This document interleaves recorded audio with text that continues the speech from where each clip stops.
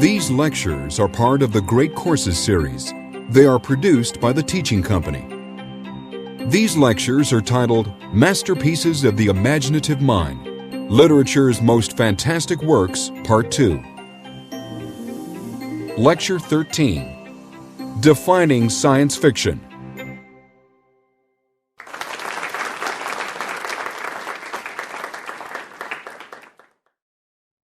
George Lucas's Star Wars, a movie that changed the way movies are made, begins a long time ago in a galaxy far, far away.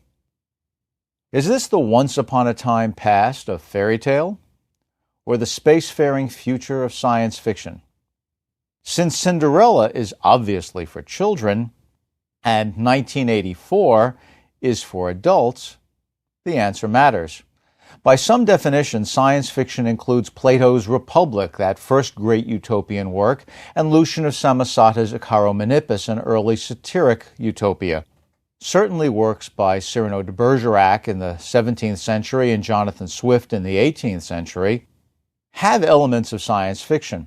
I define science fiction as the fantastic genre that is most important today, the one that claims plausibility against a background of science. This claim itself entails romantic adventure and intellectual excitement. The difference between most publisher-labeled fantasy and publisher-labeled science fiction is clear if we compare, say, Dracula and Frankenstein's monster. Frederick Brown provides a story stem that invites exploration of the true science fiction literary universe. Science fiction is the branch of fantastic literature that seeks plausibility against a background of science. Well, what do people think of it? Every week, news stories in medicine, warfare, communications, and business include some variation of the phrase, "It's not just science fiction anymore," implying that a once silly fiction has finally become a legitimate fact. Yet despite this implication of silliness, the vast majority of the highest-grossing movies are fantastic, and of those they are primarily science fiction. Clearly this genre attracts us. George Lucas's Star Wars begins, as I said, a long time ago in a galaxy far, far away. Is this a fairy tale? It has a young hero. He's separated from his family. There's a princess to be saved. 1984, which was written in 1948, so Orwell simply reversed the digits of the year of composition, but the book was published in 1949. 1984 by George Orwell is clearly science fiction. It looks forward even today when read decades after its initial publication.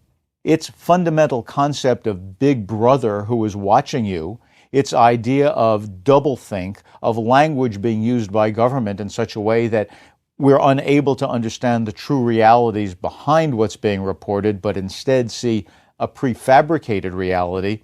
Those things, that future terrible state in 1984, is adult literature and still looks forward even now, over 2 decades after 1984 itself has passed on our calendar. Is Star Wars science fiction, or is it fairy tale? In fact, it's both. Because of this association with elements of fantastic children's literature, high-minded readers often disparage science fiction. Thomas Disch, who is an excellent critic, wrote an article in the Atlantic Monthly in which he said that science fiction is literarily stunted and, I quote Disch, best understood as a branch of children's literature.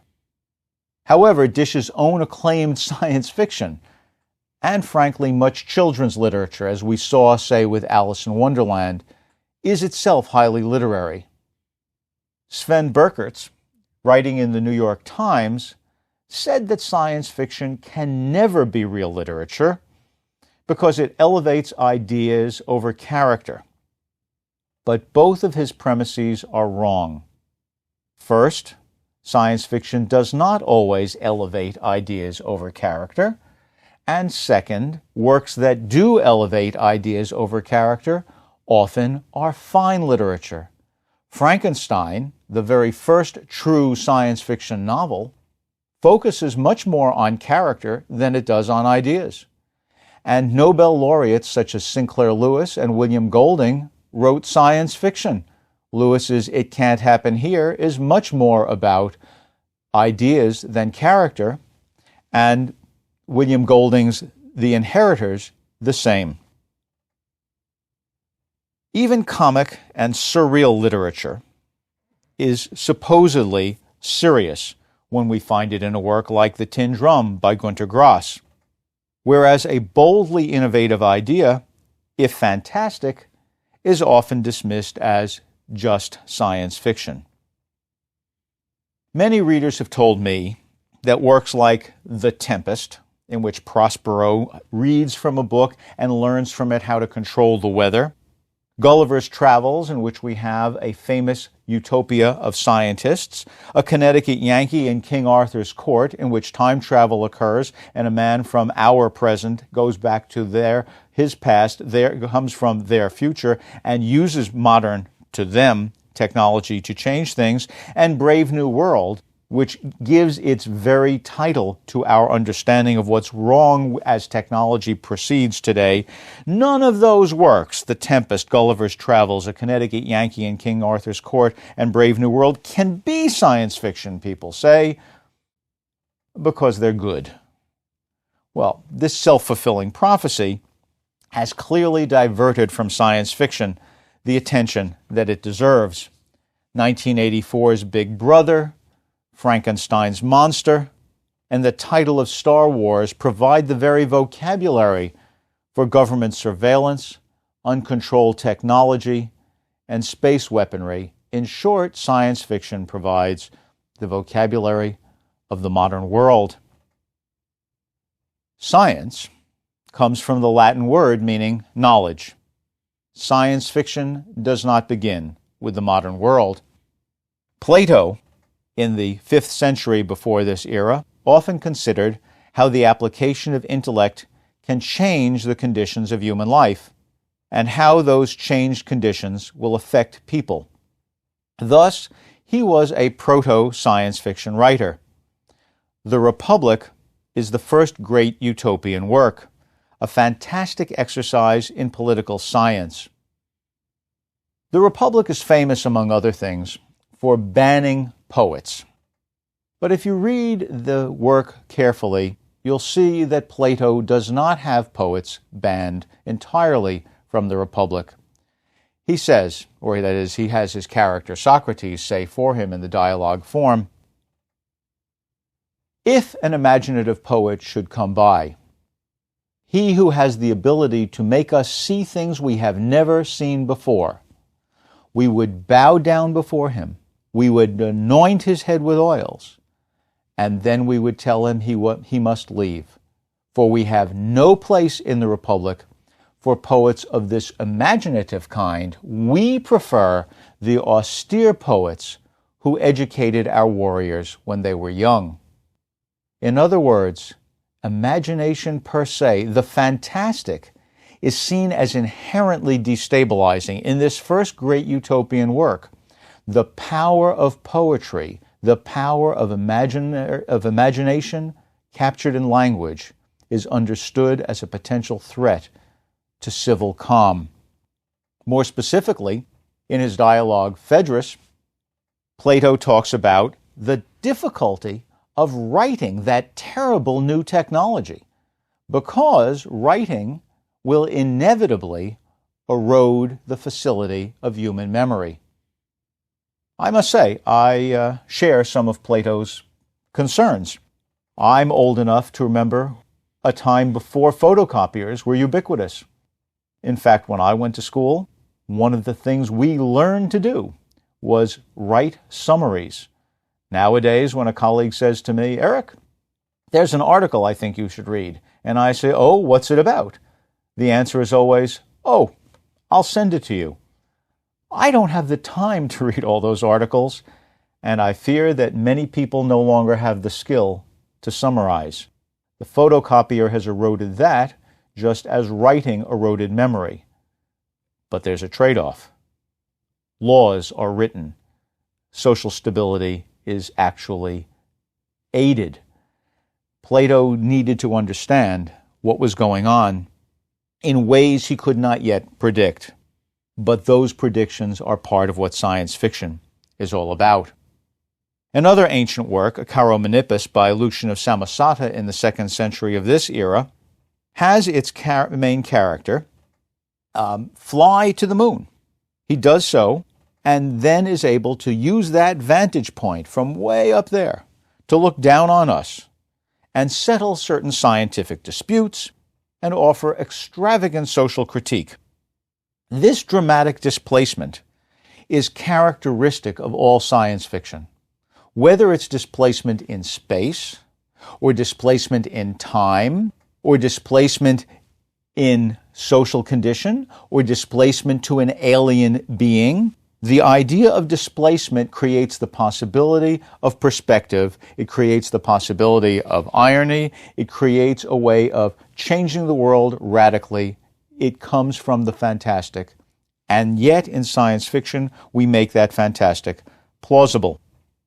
Cyrano de Bergerac, the real-life chevalier about whom Rostand's famous play, Cyrano de Bergerac, is made, actually, among his other traits, besides being a long-nosed, terrific swordsman, was quite a poet and writer. He died in 1655, and his 2 books, which together are known as Other Worlds, weren't published until 1657. He didn't allow them to be published in his lifetime because their satire against contemporary French life was so biting that it would have cost him his place at court, if not, perhaps, his life. Other Worlds is really 2 trips, one to the moon and one to the sun. And it's delightful to see how he constructs science fiction in the 17th century. The way to get to the sun is to make a box and let the dew fall down upon it at night. And then as the sun comes out in the morning, as the dew is drawn up to heaven, along goes the box and the man within it. Micromegas by Voltaire, a century later, is another science fiction where a man from Jupiter comes down and, being a huge being, looks down at us, we puny humans, and sees us for the little people that we really are. Of course, the greatest book about little people and big people is The Lilliputians and Brobdingnagians in Gulliver's Travels by Jonathan Swift, 1726, a bit later yet. The 3rd book of Gulliver's Travels, the one perhaps least studied, is composed of a set of different voyages. Some of them to mystic places like Japan that actually exist. But the most important from our standpoint is the voyage to Laputa. Laputa, I pronounce it that way rather than the English way Laputa, because it is a pun. It's the Spanish word for the prostitute. The voyage to Laputa is a voyage to a land that floats. It's a huge floating island, and we're given very precise descriptions of how it is that an anti-magnet is put inside an armature under the island, and people adjust the angle of this magnet so that it can be made to move, to rise, and to fall. The island is ruled by a long line of scientists, and this long line of scientists exacts tribute from the people below. They lower a rope with a bag on it, with a basket on it, and farmers put in their produce, and the bag comes up. Now, it turns out that not all farmers are happy to just give away produce to the people floating over them. If they become unhappy, they use the armature to move the island over their fields, blocking the sunlight, and eventually the farmers usually give in. If, however, the farmers don't give in, why, they just lower the island until the farmers realize they're about to be crushed. Then they give in. This may be a utopia for the scientists, but it's no utopia for the people who are trying to live ordinary lives. What Swift is doing in Gulliver's Travels is already trying to explore the ways in which science both gives and takes, and, crucially, deforms the social distribution of power. Who will have it and who will not, and what will that lead to? This becomes most evident in the first true great science fiction novel, Mary Shelley's Frankenstein, published at the beginning of the 19th century, a book that will be the subject of the next lecture. Now, how shall we define science fiction, given that it is seen as silly, understood as inherently not good, maybe a branch of children's literature, and yet the single most informative genre of our era? Well, George Hay, an interesting British thinker whose business card says simply futurologist, says, science fiction is what you find on the shelves in the library marked science fiction. Well, that's all well and good, I suppose. If you're a librarian, nobody can say you've done it incorrectly. But librarians, after all, shelve books to reflect and also to construct expectations about what their contents mean. Hence, many works, like Swift's, for example, or The Tempest, are not called science fiction, even if they are. On the other hand, publishers also do shelving and categorizing, and they often lump Asimov, the most prolific science fiction writer of all time, with Tolkien, that blockbuster writer of fantasy who created the new publishing category of modern fantasy.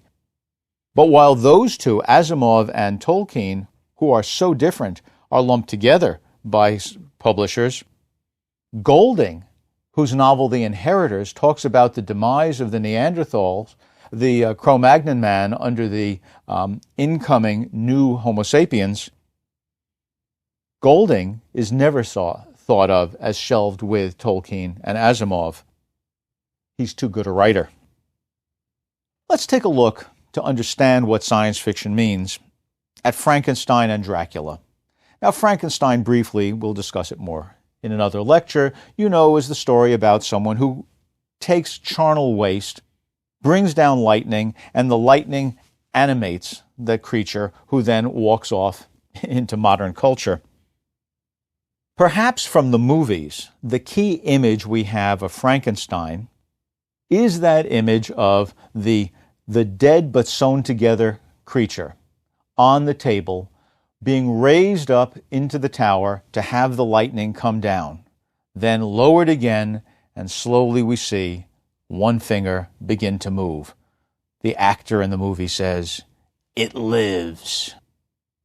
That whole scene, that image of the bodily construction being raised toward heaven, animated by electricity, and then watched as it comes alive, is itself fundamentally science fictional. That is, we understand why the dead can come to life again. It's fantasy, that fantasy of resurrection, so crucial in Western culture, is made plausible against a background of science. Now, in Dracula, there are many famous scenes, but one of my favorites is the one where the girl is sitting at her dressing table with 3 mirrors arranged so that she can see her sides as well as front on. She's in a peignoir, and she's brushing out her hair. As we see her brushing her hair, making ready for bed, the camera pans so that we can see her face from different angles. Then the camera tracks back, and we can see the room as we see her at different angles. And we see that Dracula is standing in the room. And as we see her head begin to turn so that she's seeing the different angles, we know that at the next instant, she will see Dracula standing behind her. But then, he's invisible. Why is Dracula invisible? Because vampires have no soul. Okay, so why is her chair reflected in the mirror? The fact of the matter is, there is nothing scientific at all about Dracula. The entire idea of Dracula is a collection of myths, curses, beliefs, magic.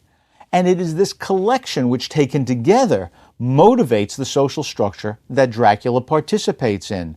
The difference between science fiction and fantasy is the difference between making that claim of plausibility against a background of science, whether or not the claim can be supported, and ignoring questions of plausibility and simply saying, as fairy tales do, this is the way it is.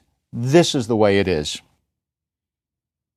In frustration at not being able to say exactly what science fiction means, Brian Aldiss, himself a very, very accomplished writer of science fiction, says, science fiction doesn't exist. Well, Brian, I'm sorry. You've made a good living at it, and I've enjoyed reading your work. It clearly does exist. One way to define science fiction is what one might call a narrow Wellesian definition. That is, a definition modeled on the works of H.G. Wells. Wells' way of writing science fiction is to take some crucial fact and make it fantastic, then hold everything else fixed and extrapolate from that. A key example would be the time machine. We don't have time machines. In fact, in the first chapter, when the time traveler explains how his time machine works, he says, and this is put in italics in the book, time is like any of the other dimensions except our consciousness moves along it. That's a pretty big except. Nonetheless, the time traveler has made a machine that can travel through time. Once he gets that, all the rest of what happens in the novel is an extrapolation. The famous setting in 802-701 AD, where we see the different creatures that are descendants of humanity living one against the other, that far future is created not arbitrarily, like the disappearance of the vampire in the mirror, but by the working of Darwinian evolution that says, well, the conditions we have in Victorian England would eventually lead to this 800,000 years later. That is what extrapolation is. Aesthetically, extrapolation claims plausibility. In terms of theme, extrapolation says, if we look at this, we can understand what the seeds are in what we have today. In other words, displacement, in this case through time, is the justification for doing science fiction at all. This extrapolation that Wells gives us is characteristic of all of his best science fiction novels. And yet, does Wells himself submit to this strict practice? In the very first paragraph of The Time Machine, the narrator says that the time traveler had called us together for a dinner at which he's going to explain what we will later see he explains. They're waiting for the time traveler to come out and meet them for this dinner. They're sitting around, and it says, this is now just the 6th line of the novel. Our chairs, being his patents, embraced and caressed us rather than submitted to be sat upon. Even Wells, with his absolutely disciplined mind in the production of science fiction, can't resist the freedom that the fantastic gives him to make just one other little invention here and there. In fact, those chairs never occur again in the rest of the novel.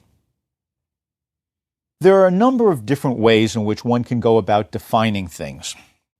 I like to think of 4 in general. I take this analysis from Wittgenstein. First, I think when people think of definition, they normally think of what one could call characteristic definition. That is, a definition of something that is constructed by naming its characteristics. A table is a flat horizontal surface that is empty on which things can be placed. When we say table unmodified, we usually mean a table of such a height that it can be used that way by human beings. We can use that same word, however, for geologic formations like mesas, which is just Spanish for table, in the American Southwest. So if it's flat, horizontal, and has nothing permanently on it, it's a table. Those are its characteristics. It makes it a table. But some things cannot be defined characteristically. For instance, what is a weed? And this is Wittgenstein's example. A weed, it turns out, is not definable in terms of its characteristics. There is no aspect of plant physiology that makes something be a weed. Rather, a weed is a plant we don't want. change what you want, and things that were weeds stop being weeds, and vice versa. That is a functional definition. There are also social definitions, and there are operational definitions. I would use what I call a prototypical definition. Prototype, characteristic, operational, and social. A prototype says, this is the example that we all can agree represents this thing. We don't know exactly what its characteristics are. It's not just a matter of deciding that this is what it is, but as you get further away from it, it's less likely to be it. And you get further away from it in one direction or another. So, for example, we normally have a prototypical definition, say, of female beauty. And if a woman is taller or shorter, that's okay. But if she gets too much taller or too much shorter, even if her face has exactly the same configuration, we're likely to say, well, she's not the prototype of beauty. Is she beautiful or is she not? She can get thinner or thicker. But again, enough variation. We say, well, it's too far from the prototype. Where's the boundary? What's the characteristic? We don't have it. I would like to offer a prototypical definition of science fiction. First, as I've been arguing all along, science fiction is the work that offers the fantastic made plausible against a background of science. Let me give you an example of that from Roger Zelazny's 1966 novel called The Dream Master. In this novel, we have a convention of psychologists, and at this convention, one of them speaks with a mutie shepherd. Obviously, it's a friendly nickname for what could have been called a mutant shepherd, but this shepherd is not a human being. It's a dog who has been modified. He, the main character, had spoken with such animals at recent medical conferences and had been startled by their combination of reasoning ability and their devotion to their handlers. Much chromosome tinkering, followed by delicate embryo surgery, was required to give a dog a brain capacity greater than a chimpanzee's. Several follow-up operations were necessary to produce vocal abilities. Most such experiments ended in failure, and the dozen or so puppies a year on which they succeeded were valued in the neighborhood of, remember this is 1966, $100,000 each. Now, basically what Zelazny has given us is a talking dog, a character straight out of a fairy tale. But by waving his verbal hands around and saying much chromosome tinkering and embryo surgery, he's claiming plausibility for this fairy tale character against the background of science. That claim of plausibility against the background of science is the first characteristic I would associate with this prototype of science fiction. The second is high adventure. Here is the beginning of the first novel in the Skylark of Space series by E. Doc Smith. This was published in 1928. Petrified with astonishment, Richard Seaton stared after the copper steam bath upon which a moment before he had been electrolyzing his solution of X, the unknown metal. As soon as he had removed the beaker with its precious contents, the heavy bath had jumped endwise from under his hand as though it were alive. It had flown with terrific speed over the table, smashing a dozen reagent bottles on its way, and straight on out through the open window. Hastily setting the beaker down, he seized his binoculars. Of course he had binoculars. He seized his binoculars and focused them upon the flying bath, which now, to the unaided vision, was merely a speck in the distance. Through the glass he saw that it did not fall to the ground, but continued on in a straight line, its rapidly diminishing size alone showing the enormous velocity at which it was moving. It grew smaller and smaller. In a few seconds it disappeared. Slowly lowering the binoculars to his side, Seaton turned like a man in a trance. Well, that's adventure. X, the unknown, right? But you notice that wonderful bit of plausibility? The thing is getting smaller and smaller and smaller, and so the rational mind knows, it's getting further and further away and very fast. High adventure. In fact, the third characteristic is that science fiction prototypically offers us intellectual as well as merely emotional excitement. Frederick Brown's famous story stem from 1953 exemplifies this. After the last atomic war, Earth was dead. Nothing grew, nothing lived. The last man sat alone in a room. There was a knock on the door. Was it the last woman? Was it the first alien? Was it a robot? Was it a limb from a tree dislodged by an atomic blast, caught in a power wire, and going back and forth? All of the possible answers form the realm of science fiction.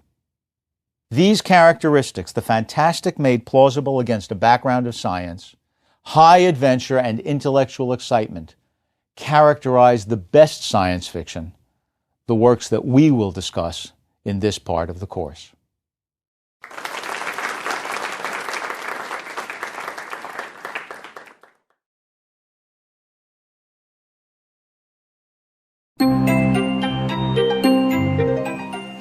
Lecture 14.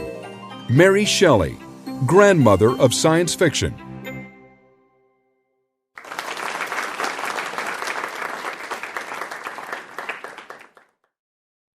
Mary Shelley's Frankenstein, or The Modern Prometheus, 1818, is the first fully achieved science fiction novel. An exemplar of the Romantic movement, it exploits both the legend of the golem and the tradition of Faust. It reflects the philosophic struggles with valorizing the ego that go back to classical myth and with the destabilizing possibilities of new knowledge that go back to the story of the fall from Eden. In addition, Frankenstein offers a structural innovation within the narrower tradition of Gothicism, the plausibility-seeking preface, that in a sense creates modern science fiction.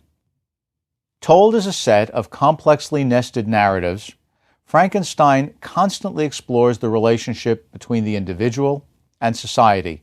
Science is not the subject of the novel, but its motive. Its emblem, the monster, does not represent science, but the perversion of the natural by the egotistical quest for knowledge. Mary Wollstonecraft Shelley was only 19 when she finished writing Frankenstein. Frankenstein's monster is an icon for science beyond human control. Ironically, the word itself has also escaped control. Mary Shelley called her experimenting protagonist, Frankenstein, the modern Prometheus. The monster in the book gets no name. In scores of films, starting in 1910, Frankenstein's monster has stalked the world, and today at Halloween, if a child comes with a mask showing Boris Karloff as the monster from the famous 1931 movie, we don't say, "Ah, you are Frankenstein's monster." We say, "Ah, you are Frankenstein." But in that classic movie, Frankenstein himself is a doctor, and in the many films that follow, he is often doctor or baron. In fact, however, in the novel, we have a crazed undergraduate. The monster in the films becomes an implacably brutal, murderous creature. At the film's climax, man and monster are attacked by vengeful villagers swirling up the mountain to destroy the castle and its inhabitants. But as I say, the novel is quite different. Victor Frankenstein is egotistical. As an undergraduate, he tells himself he would be Prometheus, the bringer of great gifts, fire in the case of the Greek god Prometheus, to mankind. But he shuns the very humanity he claims to want to help. He goes off on his own, despite the advice of his friends and family, to pursue his studies, to make life again. The innately noble monster is the most gifted character in the book. The scene on the ice of the glacier near Chamonix, at which the monster confronts his maker and explains to him his own story about the welter of different senses sensations he had as he first came back to life, as he talks to him about wanting community, as he asks, please do not let me be entirely alone, make for me a bride. His eloquence, his appeal to natural ethics, his understanding of real society is extraordinary. That monster, as he tells us, is able to live on raw berries and nuts. He's able to survive extremes of cold and heat. He is the noblest, most capable character in the book. And in the book, there are no villagers. Yet, the mythic power of the story resonates as well with its audience in 1931 as it did in 1818. In 1818, at a point at which science is coming forward in human consciousness, we see the scientist withdrawing from community as a danger. In 1931, the doctor or the baron is expressed through his doppelganger, his creation, as interfering with the lives of those poor people at the base of the hill. Filmed in the midst of the Depression, we have taken this myth of the antisocial and made it an emblem of the futility of life of the good, solid working Americans who were not able to survive in those times, while the fat cats on the hill certainly did. Because of that malleability, it's easy for us to understand why we could say that Frankenstein is in some sense, especially in our technological age, the essential modern myth. And it grew out of the thrilling heart of Romanticism. In mid-June 1816, at the Villa Diodati outside Geneva, there was a famous evening when Percy Bysshe Shelley, one of the founding Romantic poets, Mary Shelley, then his mistress, eventually his wife, Lord Byron, another of the founding Romantic poets, Claire Clairmont, stepsister of Mary Shelley and mistress to Lord Byron, and J.W. Polidori, Lord Byron's personal physician, all challenged each other to write ghost stories. These people had been reading ghost stories and decided to create them. In multiple senses of the term, these people actually lived romantic lives. Percy, as I say, was living with Mary, but his wife, Harriet, was in England, who, while Percy and Mary were away, committed suicide by walking into a pond in a park in London. Percy and Mary consecrated that event by marrying. Byron was living with Claire, but his wife in England was Anne, who took a lover rather than committing suicide. William Godwin, Mary's father, was a famous advocate of free love. Mary Wollstonecraft, her mother, who died soon after Mary's own birth, was a famous feminist. Godwin raised his wife's illegitimate first child, Fanny Imlay, who also may have been pregnant at the time of her suicide by Percy Shelley. Byron published his failed vampire story, motivated by the challenge that romantic evening, as Fragment of a Story in 1819. Polidori, whom none of the others liked, is unacknowledged in the prefaces to Frankenstein, and yet he wrote, perhaps using Byron's discarded materials, the first vampire novel in English, called The Vampire, published in 1819, and starring a Lord Ruthven, a vampire who is obviously a caricature of Byron himself. The most important result of that meeting, that romantic evening, was Frankenstein, Mary's response to that June challenge. Although Frankenstein is romantic, it draws on many important traditions. The classic myths of Prometheus and Hyperborea motivate respectively Victor, Frankenstein, and Robert Walton, the explorer who transmits Victor's story. The myth of Prometheus is the myth of someone who wants to steal fire from the gods and is forever punished thereafter. The myth of Hyperborea is an ancient Greek myth that says, there is a range of mountains. As we approach this range of mountains going further to the north, things get colder and colder and colder, but When we cross that range to Hyperborea, the land above the north wind, we come to a land of eternal warmth and sunshine.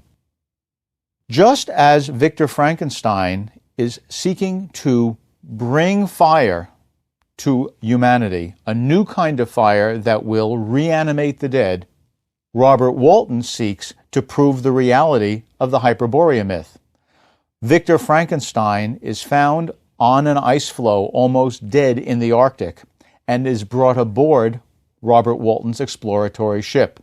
It is from Robert's report that we get Victor's story. They are fellow explorers, each trying to fulfill an ancient Greek legend. Victor is in many ways a version of Faust, a legendary and literary character based on a real 16th century German conjurer. Many stories about this man's scholarly abilities and magical abilities were false, but any such stories began to be magnetically associated with that character because enough of them appeared to be true. The character of Faust turns into the protagonist of one of the greatest romantic works of all time, Goethe's Faust. He's also the main character of Marlowe's tragical history of Dr. Faustus, and it is that Faust, that version of Faust, that truly underlies Victor Frankenstein, because in Marlowe's version of Faust, at the end, when he looks up into the sky and says, "One drop of blood from that firmament would save me," no Christ's blood comes down. The deal he's made with Mephistopheles to have 24 years of infernal power has now come due, and the trapdoor opens in the stage. Mephistopheles reaches up, and Faust is drawn down to hell for all eternity. In Goethe's Faust, the love of a good woman redeems the character. It's Marlowe's English Faust that underlies the tale of Victor Frankenstein. The monster recalls the 17th century Jewish legend of the golem. The golem is a man made of clay who is animated by having the tetragrammaton, the sacred 4 letters that are God's personal name, never to be spoken by Jews, but pronounced in English, Jehovah, or Yahweh, inscribed on his forehead or put on a piece of paper and inserted into his mouth, which then animates him, and the huge animated clay man is to protect the Jews in the ghetto. That animation of clay is an earthly, human recreation of God lifting Adam out of the clay. The name Adam refers to a color red, and red is the color of the clay. The word Adam, in a sense, then means the clay from which he is made. The religious references ring throughout Frankenstein. Paradise Lost by John Milton is the 17th century epic perhaps most gloriously expressing Christianity in the English literary heritage. It gives the epigraph to Frankenstein. "Did I request thee, Maker, from my clay to mold me man? Did I solicit thee from darkness to promote me?" This is Adam complaining to God, for Adam, having been made man with his own free will, was able to fall from grace. He did not ask for this, nor did Victor's creature ask to be made unique in all the world. In fact, Milton provides not only the epigraph, but also the reading list for the monster, which includes Paradise Lost, Plutarch's Lives, and the Sorrows of Werther. Plutarch's Lives is an ancient work that tells us of the noble Greeks and Romans in order to give us the exempla of what should be the way people function. The Sorrows of Werther is a work by Goethe that was enormously popular. It tells the story of a man who fails at love. His inability to find love with the woman he likes moves him so that he commits suicide by walking into the water, as had Harriet Shelley. The book was published in a quite distinctive yellow binding, and after the publication of The Sorrows of Young Werther, there was actually a wave of suicides that swept Europe, where people were fished out of rivers and lakes, found with copies of the yellow-bound Werther in their pockets. This ultimate death for lack of love is something we will see again at the end of Frankenstein. Paradise Lost, Plutarch's Lives, The Sorrows of Young Werther. This is the reading list. But there is more to it than that. When the monster talks about what it means to have to walk away without a wife, he says to Victor, "And now, with the world before me, whither should I bend my steps?" This, I think, is an allusion to the famous last lines of Paradise Lost. Adam and Eve have been expelled from the garden. They feel distraught. Some natural tears they dropped, but wiped them soon. And then they turned their back to Eden. The world was all before them, where to choose their place of rest, and Providence their guide. They hand in hand, with wandering steps and slow, through Eden took their solitary way. And now, with the world before me, whither should I bend my steps? The monster is very literate, and he understands that, unlike Adam, he has not only fallen away from his Creator, but must live in that condition alone. The monster is in many ways the archetype of modern alienation. The plot of Frankenstein recalls that of Beauty and the Beast. Beauty, after all, is able to see past the beast's ugly exterior and recognize that within this fairy tale creature is a man of nobility. Claire Clairmont, the second wife of William Godwin, and hence the stepmother of Mary Shelley, but the mother by a previous marriage, Mrs. Clairmont, the mother of Claire Clairmont, Mary's stepsister. Mrs. Clairmont, the second wife of William Godwin, was a publisher who published a verse translation of Beauty and the Beast called A Rough Exterior with a Tender Heart. It's clear then that these fairy tale beginnings, traditions, are also part of this story. In fact, Frankenstein is the story of a creature who is so ugly that he immediately repels people. His own creator thinks of him instantly as an enemy, and yet we who see him from the inside know that he is the most noble and elegant creature in the book. Frankenstein is the first fully formed science fiction novel. What exactly does that mean? Well, first of all, we see that both Victor and the noble savage monster have a kind of self-education.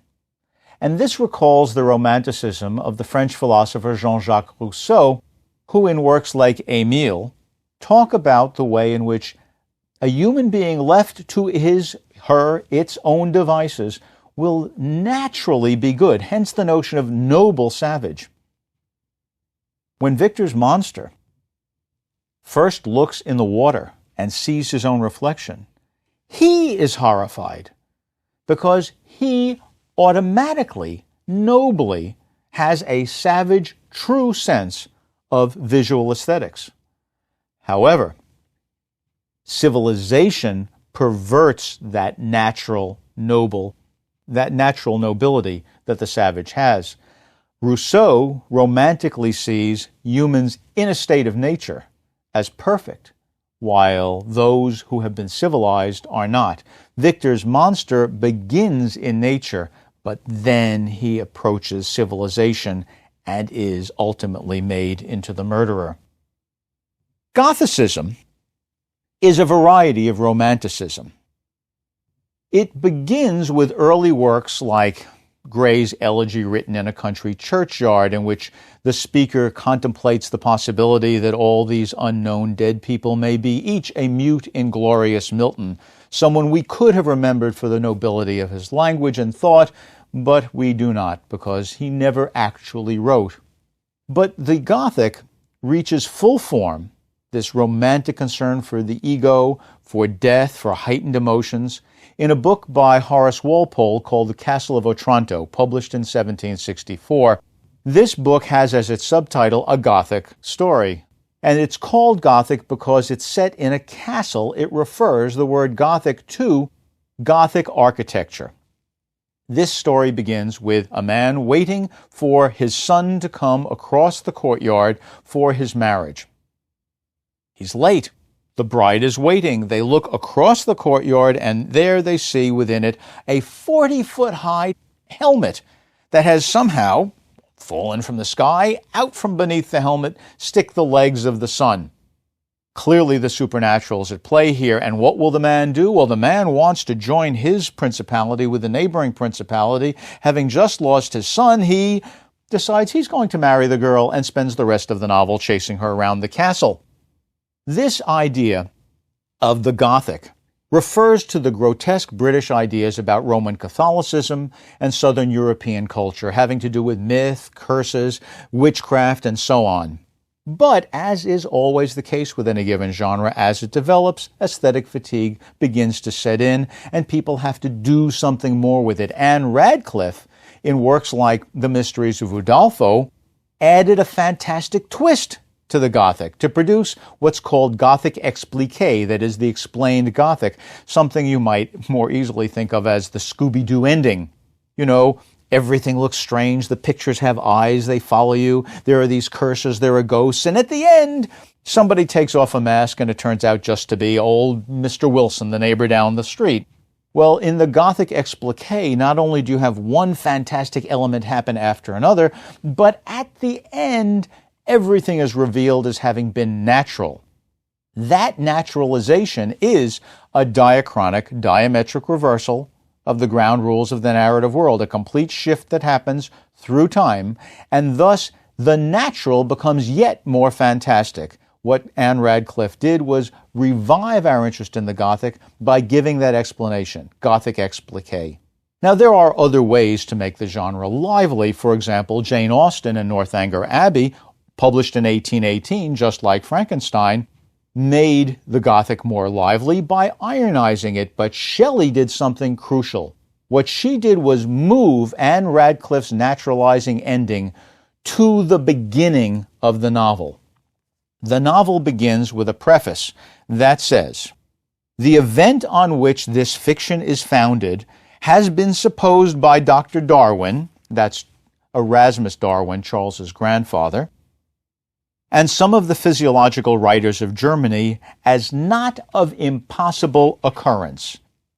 Not of impossible occurrence. She's claiming plausibility for the fantastic against the background of science. She's writing a Gothic novel, but she's moving the ending to the front. She does this so as to go and reveal the truth of the elementary principles of human nature. As in Emma Zunz, the details may be wrong, but the essence rang true. And she uses, to justify her literary approach, reference to Shakespeare's The Tempest, a great play in which spirits are brought under the control of a man who at the end says, "I will drown my books," which he does. And he, Prospero, is able to go back to Italy, while Faust, in Marlowe's Faust, says, "I will burn my books," but it's too late. The science fiction genre we know today really comes from this maneuver on the part of Mary Shelley to take the Gothic expliqué and move it to the beginning of the novel, to create that plausibility. In this particular novel, how can we understand science fiction and the work itself more deeply? We've already noticed that the monster himself has become, in part through the movies, the visible emblem of Frankenstein. If we think what represents this novel, Frankenstein, it's the image of the monster. Well, he is nameless, but he is called by a set of words which recur again and again, sometimes all of them within the space of half a page. He is called wretched, miserable creature, monster, fiend, and enemy. Wretched comes from the Old English word meaning exile, someone forced outside of the community. Miserable means worthy of pity, miserabilis. Creature means the made one. Monster has a disputed etymology. It is either from manere, to warn, or mostrare, to show. In either case, the Latin monstrum is something that makes us look to see what will be happening. It may be a warning or an emblem of something good to come, but in our use, it is always of something bad to come. Fiend is cognate with foe. An enemy, for those who speak Spanish, know that it is from enemigo, the opposite of amigo. If amigo, friend, is the one who is loved, the enemigo is the one who is anti-loved. When Victor sees his creation, he automatically calls him things: wretched, miserable creature, monster, fiend, enemy. The monster is the emblem of the book. The book is about what happens when a scientist develops knowledge which, in this case, in the body of his doppelganger, the creature, leaves the control of the community. And so he becomes, wanting community, murderous. The book is, in fact, written in epistolary form. That is, it's composed of a set of letters. And this form reinforces Victor's father's own insight about what's going on with Victor. The novel begins with a letter from Robert Walton, that explorer, to his sister Margaret Saville back in England. Of course, he can't mail the letter because he's stuck in the ice floes in the Arctic. Nonetheless, he writes and writes and writes. As he writes, he meets Victor. Victor tells him a story which he incorporates into his letters. Victor's story includes the story of his meetings with the monster. And so we have the monster's narrations and so on. All of these displayed within a series of letters written by Robert. Robert, in other words, even though prevented from reaching his family, reaches out toward his family. But when Victor, who has refused to communicate with his family, is finally confronted by his friend Henri Clerval, who has gone off to meet him, Clerval brings with him a message from his father and says, "Your father tells you that as you have failed to write to him, he understands you to have been derelict in all of your obligations to the community." And the father, knowing nothing of trying to create the monster, is in fact correct. Community plays out in many ways. While Victor does not listen to community and dies, Robert, confronted with the possibility of mutiny by the sailors on his exploratory boat, understands their wisdom and turns back. Was Hyperborea discovered? No. But will society go on? Yes. Community is visible in the filial relations that Victor has with his father, in the relation of Robert to his shipmates, in the relations of friends like Henri Clerval, who winds up being killed by the monster because of Victor's intransigence, even in the relations of spouses. The monster says to Victor, after Victor has destroyed the half-made bride for the monster, "I will be with you on your wedding night." Victor is such an egotist that he thinks that the monster is after him. And so on his wedding night, he goes off to try to prevent the monster from reaching him. In fact, when he comes back to the boudoir, he discovers his bride dead. What the monster is doing is exacting on Victor the revenge the monster that Victor had exacted on the monster. What the monster wants is community. We have in this book a series of doppelgangers. Robert is a doppelganger for Victor, and we see what happens when you do or do not take an attitude towards science that responds to community.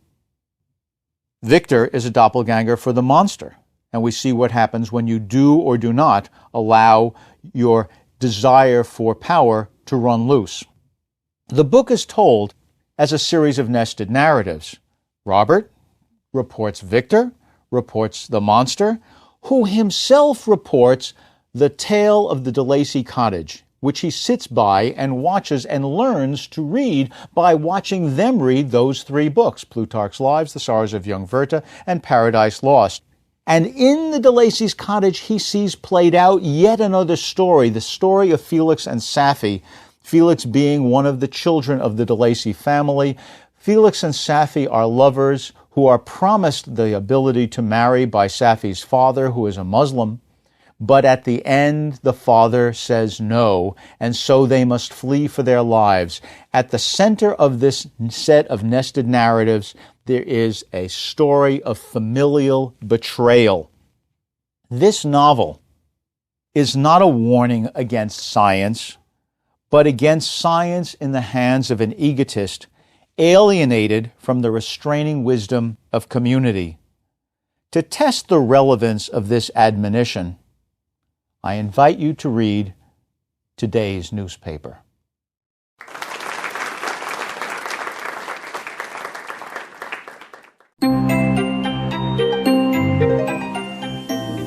Lecture 15, Hawthorne, Poe, and the Eden Complex.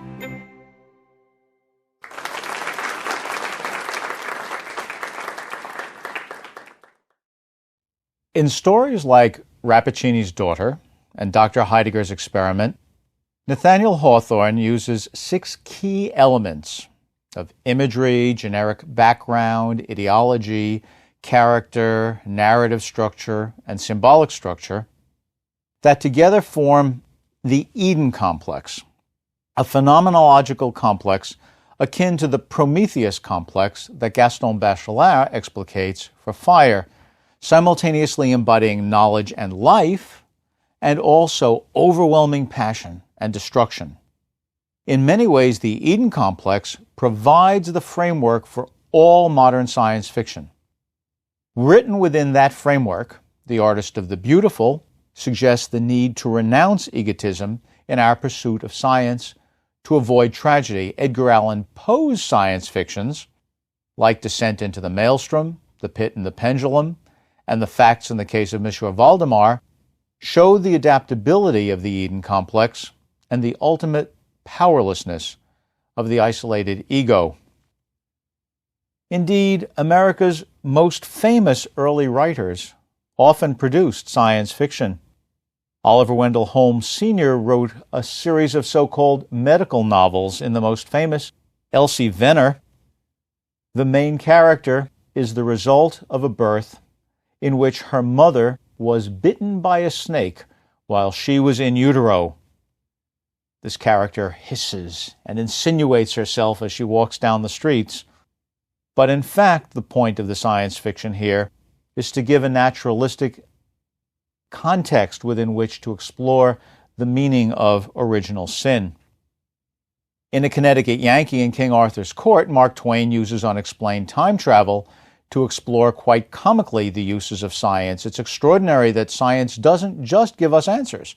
If you don't have the infrastructure available, there's no way you can bring your scientific knowledge to bear. Science is not just the work of one wonderful, clever Yankee tinker like Hank Morgan.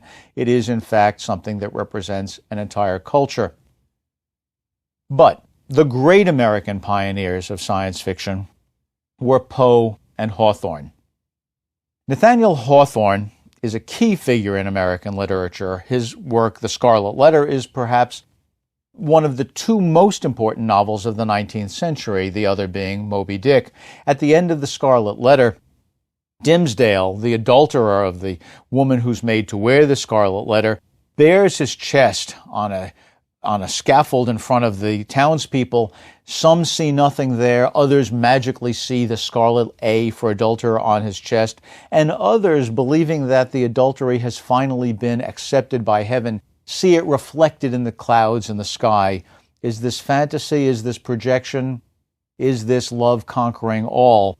In the House of Seven Gables, we have the conflict between old world magic, the curse on the House of Maul, being in conflict with modern scientific work. The main character who is able to save the family is a photographer, then a rather modern art where the people involved mixed their own chemicals, did their own procedures, printed their own work. The girl he falls in love with is named Phoebe, a goddess of the sun. So Hawthorne's novels, although not usually seen as fantastic, indeed rely on the fantastic and show a strong interest in science. He even wrote a utopian novel, Brook Farm, based on his own experience at that real utopian community. His most famous short stories are often, in fact, very much science fiction. The Birthmark tells the story of a scientist whose love of science and of his wife conflict fantastically. Aylmer loves Georgiana.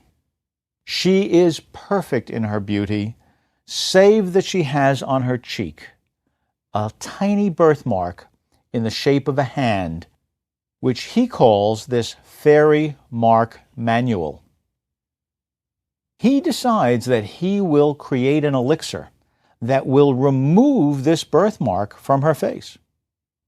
She does not feel the need to have it removed, but loves him so that she submits to his experiments. He continues and continues and continues. His servant, Imaginative, whom he, Aylmer, refers to as "thou man of clay," says, "If I had such a wife, I would not want to change her." But Aylmer says that there is more good than evil in the knowledge that he seeks, and he seeks to perfect nature. He creates an elixir which she takes. Her face is unblemished, and she is dead.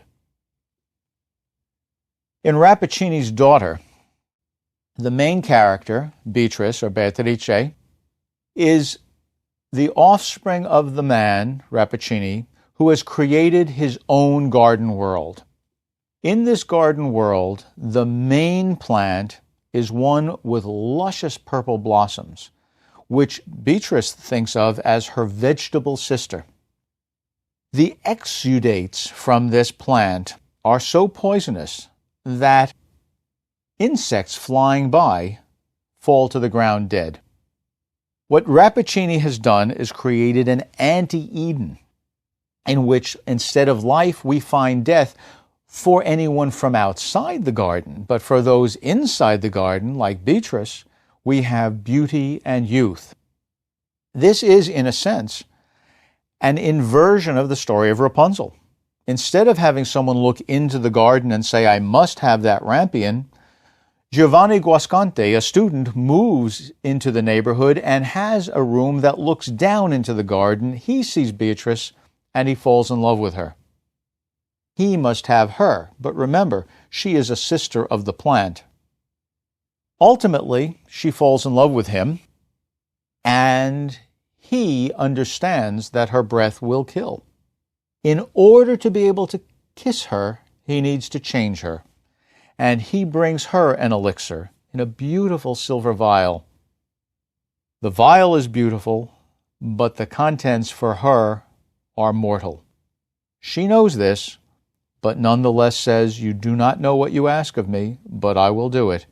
She drinks the elixir, and she dies.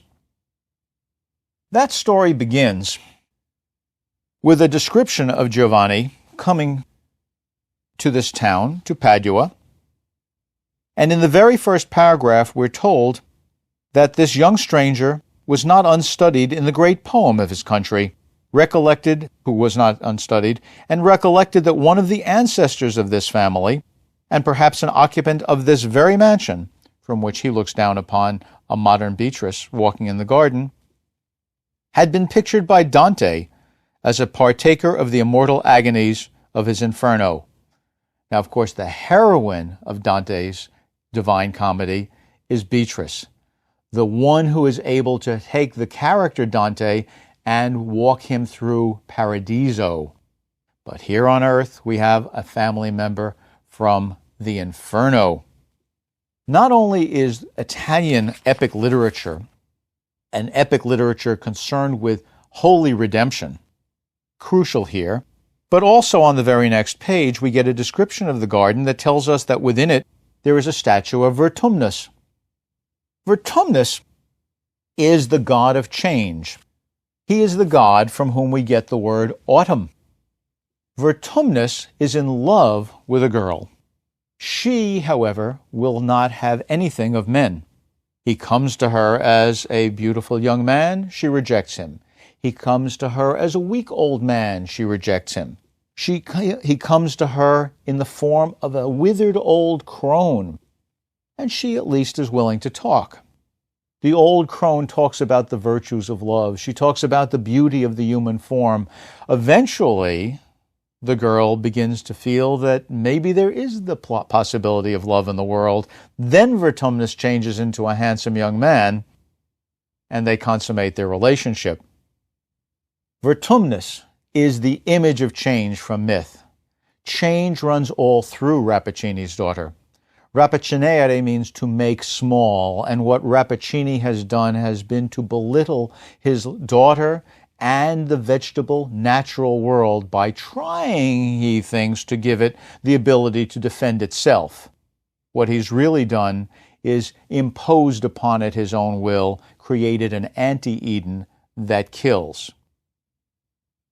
The title character of Hawthorne's Dr. Heidegger's Experiment tries to put his elixir into the hands of his old friends. It turns out that these old friends have long lived past the age of their own erotic energies.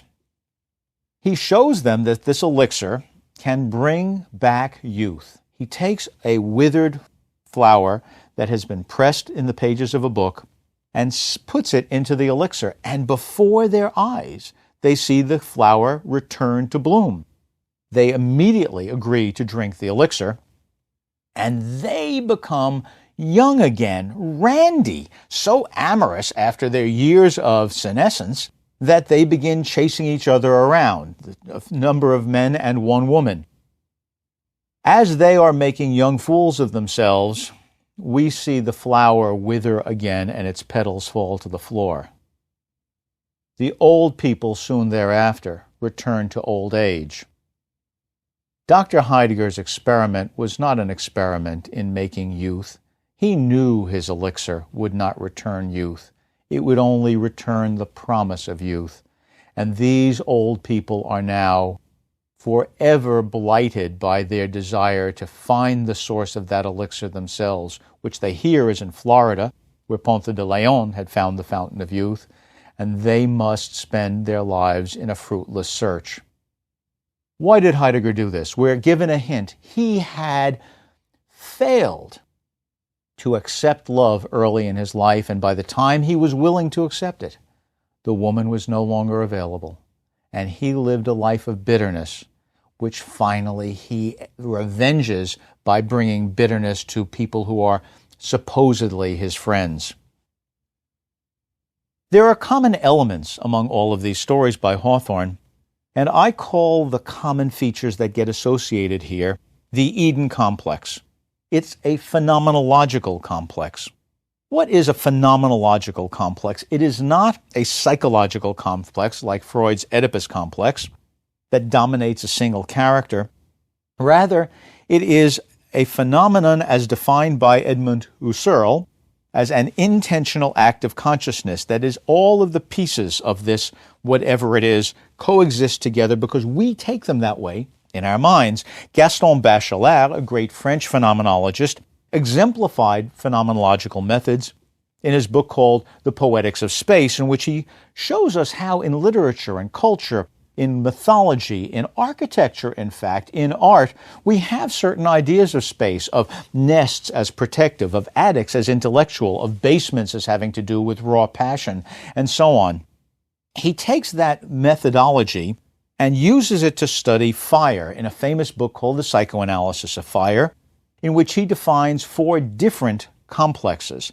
The one that he uses that's most relevant to us studying science fiction is the Prometheus complex. In the Prometheus complex, we have simultaneously the bringing of enlightenment and fire and the overwhelming action of light that blinds us and fire that consumes us. Prometheus, in other words, stands for fire that complexes, that brings together 2 opposing sets of ideas. The Eden complex has 6 constituent elements: garden imagery, fairy tale aesthetics, natural limits, a godlike scientist, an Oedipal dramatic structure, and a symbol system depending upon dichotomies. Let's go through these one at a time.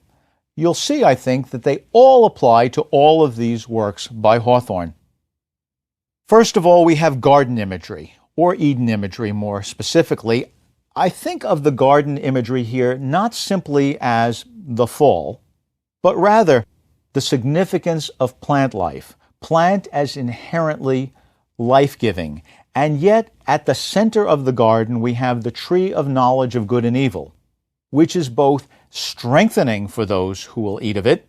They ate of it, and God saw that they were like us. They were like gods when they ate the apple, but also killing us, because that fall from eating the apple, from that disobedience, cast us out of the garden into a world of childbirth, labor, and death. The Eden imagery we see there includes not only the vegetable, but also the apple as the fruit that gives knowledge and is of knowledge. The snake, which is so clearly phallic and represents the other kind of knowledge. He knew her in the biblical sense. And sight imagery. Eve looks at the apple and saw that it was good to eat. I don't know about you folks, but I can't tell that something is good to eat just by looking at it. Otherwise, those displays outside restaurants made out of plastic would long ago have been consumed. Garden imagery, then, is crucial in science fiction. A garden, you must remember, is the space of tamed nature. A garden is not the natural world, but it is also not the built, domesticated building world. It is tamed nature. Fairy tale aesthetics apply in science fiction. The Eden complex tells us that we should see things in strong, simple colors. We have often arbitrary ground rules, and we have the indulgence of the illusion of central position. Because Heidegger is feeling bitter about his youth, he is able to make an elixir that will make other people's lives bitter as well. He is in the center of his world, as is Rappaccini in the center of his, and so on. There are natural limits, expressible perhaps in the phrase, "There are some things man was not meant to know." These characters come to bad ends because they fool with science beyond appropriate restraint. They do so in the Eden complex typically because there is a scientist who, or some other intellectual striver, who either seeks to be God or is godlike. I will control the garden. I will make the elixir that corrects nature's birthmark on my wife's cheek, and so on. The dramatic structures within the Eden complex are fundamentally Oedipal. Not Oedipal in the sense of Freud's Oedipus, but Oedipal in the sense of Sophocles, which we discussed earlier. That is, we have a father and a potentially disobedient son. We have competition for the passage of power, which means knowledge, from one generation to the next. If we have an illegitimate conflict between the two generations, then we wind up necessarily with an Oedipal tragedy, as in the conflict between God and Faust in Marlowe's The Tragical History of Dr. Faustus. But if we have a legitimate passage of power, as in The Tempest, where Miranda sees Ferdinand and her father Prospero says, well, I'll give him these tasks to do, little tasks, move this forest over. He performs the tasks and is given Miranda in marriage. Now we have legitimate passage of power from one generation to the next. That licit playing out of the Oedipal dramatic structure leads to an Oedipal comedy or romance as opposed to an Oedipal tragedy. One way or the other, the Oedipal structure is concerned with the passage of knowledge, a special form of power, from one generation to the next. To make this work its way out, in science fictions, we typically have, or I should say in the Eden complex, we typically have clear dichotomies symbolically. Nature versus science, the animate versus the mechanical, the spiritual versus the mechanical, spirit versus flesh, mind versus body, slave versus master, female versus male, heart versus head. But what makes this simple set of dichotomies aesthetically quite supple is that we can use them in many different combinations. We can have, for example, the female be the body and the male be the emotions. We can have the spirit be the male and the female be the machine, or switch them around. And by switching these back and forth into different combinations, we can work our way through many, many, many different issues. So taken together, we have garden imagery, fairy tale aesthetics, natural limits, a scientist striving to be godlike, a dramatic Oedipal structure, and a symbol system dependent upon clear-cut dichotomies. A phenomenological complex, Bachelard tells us, is such that when we have any piece of it present, all the parts of it are potentially present. When we see Prometheus steal fire from the gods, already the destruction of humanity and of Prometheus is implicit in that act of giving. When we see water, which stands for fertility, in huge, huge array, we see the possibility of the dissolution of the self and drowning. In Frankenstein, when we see the monster confront his creator on the glacier at Chamonix, that glacier's whiteness represents the whiteness of a page on which his story may be written, but it also represents water. Water in its frozen state. Water is fertility, but if all that water were to melt, it would not create life. It would drown them both, which is what happens at the end of Frankenstein as the monster goes off alone to make his funeral pyre, light himself with knowledge again, and melt himself away from human contact. In other words, every part of a phenomenological complex exists even if explicitly we see only one part. The Eden complex is the fundamental complex of science fiction. And so we can see this working its way out in the stories of Edgar Allan Poe. Edgar Allan Poe, unlike Hawthorne, wrote with a style we can call the rhetoric of science. Hawthorne wrote, as you heard, quite romantic-sounding language. But Poe writes differently. This is the second, I'm beginning with the second paragraph of the facts in the case of Monsieur Valdemar. It is now rendered necessary that I give the facts. As far as I comprehend them myself, they are succinctly these. And I'll continue with the facts in just a moment. Here is the point of the rhetoric of science.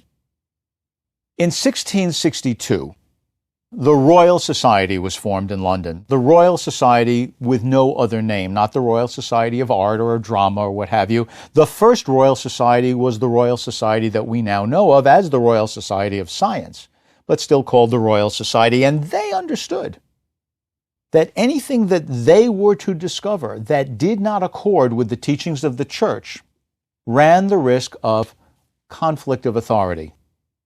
Ultimately, in fact, the greatest conflict of authority arose when Newton gave the universal law of gravitation and demonstrated that the movements of the planets in the heavens was governed by the same rules that controlled the falling of an apple.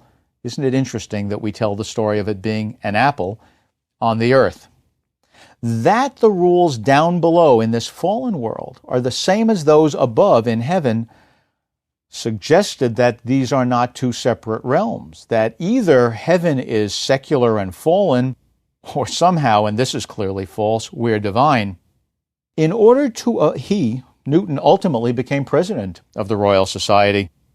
In order to avoid these conflicts, we know from Bishop Spratt's History of the Royal Society, published only 5 years after the Royal Society was founded, that the fellows set out to create a rhetoric that would evade responsibility that would get them in trouble with the church. So here's what they decided. First, facts need to be reported objectively rather than subjectively. You never say, "I never felt so hot." You say, "It was so hot that a chicken egg cracked on a paving stone was able to solidify within a moment." Second, verbs are typically passive rather than active. You do not say, "I poured the water into the concentrated sulfuric acid, which bubbled over and blasted me in the face, and I ran running out of the laboratory." You say, "The water was poured into the beaker of sulfuric acid, and the investigator fled the laboratory." The point is, you don't want yourself to be the observer. All reasonable people should be able to observe that which is reported by science. In addition, key terms should be Latin or Latinate rather than English or Germanic. We talk about Luna, not the moon. We talk about enumeration rather than counting. We look for the kinds of language that would be the language that scholars used back before the Renaissance, when in fact everyone communicated in the common language, all learned people, in the common language of Latin. Wherever possible, numbers are used. You don't say, "Oh, I felt so hot." You say, "I had a temperature of," and you give a certain number of degrees. So the rhetoric of science says facts are to be reported objectively. Verbs are preferentially in the passive form. Key terms should be Latin. And wherever possible, we use numbers. Now getting back to the facts in the case of Monsieur Valdemar. It is now rendered necessary that I give the facts, as far as I comprehend them myself. And I'm not saying I have special knowledge. They are succinctly these. Notice it is rendered necessary, not "I decided to do it." And these are facts. My attention for the last 3 years has been repeatedly drawn to, not "I decided to do this," but "I was pulled in," the subject of mesmerism, a nice scientific kind of word. And about 9 months ago, it occurred to me quite suddenly that in the series of experiments made hitherto, blah, blah, blah, blah, about 9 months ago, Poe is playing a game here with us. That's a fairly pregnant amount of time to have, even if we're going to enumerate. And it occurs to this fellow quite suddenly, he does not think it up. Everything is passive. All responsibility is pushed outside. The series of experiments had a remarkable and unaccountable omission. No person had yet been mesmerized in articulo mortis, which is simply Latin for "at the point of death." Why not write "at the point of death"? Because this writer is using the rhetoric of science. He does not want to complain. He does not want to thwart authority. And so he does, in fact, mesmerize someone in articulo mortis. That person remains dead as far as we can tell. In fact, he holds a mirror in front of his face. His black tongue is sticking out. He has no breath on the mirror. But when he talks to the man, the tongue itself begins to vibrate, we're told. No breath, but the tongue itself vibrates and somehow sends out the words, "I am dead. Quick, quick, let me die." At the end of the story, the investigator makes a series of mesmeric passes.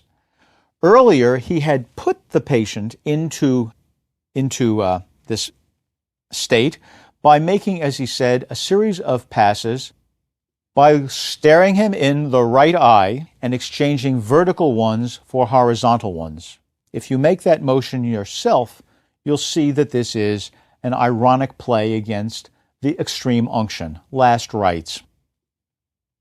When he goes to release the man, he says, "As I rapidly made mesmeric passes, amid ejaculations," think what you like of that word, "of dead, dead, absolutely bursting from the tongue and not from the lips of the sufferer, his whole frame at once, within the space of a single minute or even less, shrunk, crumbled, absolutely rotted away beneath my hands.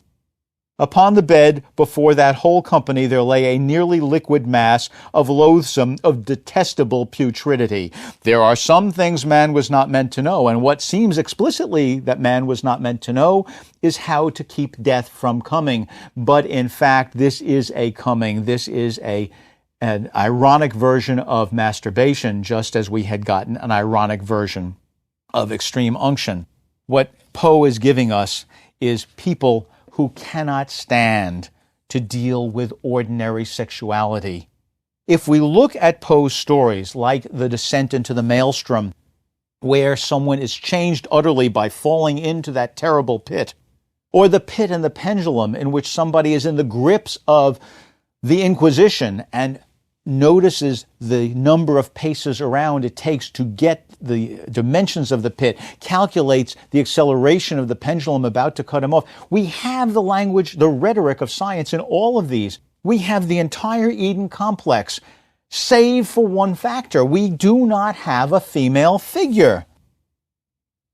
But if we believe that a phenomenological complex has all of its parts implicitly there, once we notice that it's in play, we can see that the maelstrom itself in its vaginal form is the female figure, that the pit itself in its vaginal form is the female figure, and that the four-poster bed in which the man waiting to be released into death lies is the female figure, and at the end they all dissolve. In other words, Poe writes stories in the heart of the Eden complex, but he cannot bring himself to engage a woman explicitly. It is that love of woman which causes the scientist to fear, ultimately to die. What can we infer from these analyses of the Eden complex? First of all, America, which has a long tradition of seeing itself as the Eden compared to the old world, a place in which one can be reformed and make oneself anew, is culturally suited for science fiction. Second, we can hypothesize that much science fiction employs the Eden complex, and further study will show that these two authors are by no means unusual. And finally, we can say that if we can spot the elements of the Eden complex, once we do, understanding that complex, we have a quick route into the deep understanding of the mythic power of any given science fiction story.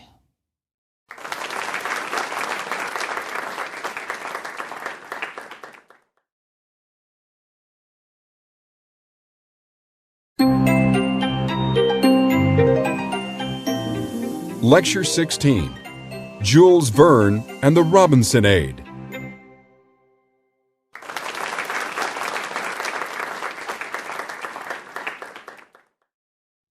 Jules Verne, the first author to succeed financially writing science fiction, published zestful voyages extraordinaires, like Around the World in 80 Days, the first Western novel translated into Japanese. Despite his popularity, he was long considered a mere children's author, in part because many readers' misunderstanding of his Gallic humor and their lack of factual knowledge obscured his social satire. That satire runs throughout 20,000 Leagues Under the Sea, as does his enthusiasm for science. Most of Verne's works were Robinsonades, fantasies of intellectual conquest that, like Daniel Defoe's Robinson Crusoe, sought less to explore the alien than to recreate it in our image. In the European imagination, America was the paramount landscape for recreation. So Verne uses America in works like From the Earth to the Moon and his utopian The Begum's Millions, thus solidifying the enduring connection between the idea of America and the genre of science fiction. Jules Verne was born and raised on an island in the Loire River port city of Nantes, and fantasized his entire life about travel. He was sent by his father to Paris to study law, but while there, he also wrote plays and stories, not really focusing on his legal studies at all, but having almost no success with his writing. He wrote a novel which he sent to Pierre-Jules Hetzel. Hetzel was a publisher of books and the family-oriented periodical called Magazine d'éducation et de récréation, that is, the magazine of education and of recreation. As I say, this was a family-oriented magazine, one intended not only for the children, but for the parents. Hetzel read the manuscript and advised some drastic changes. Add humor. Cut out excessive science. Have a happy ending instead of an unhappy ending. Verne took the advice. Hetzel published the novel in his magazine in 1863, and 5 Weeks in a Balloon was an instant hit. This was a story about people suspended from the gondola of a balloon who go across Africa and basically come to understand what they see. The reaction was so overwhelming that Verne signed an agreement to deliver 2 books a year of this type to Hetzel, many of them following exactly that formula, which came to be called Voyage Extraordinaire, Extraordinary Voyage. And most of the Voyage Extraordinaire that Verne produced were in fact published in Hetzel's periodical, even after Hetzel's own death. Verne's key traits are visible from the very opening of 5 Weeks in a Balloon. There was a large audience assembled on the 14th of January, 1862, at the session of the Royal Geographical Society, number 3 Waterloo Place, London. Notice already that we have a social setting. We have a gathering of people. The key people here are, in fact, people of intellect, the Royal Geographical Society. The rhetoric that we see here is the same rhetoric of science that we saw Poe using. That is, we have specific details, external data, we have numbers wherever possible, and notice that this is set in London. Although Verne is a Frenchman, he wants to have Englishmen be his characters here because ultimately, as we will see later, he's going to make fun of them. The President, Sir Francis M., made an important communication to his colleagues in an address that was frequently interrupted by applause. This rare specimen of eloquence terminated with the following sonorous phrases bubbling over with patriotism. And so now we can already see that Verne is going to be making fun of the English for their overly patriotic attitudes, at the same time that he is enthusiastic about their desire to add to knowledge. England has always marched at the head of nations. For, the reader will observe, the nations always march at the head of each other. By the intrepidity of her explorers in the line of geographical discovery, general assent. Dr. Samuel Ferguson, one of her most glorious sons, will not reflect discredit on his origin. No, indeed, from all parts of the hall. This attempt, should it succeed, it will succeed, will complete and link together the notions as yet disjointed which the world entertains of African cartology. Vehement applause. And should it fail, it will at least remain on record as one of the most daring conceptions of human genius. Tremendous cheering. That's just the very opening of 5 Weeks in a Balloon. We see there, then, the key traits of Verne. Teasing satire that both pokes fun at and embraces its target. A satire based on national, sometimes racial, and sometimes other stereotypes. And the adventure of 3 cartographers which in fact is primarily voyeuristic. A cartographer, or a cartologist as this book would have it, is not someone who interacts with the alien environment, but someone who floats above it and simply comes to name it, to decide how it fits. With the success of his writing, in 1868, just 5 years after he published 5 Weeks in a Balloon, Verne was able to buy a boat, which he called his floating study. He named it the Saint Michel. The Saint Michel is named after the famous monastery on Mont Saint Michel on the Norman coast. Mont Saint Michel has an interesting geography. The way the tides work in that part of the world, for half of the day, Mont Saint Michel is an island. For the other half of the day, when the waves are high, when the waves are low, Mont Saint Michel is connected to the mainland by a causeway. In other words, it both is and isn't attached to the land. Verne had wanted to be a seafarer like his brother Paul, who eventually became a captain. However, it turned out that Verne got seasick. So Jules instead bought his floating study and mostly kept it tethered in the Seine, where he went to work knowing that he could travel, but in fact his travel took place in his mind. In 1872, he published a little-known work today, that is, it's today little-known, but it's one I enjoy very much, called Dr. Ox's Experiment. I like it because it shows something important about Verne's use of stereotypes. You know, in English, we often make jokes, for better or for probably worse, that say, well, there was this Polish fellow. And as we are all aware, in Canada they make jokes about this Newfie, the fellow from Newfoundland. And in England they make jokes about the Irish. And in France they make jokes about the Belgians. Dr. Ox's Experiment is set in a sleepy Belgian town, in which Dr. Ox comes and tries to see if he can invigorate the people by, without their knowledge, sending into their theater this newly discovered gas called oxygen. Oxygen, it turns out, makes things burn. You add oxygen to a fire and it becomes much more vigorous.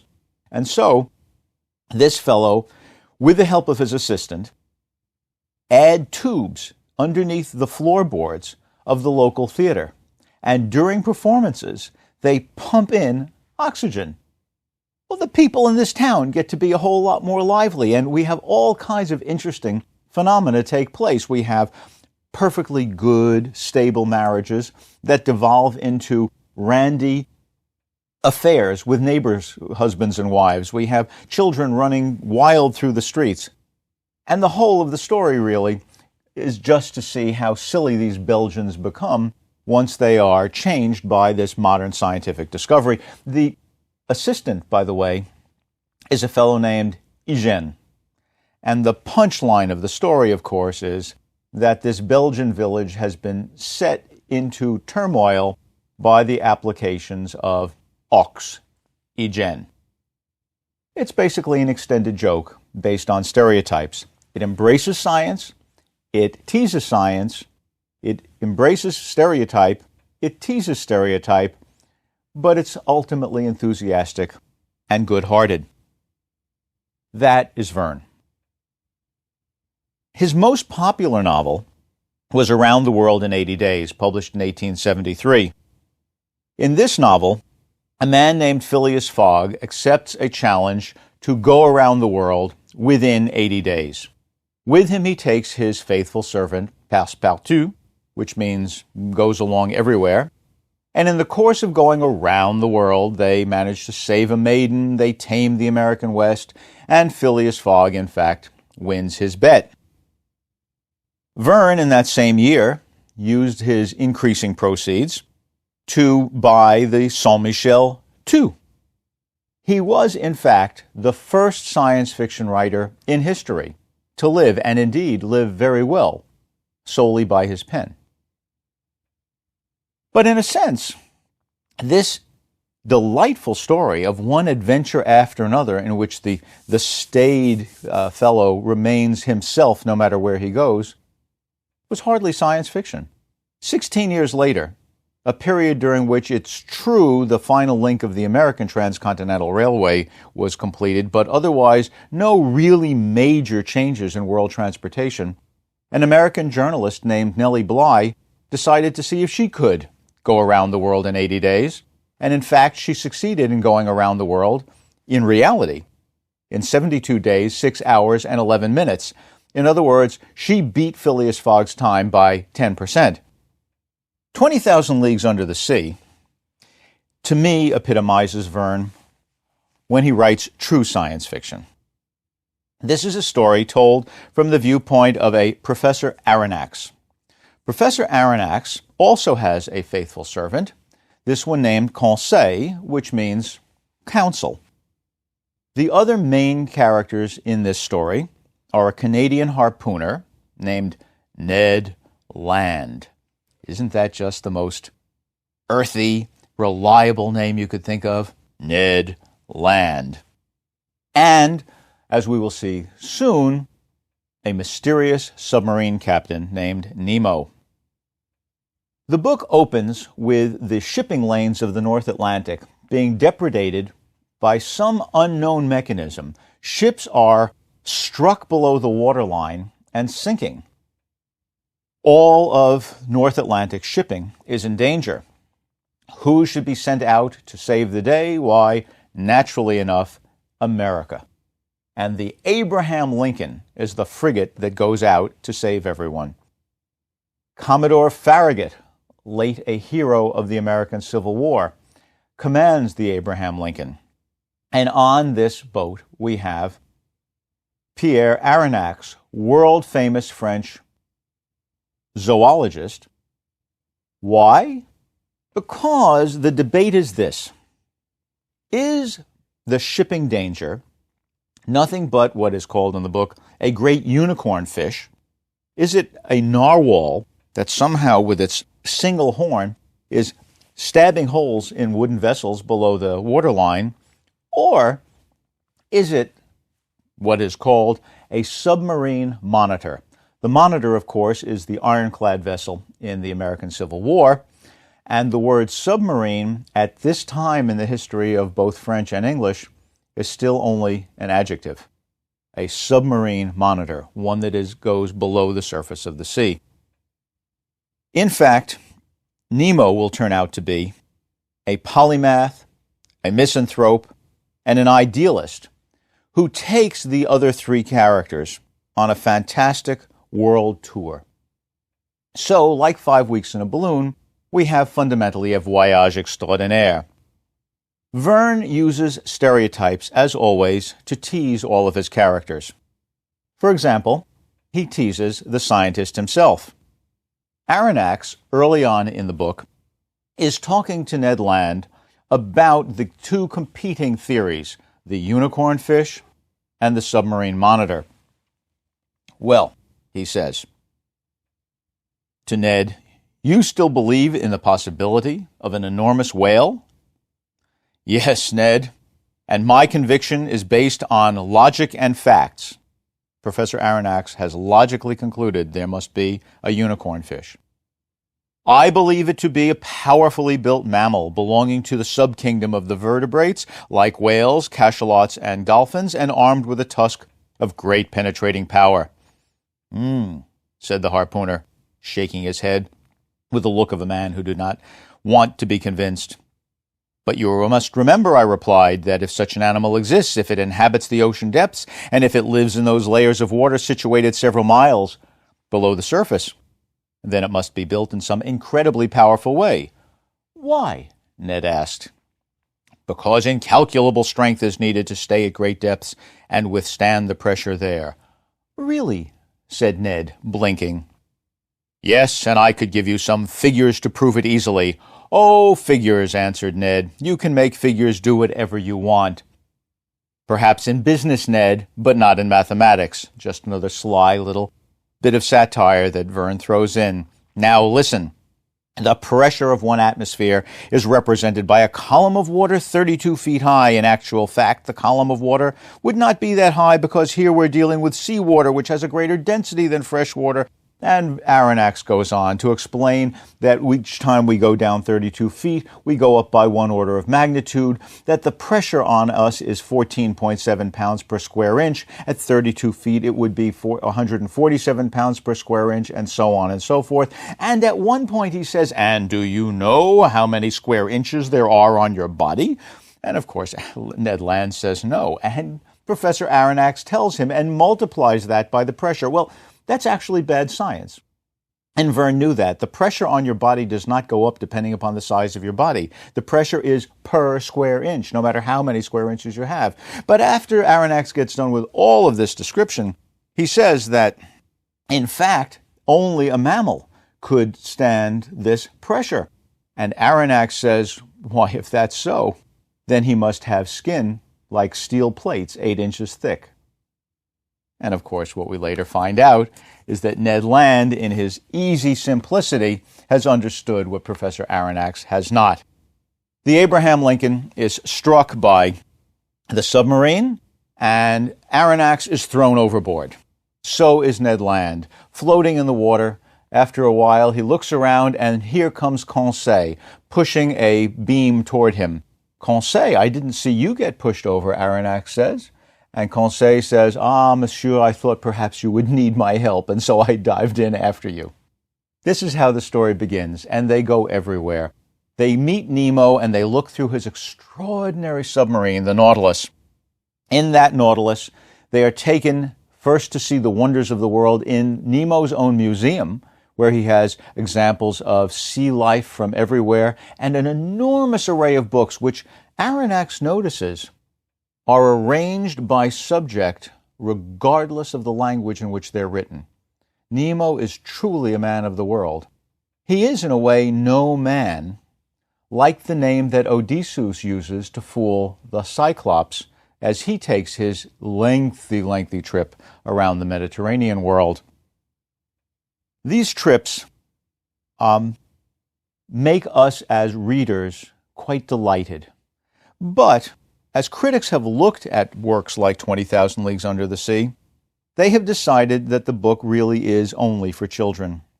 Modern readers miss the satire, for instance, in part because they think that Verne just likes the science, and they see these endless passages of discussion. For example, when Conseil discusses taxonomy in the museum samples with Ned Land, Conseil divides things by all of their phyla, families, and so on, but Ned Land says, well, I divide fish into those that are good to eat and those that aren't. The idea that Verne wrote primarily for children, I think, comes from a mistaken understanding of Hetzel's publication. It wasn't intended merely for children. It was intended for children and their family and their parents. Also, there's been misguided praise for Verne as predictive. And that predictive power we often find we're frustrated by, because when we learn more history, we realize that Verne was not really much of a predictor at all. In the American Civil War in 1864, the Confederate submarine Hunley actually sank the Northern frigate Housatonic in Charleston Harbor. It's true the crew of the Hunley died in the attempt, but the fact of the matter is that all over the European and North Atlantic world, people knew that as recently as a decade earlier, a submarine had really existed and had really brought down a ship. Verne predicted nothing in predicting the submarine, only predicting that eventually submarines would be better, which of course was no great prediction at all. The voyage extraordinaire, the trips we take all around the world with Verne, fall into a larger category of works called Robinsonades. Robinson Crusoe, by Daniel Defoe, was published in 1719. It's a famous story of someone who gets stranded on an island after a shipwreck. If you think about this story, really what Robinson tries to do is recreate Europe on that island. He continually goes back to the wreckage of a ship to pull things out that he can use. For me, when I read it first as a youngster, One of the most powerful passages in the book was the one after Robinson has become feverishly sick. From the moment he gets to the island, he keeps track of the day by making a mark on a board. He builds himself a hut. He eventually builds palisades around this area so that he has an enclosure. He eventually has goats. He has a whole little economy growing there, and he wants desperately to have this European-style mini-village be somehow in accord with Europe. But sometime he falls ill, and he doesn't know if in his delirium he has been out of contact with the daily sunrise and sunset for 1, 2, or 3 days.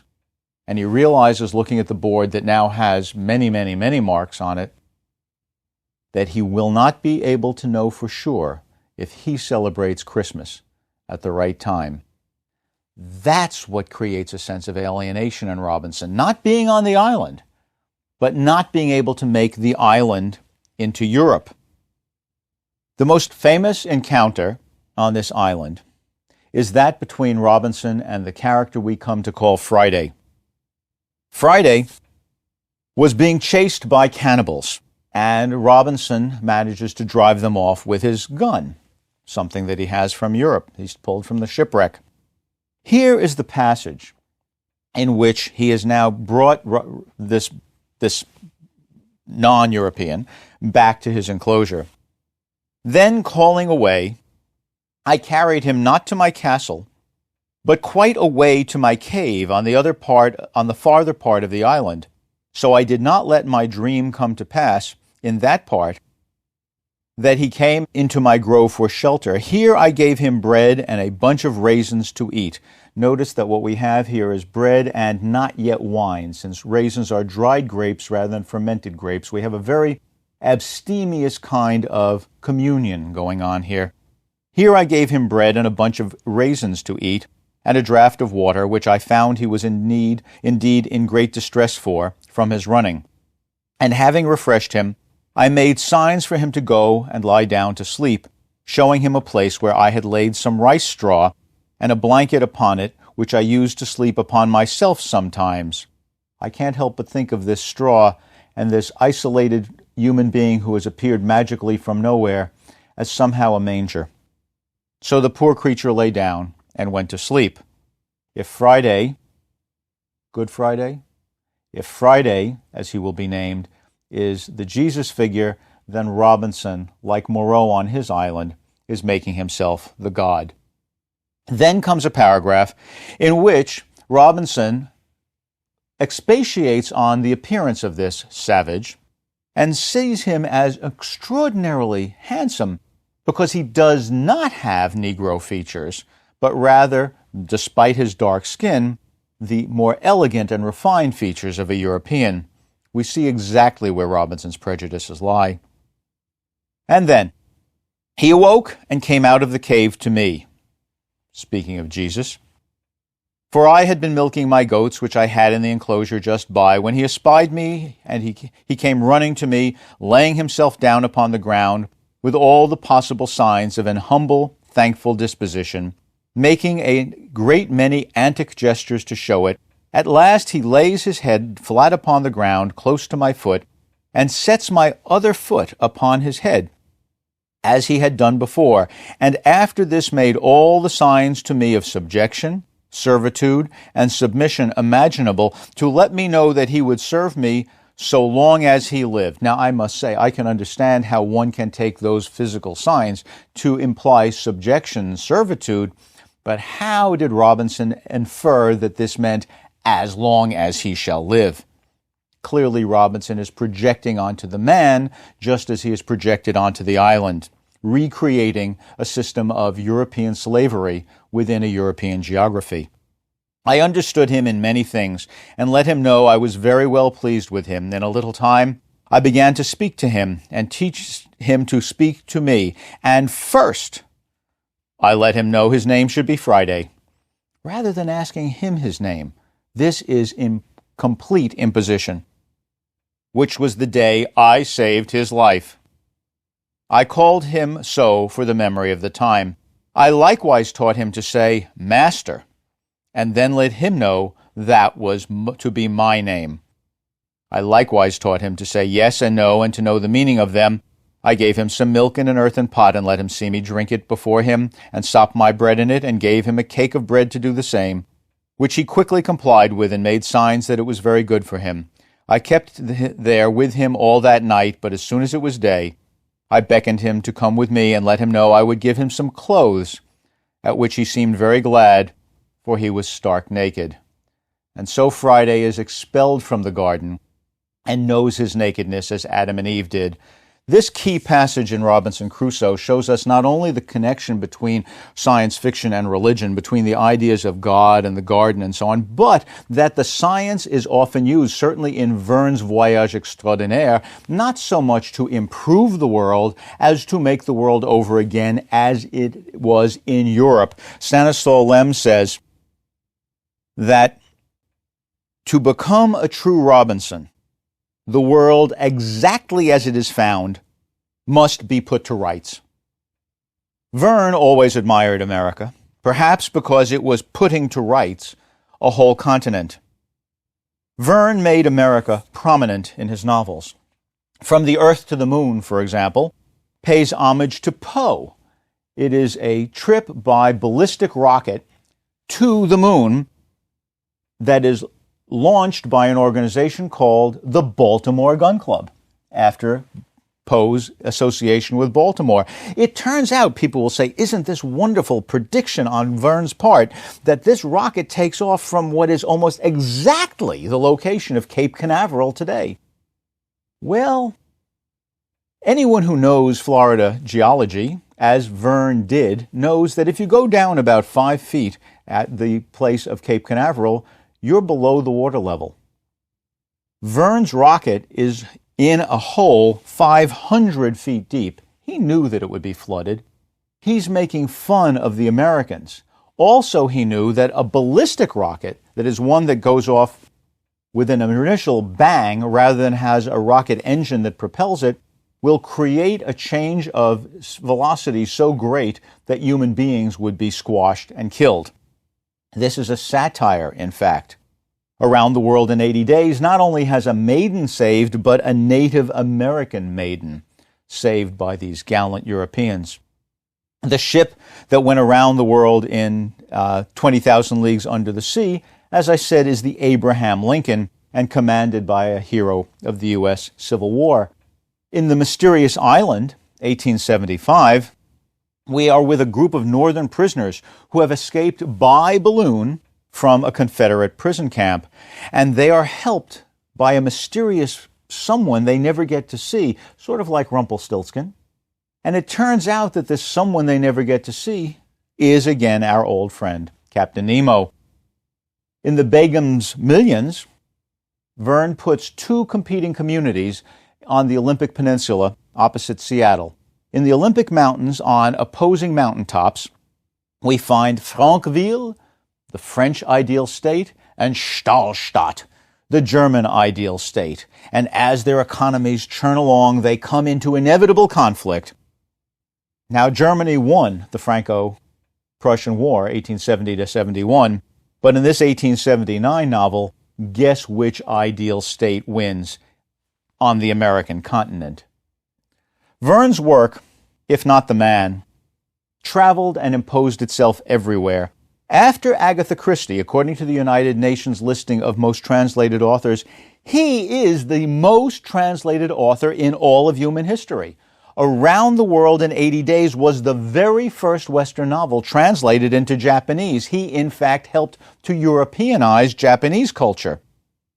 And the message he carries of teasing, stereotypical satire, enthusiasm for science, and often the wonder of America is the message that underlies one of the 2 great strands of science fiction.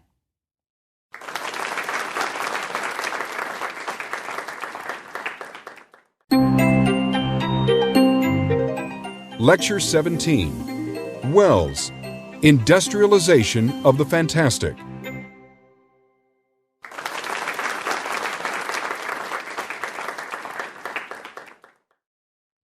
By virtue of his education, particularly as laboratory assistant to Charles Darwin's great disciple, T.H. Huxley, H.G. Wells may have been the very first science fiction writer truly versed in science.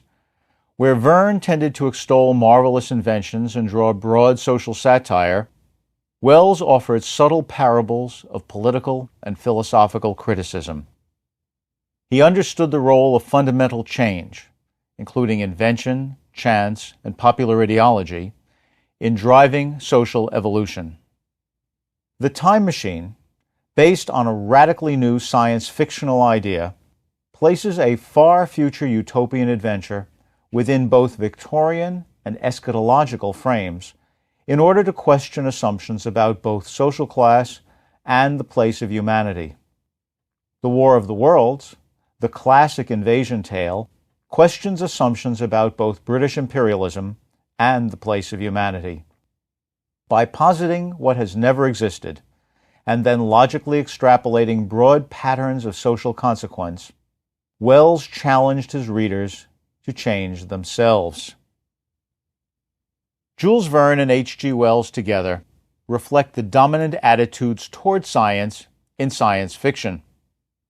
Donald Wollheim suggested dividing all science fiction into 4 categories: imaginary voyages, future predictions, remarkable inventions, and social satire. Verne's science fiction usually involves imaginary voyages and sometimes inventions. Its satire embraces stereotypes and in that sense is less than fully probing. Wells's science fiction may involve an imaginary voyage or a prediction, but it always involves a truly remarkable invention and probing social critique. We can see this comparison between the two by taking a look at Verne's Dr. Ox's Experiment and Wells's The Food of the Gods. Remember, when we discussed The Food of the Gods, we noticed that this scientifically created comestible, given to people, made them big and strong and in many ways superior, but the little people, we, often rejected it. And when those who had the food of the gods lobbed it into regular cities in artillery shells so that people could freely have the choice of eating this food and becoming stronger and more powerful, they were sued under the Geneva Conventions, calling the food of the gods poison because of the ways in which it destroys the social system. On the other hand, the new thing in the air in Dr. Ox's Experiment, the oxygen, leads to no real critique of society, Belgian, French, or otherwise, but rather just to an amusing jape at the way in which people, when they become a little too energetic, may make fools of themselves. Verne's joke is a good one. His invention is, in fact, not radically new, since oxygen had already been discovered, but Wells's is not a joke at all. It is a radically new invention, leading to a probing analysis of the social implications of invention. Those two strands, to embrace at the same time that we poke fun at science, and to really problematize science, those are the two main strands of science fiction. If Mary Shelley was the grandmother of science fiction, Verne and Wells are the fathers of science fiction. H.G. Wells burst onto the literary scene with the publication of The Time Machine in 1895. It made him an instant celebrity. As with so many instant celebrities, his was years in the making. In 1888, he published a book called The Chronic Argonauts, serially in the newspapers. The Chronic Argonauts talked about a journey into the far future taken by a group of men who had a time machine. Science fiction, in fact, typically does not give us anything radically new. Verne's submarine already existed in the real world when Verne predicted that it would exist. But The Time Machine by Wells is, in fact, a tremendous prediction. Or maybe it's not a prediction if we never have one, but it was genuinely new. Nonetheless, it did not strike the popular imagination in 1888.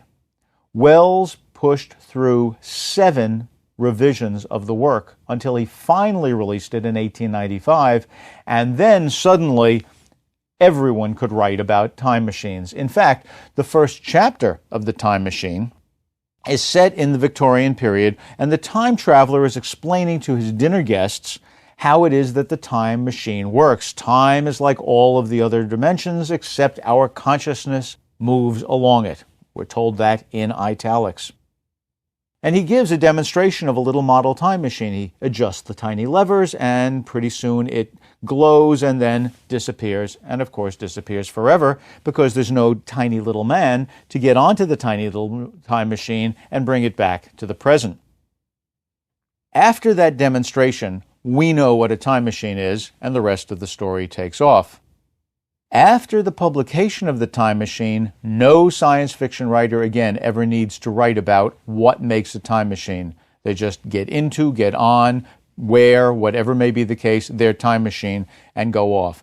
Wells genuinely invented something new, rhetorically, if not practically. Most people remember the story of the time machine for the time traveler's report to his dinner companions of what took place in the world of 802-701, where, through long evolution, humanity has split into 2 distinct races. The Eloi, who are, we are told, like our 5-year-olds, gentle, not very well educated. In fact, they hardly seem to have a language that the time traveler can perceive, and small, but they are elegant. And the Morlocks, troglodytes who live below ground and fiercely maintain the machinery of what we finally come to understand is the degenerate remains of our civilization. The Eloi above ground, the Morlocks below. Most people forget that the time traveler also tells a story of having taken one more jump, not to 802-701, but to 30 million. And in the world of 30 million, we see 2 great creatures flopping along the beach where the sun hangs low permanently in the sky because the work of tidal drag has stopped the earth from rotating anymore. The sun itself has glistered down, and we know not whether, like the Eloi and Morlocks, these 2 creatures are even further degenerate versions of humanity, or humanity itself is gone altogether. That trip to 30 million lets us know that whatever is the message we may get from the trip to 802-701, it is an important message, a long message, but in the longest run, it's only a human message. We are but small creatures, and in the grand scheme of things, we will inevitably go away. Wells's time traveler, like all of Wells's scientists, although accomplished, is, at least at first, uncritically mistaken about the world he enters into. He initially misjudges the world of 802-701, saying that it is, in fact, a garden. His misjudgment comes about because he understands Darwinian theory and believes that the competition has allowed the world to develop under human guidance to a point at which it becomes perfect. He describes that garden world this way. His general impression was a tangled waste of beautiful bushes and flowers, a long neglected and yet weedless garden. The key terms here for us to keep in mind are tangled waste and weedless garden. A tangled waste of beautiful bushes and flowers. That tangled waste is reminiscent of one of the most famous paragraphs from Darwin's Origin of Species, 1859. It is interesting to contemplate an entangled bank, clothed with many plants of many kinds, with birds singing on the bushes, with various insects flitting about, and with worms crawling through damp earth, and to reflect that these elaborately constructed forms, so different from each other and dependent on each other in so complex a manner, have all been produced by laws acting around us. This paragraph that talks about the development of ecology, is known as the entangled bank paragraph. It is a famous passage from chapter 3, and anyone who knew Darwin would know this passage. When the time traveler says it was a tangled waste of beautiful bushes and flowers, he reminds us of that, but he does not go on to talk about the worms in the earth. He talks only about the beautiful parts. An alert reader would understand that the time traveler has misunderstood Darwinian theory. In fact, when he says that it is a weedless garden, we're reminded that there is no characteristic definition for a weed. You can only know if there is a weed in the garden if you know what plants the people who tend the garden want. The time traveler is mistakenly imposing his view on the world. Later, however, he comes to understand that the reason that the Eloi are effete and degenerate and the Morlocks strong and powerful is that somewhere between Victorian England and 802-701, the world had reached a point of sufficient utopian perfection that there was no longer any conflict. This from chapter 15 of Darwin. From the war of nature, from famine and death, the most exalted object which we are capable of conceiving, namely the production of the higher animals, directly follows. There is grandeur in this view of life, with its several powers having been originally breathed by the Creator into a few forms or into one, and that from so simple a beginning, endless forms, most beautiful and most wonderful, have been and are being evolved. That is, it is by conflict that evolution manages to create more complexity.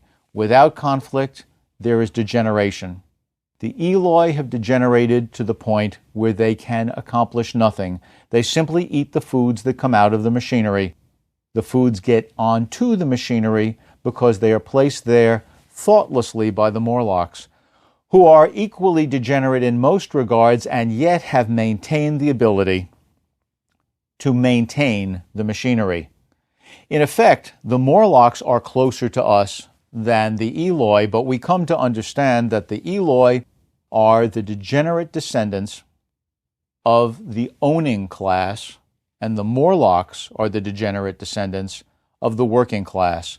They have been split into the above ground, who live in the sunlight, and the below ground, who live in the mills. From so simple a beginning, endless forms, most beautiful and most wonderful, have been and are being evolved. There's a beautiful cadence to Darwin's language as well.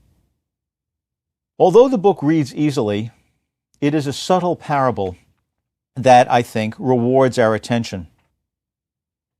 The time traveler arrives in 802-701 and finds himself in a world that has a statue of a sphinx. We remember that the sphinx is not merely a mythical creature, but in fact is a creature that poses a riddle to man, a riddle that if he solves correctly will succeed and rule, if he solves incorrectly will be killed. The riddle of the sphinx, remember, is what goes on 4 in the morning, 2 at noon, and 3 at night. It's a riddle having to do with time. The time machine is stolen by the Morlocks.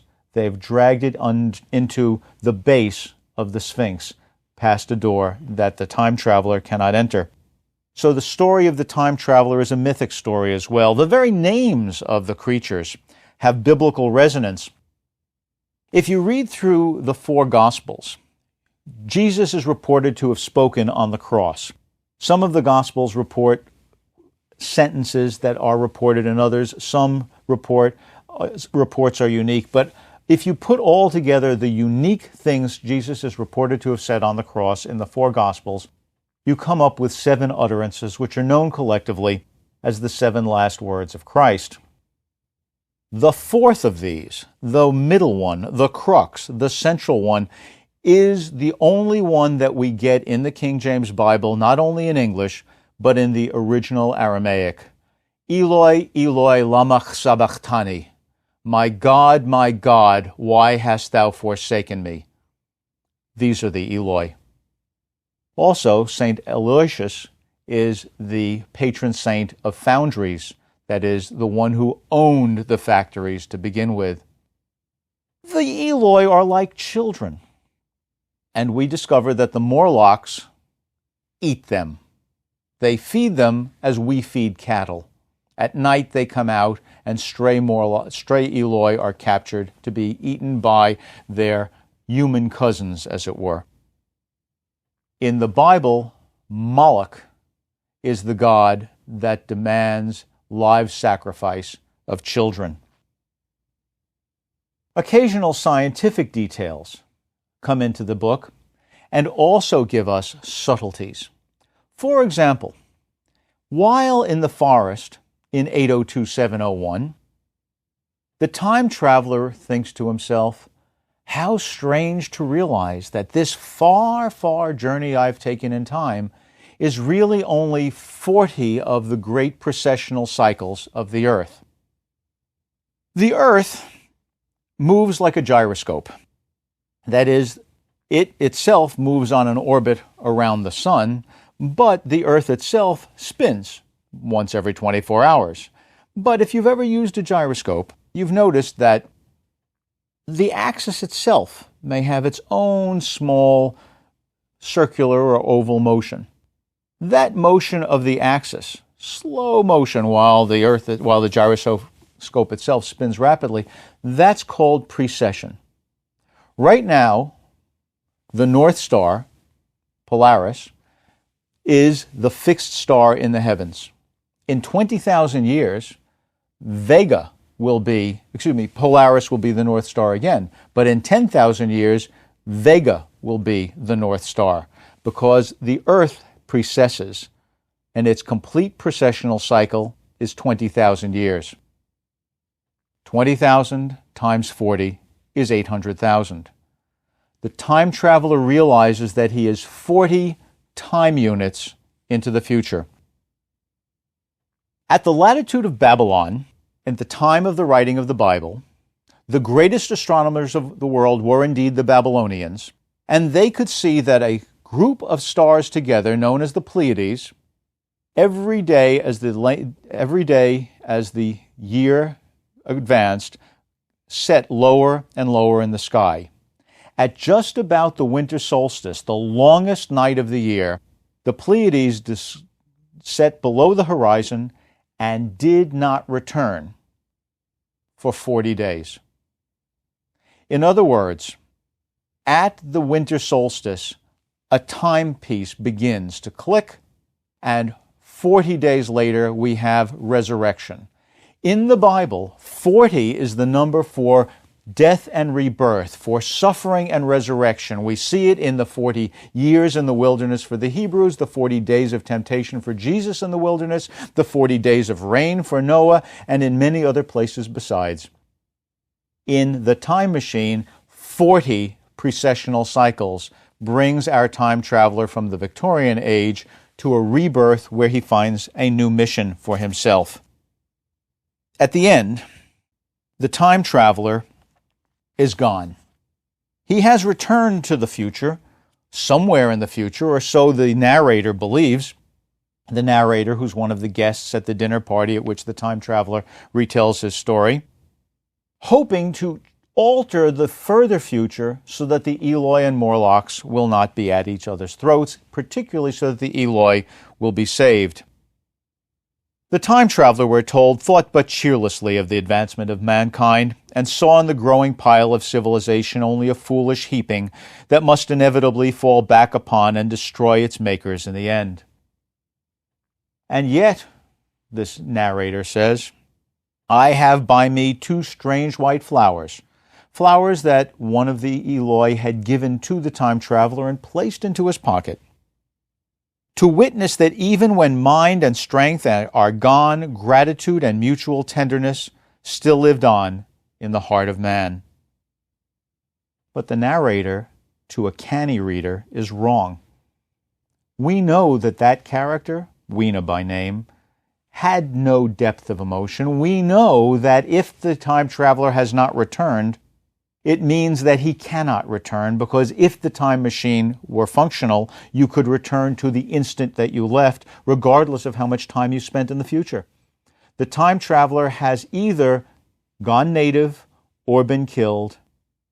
He is not coming back. We do not know that tenderness persists. This is the hope of the narrator. But by having this ambiguous ending, what did happen to the time traveler? We're left to decide for ourselves. Can we bring about an integration of the owning and the working classes? Or are we going to set ourselves ever further along the path of the inevitable class conflict that is dramatically represented by the Eloi and Morlocks? It matters to us, although, as we learn in the year 30 million, it may not ultimately matter to anyone else. The War of the Worlds, published only 3 years later, is another deceptively simple parable. Most obviously, it criticizes British imperialism, as the Martians are to the Englishmen the English have been to for example, the population of the Indian subcontinent. They wipe out the English by their superior technology. The events in this story are simple. Something huge crashes into the English countryside. The scientists mistakenly think that it is a meteor. Of course, the scientists are always wrong at first. Later, they hear strange sounds coming from the meteor, this sphere buried in a pit in the English countryside, and they again mistakenly conclude that it's the uneven cooling of the surface of the meteor, which was heated by going through the atmosphere. When it begins to unscrew, they realize they were wrong, and out comes what they take to be a snake. Later, we'll see that this snake bears on imagery from the Bible. This snake looks at them, and they stare back like deer caught in the headlights of a car, until the snake becomes a heat ray and wipes them out. Then out come huge tripodal machines. The Martians themselves are too weak to actually work in Earth's atmosphere. This is good science fiction. Wells understands that a creature that has evolved on a planet with 1/3 the gravity of Earth's, as Mars has, would not be able naturally to stand and walk around on Earth's surface. But they can be cradled in the seats of their war machines, and the war machines are able to walk across the surface of the Earth, wiping us out with their heat rays. They march across the landscape, swinging their death-dealing rays as they advance on London. But before they can destroy our civilization entirely, ultimately they collapse, killed because the Martian drivers evolved on a planet, perhaps one that had been utopianly cleared of germs, just as in the time machine we had created a perfection that led to our weakness. The Martians, in a germless environment of Mars, have no immunity to Earth's bacteria. The germs that we have attack them, and they die of their own accord. This story is told with Wells's characteristic style. He uses astronomical changes of scale, 40 precessional cycles, 30 million years. Here is the end of the famous first paragraph of the first chapter of The War of the Worlds. Across the gulf of space, minds that are to our minds as ours are to those of the beasts that perish. Intellects vast and cool and unsympathetic regarded this earth with envious eyes, and slowly and surely drew their plans against us. That language works perfectly in science fiction because the astronomy of science fiction draws us to making these huge contrasts of scale that are so dramatically powerful. But one need not be in the world of science fiction to have this rhetorical device.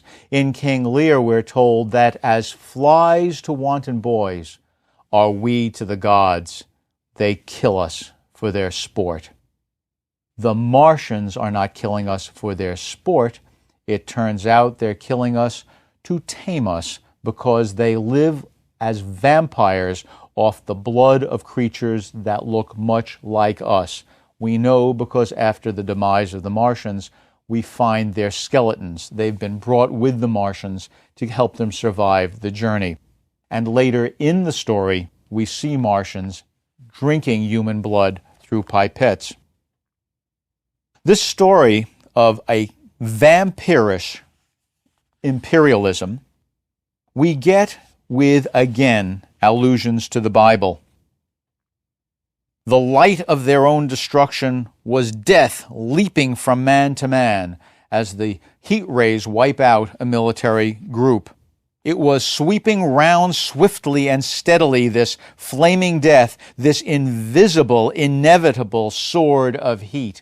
This is a reminder that after Adam and Eve are cast out of the garden, God puts angels at the gate with flaming swords turning every way to prevent them from returning. As our narrator rushes away from the pit, he finds himself stumbling through a housing development which just conveniently is known as Oriental Terrace, that is, to the east of Eden. And he is following there a burning tree or a burning bush, trying to find his way away. When he comes out on the other side of Oriental Terrace, he tries to get news and discovers that the entire military battalion, has been wiped out. But just as in King Lear, the people and army of France are known by its leader, who is called simply France, this battalion is known simply by its presiding officer. We're told Major Eden was reported missing. This story of the fall of the Martians onto Earth is in fact the story of the fall. It is our knowledge that has brought about our demise on Earth by corrupting us as imperialists. It is the Martian knowledge that is putting us into the same situation. This attention to detail of allusion is paralleled with attention to details in our world. The curate is encountered, and he loses his faith because God has not protected us. The artilleryman who is met wants to get one of those machines and fight back and set up a world where only the strong may survive. The narrator himself asks a local innkeeper if he may borrow his cart to go try to get to his wife. Later in the book, he discovers the innkeeper dead on the road, and we realize the narrator has now a sense of guilt. It never occurred to him that the innkeeper himself might have needed that cart. The ending of the story, as with the ending of The Time Machine, asks us what we will do. The mother of cities, we discover, a word for London here, but once, of course, Jerusalem, has survived. The Martians, dead, slain by the putrefactive and disease bacteria against which their systems were unprepared, slain as the red weed that grew from them was slain after all man's devices had failed by the humblest things that God in his wisdom has put upon the earth. In fact, we see the Martian machines thus. There is a hill, and on it there is a Martian machine with a Martian half leaning out of it, and below two other machines with other Martians leaning out of it. We have an inverted picture of the crucifixion at Calvary. A black bird is flying with a gobbet of flesh up away from the Martians, an inversion, an ironic inversion of the Holy Ghost. Whether to them or to us this reprieve matters, whether to them, the Martians, or to us the future is ordained, only the future will tell. We are asked to think not about science, but about how we comport ourselves. But finally, having given us this didactic ending, the narrator closes his recounting of the story by saying, "And strangest of all is it to hold my wife's hand again, and to think that I have counted her and that she has counted me among the dead. East of Eden, as we saw when we looked at the last 4 lines of Paradise Lost, real hope for humanity is in community, symbolized by marriage. And strangest of all is it to hold my wife's hand again, and to think that I have counted her, and that she has counted me among the dead. That passage from Darwin, chapter 13. And from so simple a beginning, endless forms most beautiful and most wonderful have been and are being evolved. Wells was a brilliant writer who put Darwin into his work. All of Wells's fictions employ the constituents of the Eden complex, but in differing ways. The Invisible Man could have borrowed the cloak of invisibility from Grimm's King of the Golden Mountains. The Island of Dr. Moreau shows an island filled with talking animals. Each work is like a fairy tale set in a single era. Each focuses on an aggressively active and individualized title character. The Time Machine with its obtrusive garden imagery, and The War of the Worlds, with its critique of godlike scientists, asks us to see where we come from and where we might go. The focal individuals here have little impact in their worlds.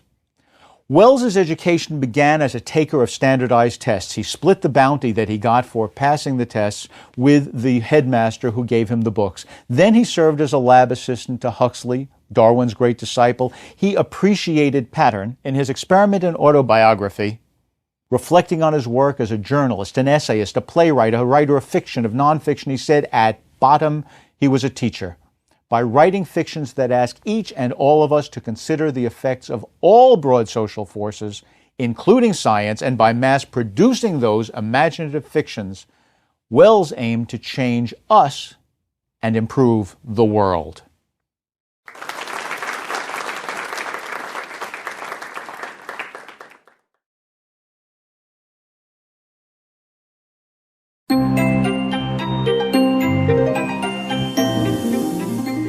Lecture 18, The History of Utopia.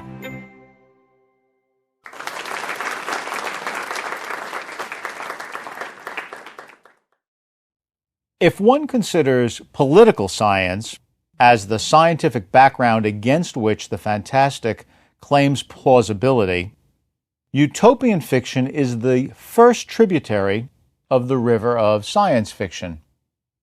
By examining key works like Plato's Republic, Thomas More's Utopia, Francis Bacon's New Atlantis, Jonathan Swift's Gulliver's Travels, Samuel Butler's Erewhon, Edward Bellamy's Looking Backward, and William Morris's News from Nowhere, we can see that utopianism has developed in 4 large historical movements corresponding to changing conditions of material production and religious belief. In the 20th century, the grim archetypal utopia of Yevgeny Zamyatin's We, a critique not only of the Soviet state, but of the relentless mechanization of society, gives us the archetype for modern utopianism. Like all fictional utopias, it is less a practical blueprint than a philosophical challenge. Artistically, that challenge was engaged by such works as Aldous Huxley's Brave New World, George Orwell's 1984, and Anthony Burgess's A Clockwork Orange. Utopian works focus on the creation and maintenance of stable social systems. Usually they are science fictions, claiming plausibility against the background of political science. Thomas More invented the word utopia for the title of his 1516 philosophical novel set on an island of that name. More's Utopia is a Christian communitarian society. The novel is written in Latin, but the title is in Greek. Readers who find Utopia, that is, More's Utopia, admirable, cite such details as its personal freedom and general equality. The island is divided into 54 sectors, and anyone may travel freely from one sector to another. When they get to a foreign sector, they may stay in a guest house for free for up to 3 days, and so they can travel wherever they like. If they stay for more than 3 days, they're expected to perform work. Everyone is expected to perform work. And so we have what in effect is a communitarian society that nonetheless grants enormous personal freedom. People who think of this as a positive utopia cite such details. Those who find it a satiric utopia cite details such as its uses of gold for shackles and chamber pots and its ironic foreign policy. That is, if we have a situation in which someone really won't work, well, we have to punish them somehow. But no one wants the job of being a jailer, so they just shackle them, and they shackle them with golden shackles. Well, obviously, gold being a highly malleable metal is not well suited for shackles, but it is a sign that More is letting the world know that the utopians disdain money. The love of money, after all, is the root of all evil. This Thomas More, after being killed at the behest of Henry VIII, is the man who becomes Saint Thomas More. They also use gold for chamber pots, showing clearly what they think of gold. But the key to me, I think, is the ironic foreign policy. You see, Utopia is an island, and they are peaceful. They don't believe in war. They will not be soldiers, and so instead they hire mercenaries. Their mercenaries follow a very simple foreign policy. They only want to conquer the islands next to theirs so that they can have a buffer zone around their zone of influence. Of course, once they've conquered those islands, their zone of influence has grown and they need to conquer the islands just next to theirs. If you keep this foreign policy going, eventually it leads to world domination. I think, and I'm in about the 1/3 of the camp of critics, that this book is meant to be truly ambiguous. It is not a good utopia. It has strong satiric elements that, in fact, let us understand some of the conflict between Thomas More and Henry VIII. This is a critique of English society. And yet it does hold up the notion of Christian communitarianism as an ideal. We need words for discussing the different kinds of works that try to map out a stable social system. As I say, More invented the word utopia, U-T-O-P-I-A.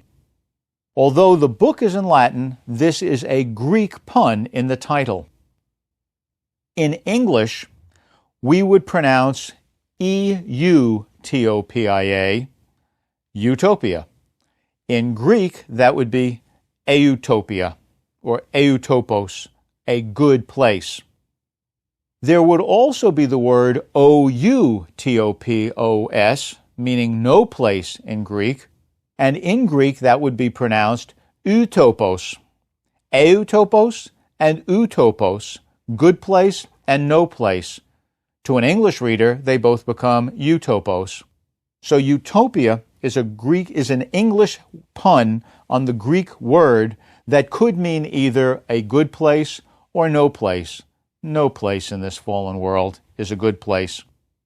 Today, we use the term dystopia for a bad place. Dys means bad, as in dysphemism, a bad way to say something, versus a euphemism. So dystopia is an undesirable stable society, and utopia can mean either an autopia or the whole category of good, bad, and ambiguous societies. For clarity, I'll use the term autopia when I'm referring to something that is explicitly a good society, dystopia for one that's explicitly a bad society, and utopia for the collectivity of these and the ambiguous ones, which I think was the case with More's original model. Once More named the genre, its ancient roots became instantly clear. Key historical examples show how utopian literature evolved, especially as commentaries on their own societies. In the ancient world, Plato's Republic, which is in the 4th century before this era, is famous for its banishment of poets in order to maintain social stability, and its rule by guardians, who are philosopher kings. They are chosen, if need be, by the necessary lie. That is, because heredity is a good principle for monarchy in those days, they will claim that the children chosen to join the ranks of the philosopher kings are somehow their offspring, even if they're not. Lying is allowed for the service of the state, as the banishment of imaginative poets is allowed as well. Similarly, the material wealth necessary to maintain the stability of the society is produced by slaves, slavery being an accepted condition in Plato's world, and therefore Plato's utopia, what might be an autopia to Plato's contemporaries, is much more ambiguous to us, and if we side with the slaves, indeed a dystopia. By the Renaissance, we get new kinds of utopias. The Holy Universal Republic in Friar Tommaso Campanella's The City of the Sun, at the beginning of the 17th century, abolishes slavery and esteems work. Well, this is understandable in a work coming from a friar. Christianity, after all, begins as it spreads through the Roman world in the first century of this era as a religion among slaves. Slavery is abolished, and how is the material wealth created? By the correct organization of work. By removing competition, people manage to have enough energy left over to produce all that anyone needs, if only people will share properly. So the economics of the first phase of utopia is slavery. The economics of the second Christian phase of utopia is a kind of communism. Francis Bacon, in 1627, published The New Atlantis, another utopia, this one ruled by a long line of scientist kings. He calls this the House of Solomona, obviously a reference to the wisdom of Solomon. And these philosopher kings rule an island much like that in More's utopia. In the Industrial Revolution, Edward Bellamy's Looking Backward used an elaborate market system to assign labor fairly and an industrial army to compensate for market inadequacies. That labor market is really worth looking at. This book, published toward the end of the 19th century in America, postulated that people could sell their labor freely and would be rewarded according to the desire the society had for that labor. Everyone would receive the same amount of money, and that was enough money for everyone to live well. If you managed your money well, you got a year's income at a time. If you managed it less well, you got a month's, even a week's, perhaps even a day's.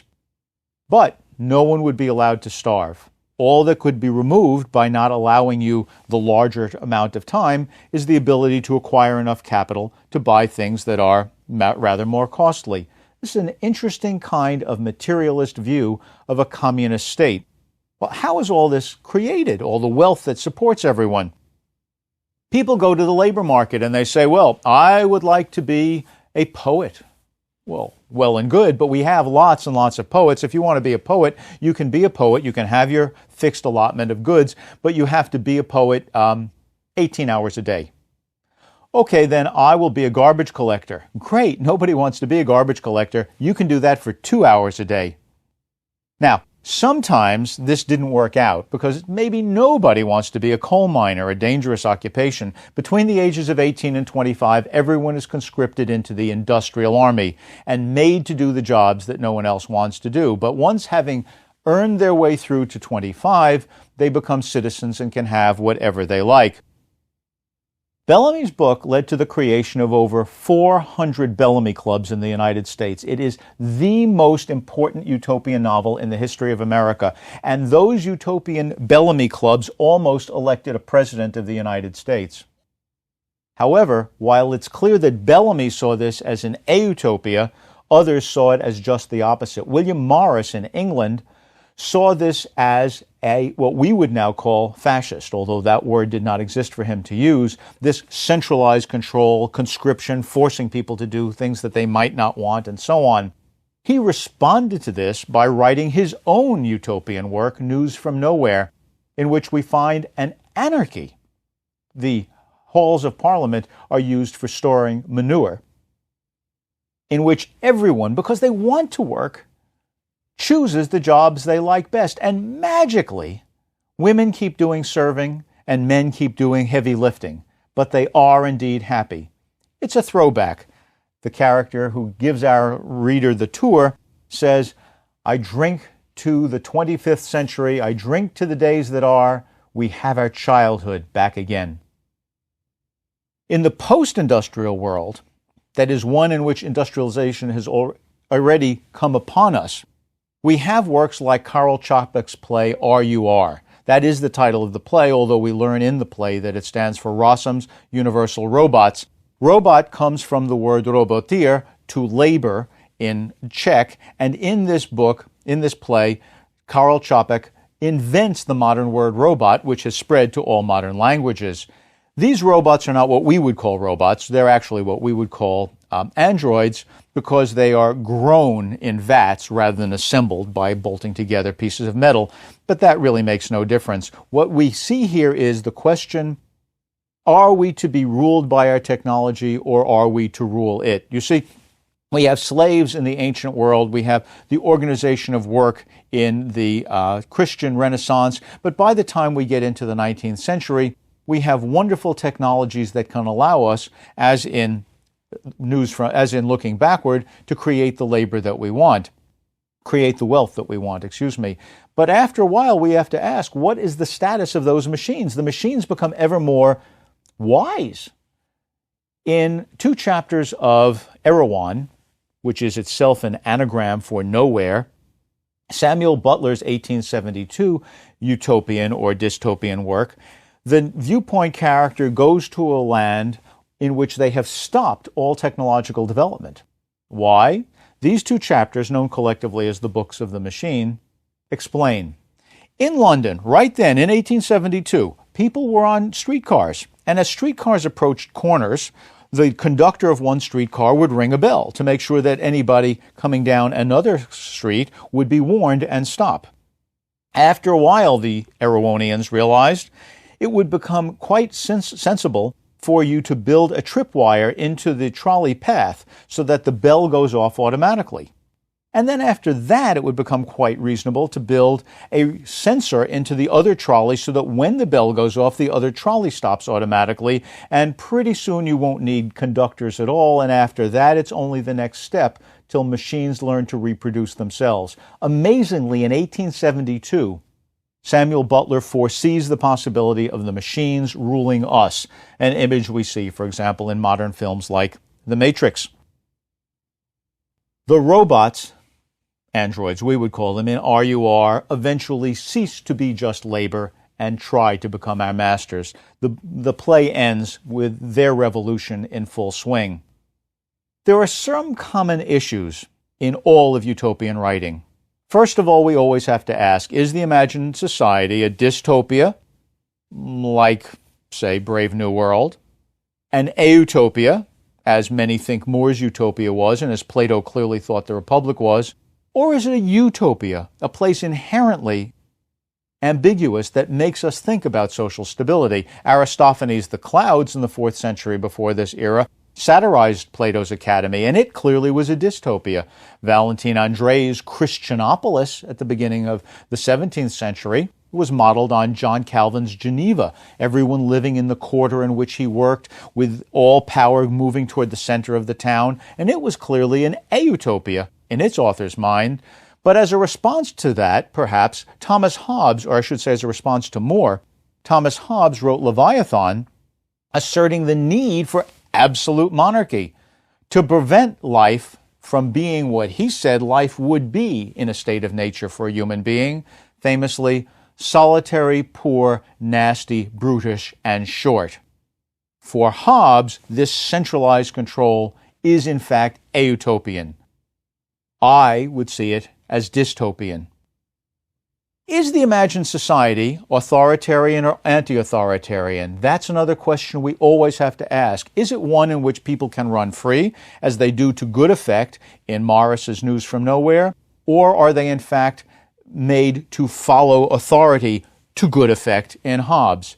In all of these cases, whether it is authoritarian or anti-authoritarian, we can still have both utopias or dystopias. Swift, in his Voyage to Laputa, gives us, with his floating island ruled by scientists who impose themselves by violence on the people below, a clear critique of More's utopia. Obviously, Laputa tells us that Swift felt that More's utopia was a dystopia, because More was willing to look only at certain classes, while Swift looked at the relations among classes. How can the imagined society produce the economic wherewithal to sustain life? As I say, we have four great historical movements, from slavery to the organization of work to dependence upon machinery to the problematizing of machinery. In the Christian Renaissance, that favored mechanism was the regularization of work, but we see that ultimately that fails because people will do what people need to do. The Industrial Revolution based its economy on machines, but as Samuel Butler showed us, those machines may eventually make machines of us. We are forced to do what the machines want us to do. You know, time zones were invented not because the sun started to move jerkily across the heavens, but because it was impossible for people to print railway schedules that worked when every town had its own local time. As railways speeded up the travel across the landscape, we needed time zones.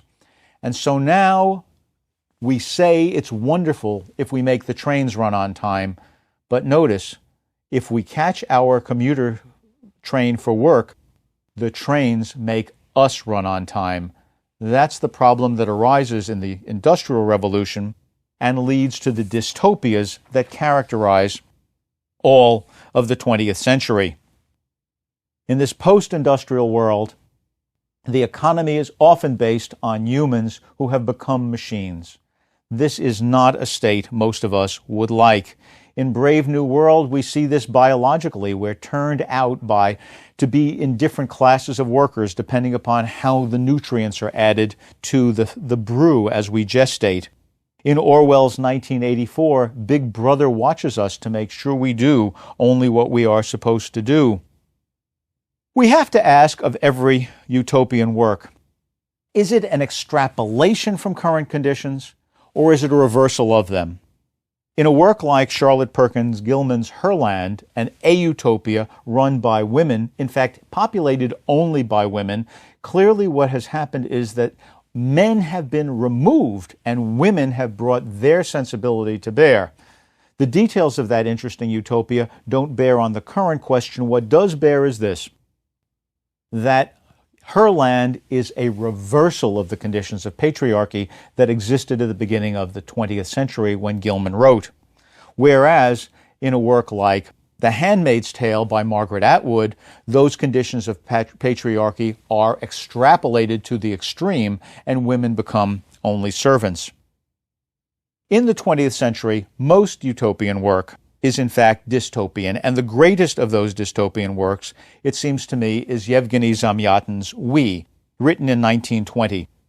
This book was the very first book banned by the Soviet Union, and in fact was not published in the Soviet Union until the late 1980s, when, after the first publication in 1988 under Glasnost of a list rehabilitating previously banned works, Zamyatin's novel was on the very first list of works that should be allowed back in.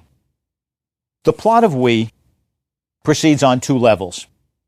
First, we have the viewpoint character who is writing records of his thoughts, record 1, record 2, and so on through the entire book. He is known as D503, and he is the chief builder of the Integral. The Integral is a rocket ship which is designed to go and to foreign planets and create mathematically faultless happiness. The very style of the book, in other words, tells us that something is wrong. Human beings cannot be mechanical. We can't have mathematically faultless happiness. At the overt level, we have the political struggle against this united state, or one state, depending upon the translation. But we also have the personal struggle, the covert psychological struggle in that male engineer, D503. He meets a rebel, I-330, and she induces him to think about the possibility of turning the integral over to the Mephi, rebels, short for Mephistopheles, I suppose, who would overthrow that state. Everyone lives in a glass city.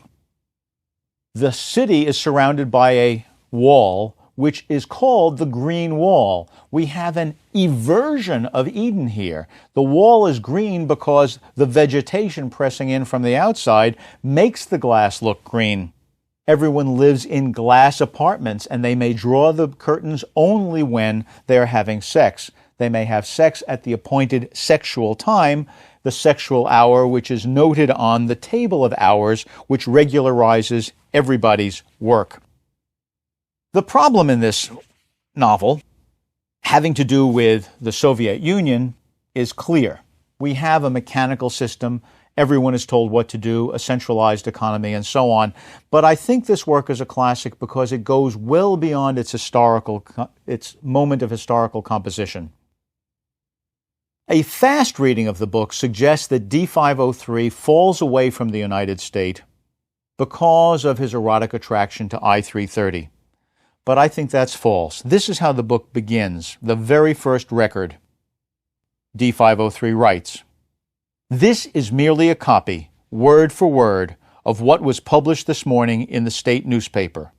Quote, in another 120 days, the building of the integral will be completed, the historic hour, etc., etc., etc." What D503 is doing is writing down what has already been written in the state newspaper. But the thing that has been written is talking about the glory of the work for which he is the head engineer. He is not allowed to demonstrate his own ego, and he realizes he shouldn't. And so he's trying to fight against the egotism that will separate the I from the we, and says this is merely a copy, word for word, of what was published this morning in the state newspaper. He's claiming mechanical production so as to retain his humanity. In fact, that desire to be himself is what really marks the beginning of his apostasy.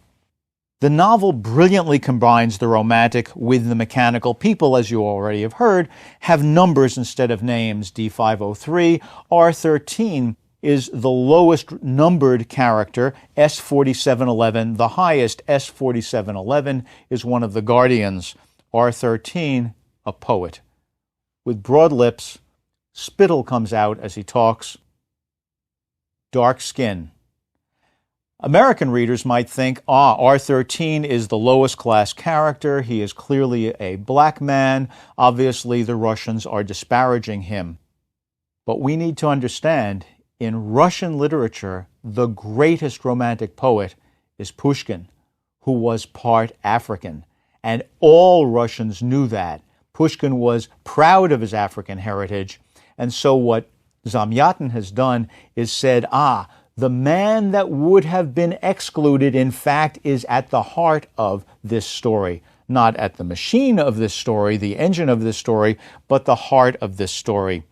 The system goes on. If your name begins with a vowel, you're a woman. With a consonant, you're a man. The higher the number, the higher the social status, and so on. Everything is regulated.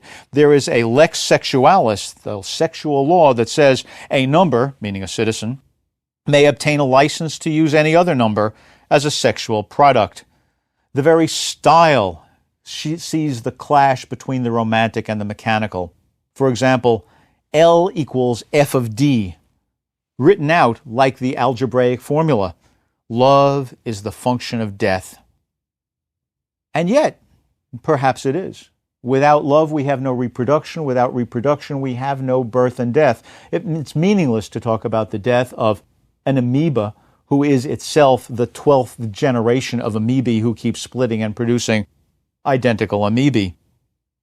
The insights of this book, for example, about the values of knives, make us think more generally. The knife, we're told, is the most solid, the most immortal, the most inspired invention of man. The knife served on the guillotine. The knife is the universal tool for cutting knots. The way of paradoxes follows its sharp edge, the only way becoming to a fearless mind. The knife stands for all of science, and it can cut either way, to the good or the bad.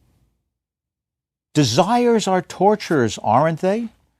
It is clear, therefore, that happiness is when there are no desires any longer, not a single desire anymore. At first we think, this is insane. How could I live without desire? And then one thinks, ah, yes, but if I didn't have the hunger that would make a meal piquant, I could never have the hunger that makes me feel that I'm starving.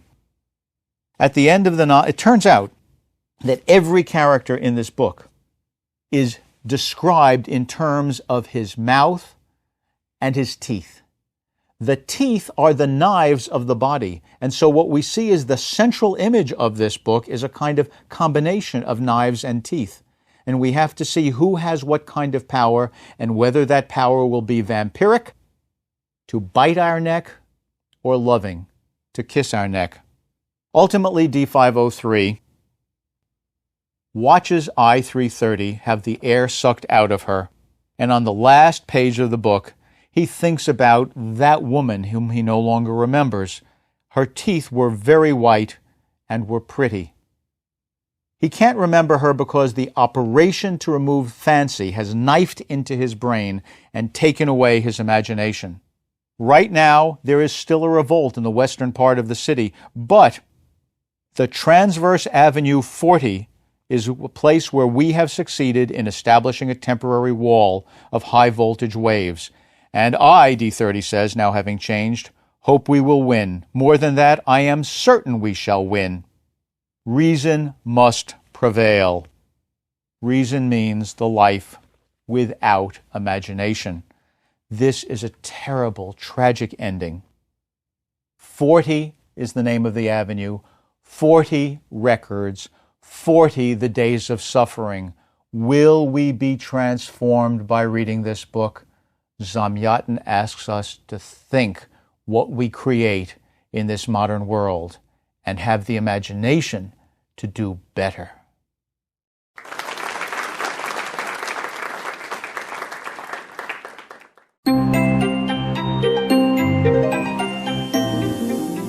Lecture 19, Science Fiction and Religion.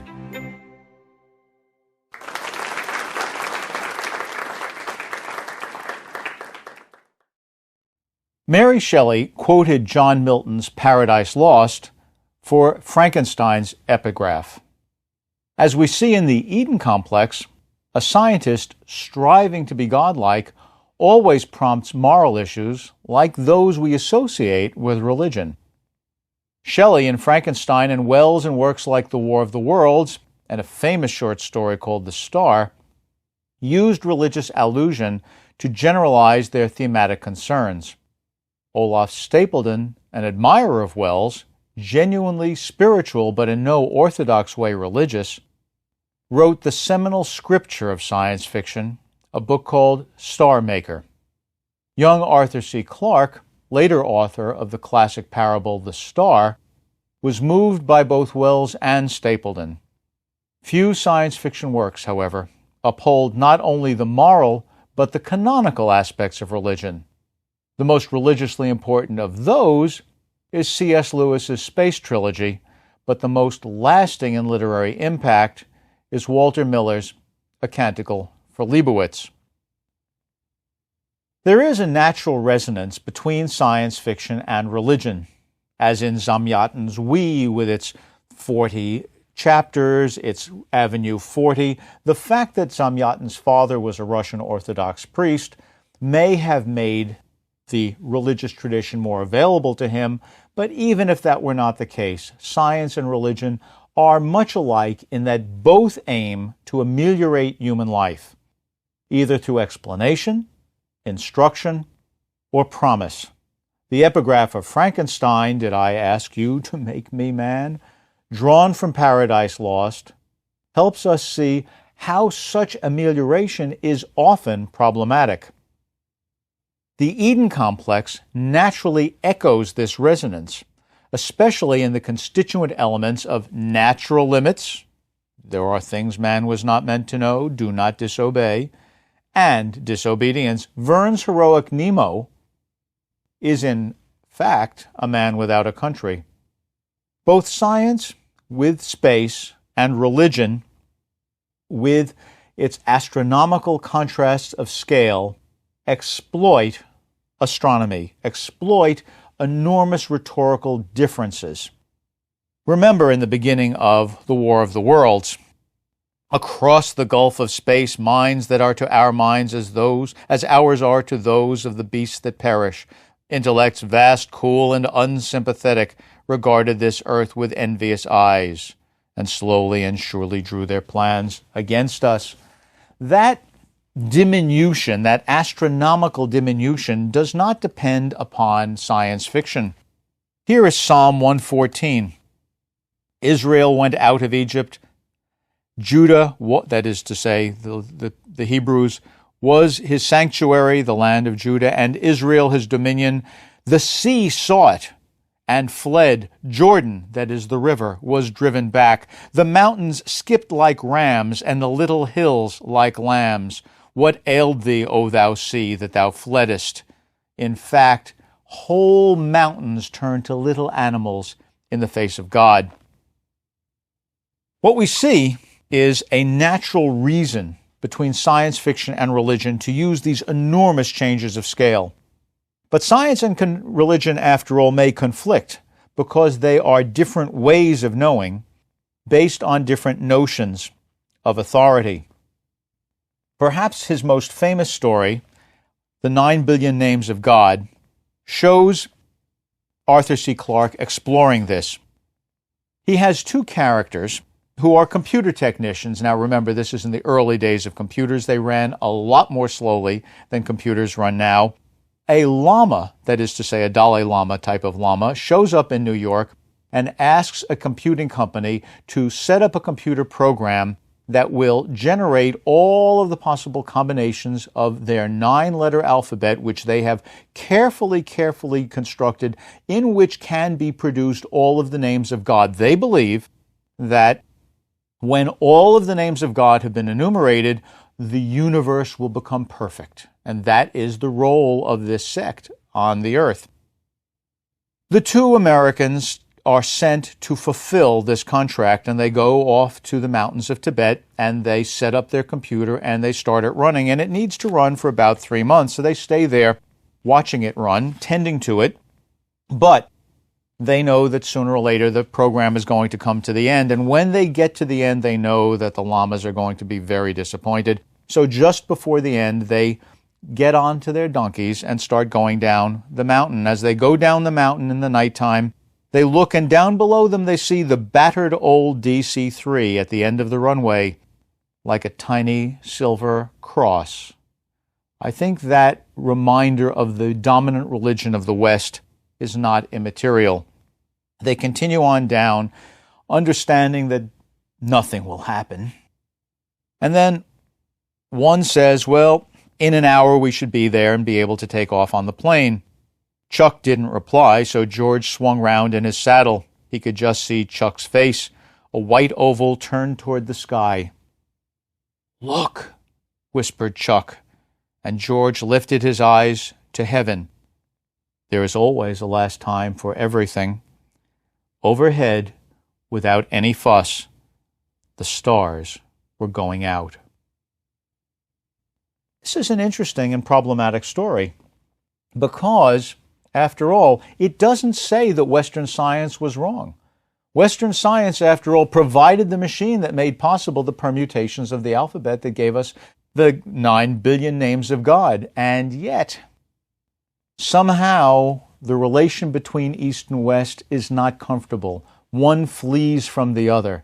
What the story asks us to do is understand that we live in a freighted world where there are things beyond our knowing, and we must be careful of what we do. It's a spiritual world. Science fiction can use religion allusively to indicate the weight of the moral issues of the fiction. Shelley uses both quotation and subtler allusion to connect her modern story with Milton.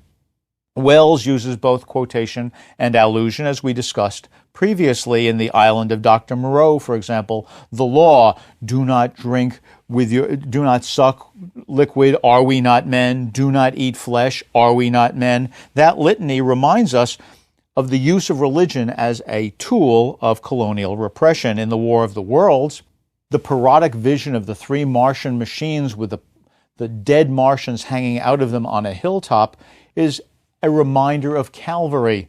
It's not that Shelley and Wells actually are religious. They are not, in fact. They are thoroughly secular. But they employ religion to strengthen their moral discussions, not to argue for any particular religion or even, in fact, for spirituality in general. Shelley sees the community as the moral authority guiding individuals. Wells sees the pitfalls of pride and the necessity of integrating the head and the heart. Science fiction can use religion to make a fundamentally spiritual argument, although one not necessarily tied to the practice or institutions of any particular religion. Wells wrote a great story called The Star. It's a fascinating story told from a general viewpoint in which the scientists look at some heated body, some light-emitting body that's coming closer and closer to the Earth. At first, the scientists, always wrong, think that it's immaterial. Then they begin to see as it grows bigger that it may actually pass near us. Then they think that it may in fact collide with us. In fact, what happens is this huge astronomical body flings itself by us and then, around the gravitational pull of the sun, disappears again. Suddenly, the narration changes, and it says, Martian astronomers, for there are astronomers on Mars, looked down and saw how little the basic outlines had changed, of the size of the polar caps, for example, or the boundaries of the oceans, which only goes to show, the story ends, how minute the greatest of human tragedies can appear when seen from an adequate distance. Now, this star that appears in the sky and tells us that we're wrong, we understand throughout the reading of Wells's The Star, harkens back to the star that led the wise men to the manger, the star over Bethlehem. Arthur C. Clarke wrote his story, The Star, in part inspired by Stapleton's spirituality and in part as a response to Wells's The Star. Clarke's The Star begins, It is 3,000 light years to the Vatican. Once I believed that space could have no power over faith, just as I believed that the heavens declare the glory of God's handiwork. The I in this story is the astrogator, the navigational chief of an expedition sent out in the future to go to a burned-out planet that's been discovered around a burned-out star. He is himself a Jesuit. Well, Jesuits are known for their academic excellence, and it's not a stretch to think that someone who believes in God may also be an adequately excellent scientist that he goes on such an expedition. They get to that planet, 3,000 light years from Earth, and they discover the remnants of a glorious civilization, one that was clearly destroyed when that star went nova. Our viewpoint character understands what that means, and his faith is shaken. As the story ends, he asks, what was the need, implicitly God, what was the need to give these people to the fire that the symbol of their passing might shine above Bethlehem? There's no getting away from the world of science. And science fiction makes us understand that even if we urge ourselves toward religion, we may in fact have to confront it in ways that religion sometimes makes uncomfortable. Olaf Stapleton, who was an extramural lecturer in philosophy for the Open University in England, wrote a book called Star Maker. It's a hard book to read these days because it has no dialogue.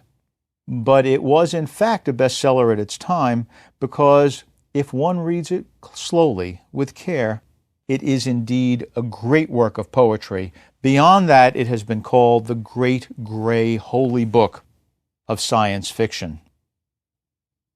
It begins, "One night, when I had tasted bitterness, I went out onto the hill.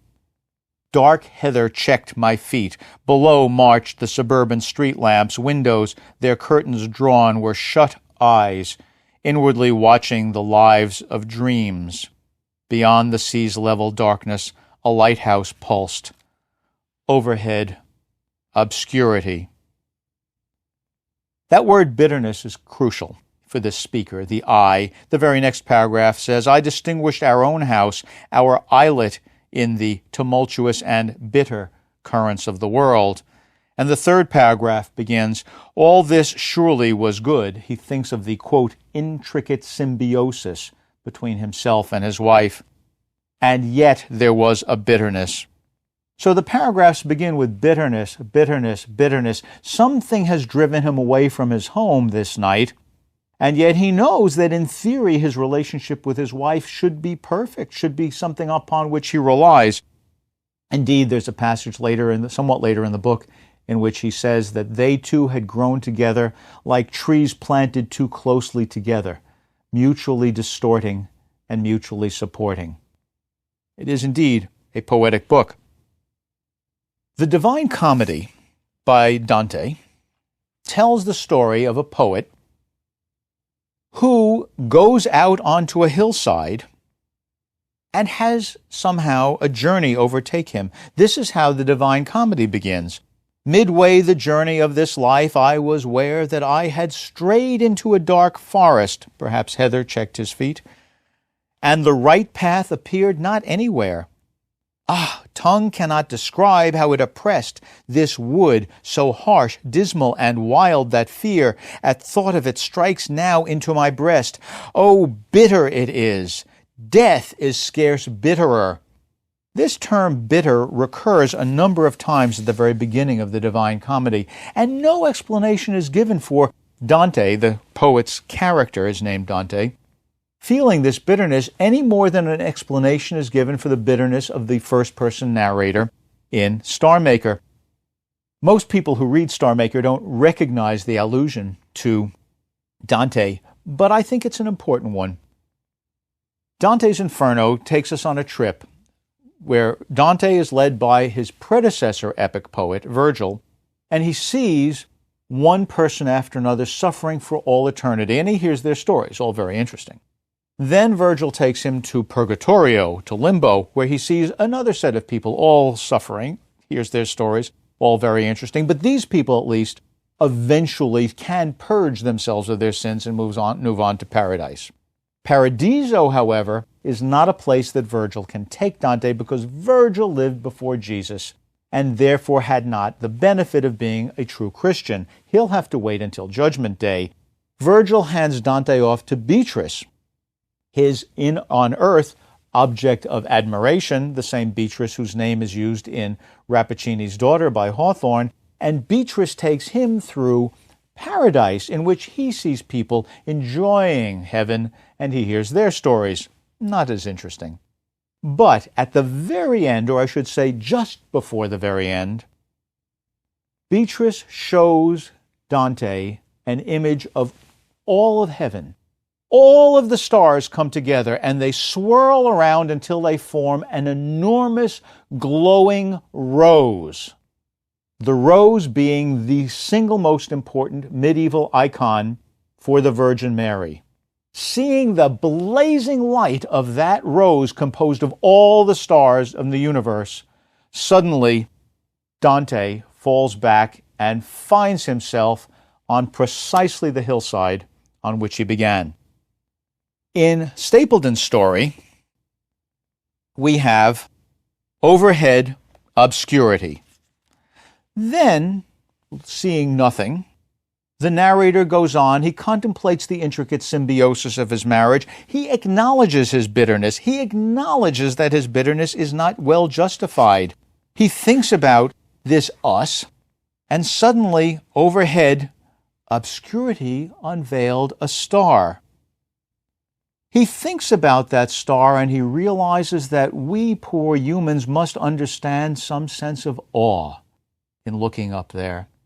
And he realizes that even though there is bitterness, nonetheless, the heart praised. Overhead, obscurity was now in full retreat. He sits on that hillside and takes what he calls the hawk flight of imagination. I perceived that I was on a little round grain of rock and metal, filmed with water and with air, whirling in sunlight and darkness, and on the skin of that little grain, all the swarms of men, generation by generation, had lived in labor and blindness, with intermittent joy and intermittent lucidity of spirit, and all their history with its folk wanderings, its empires, its philosophies, its proud sciences, its social revolutions, its increasing hunger for community was but a flicker in one day of the lives of stars.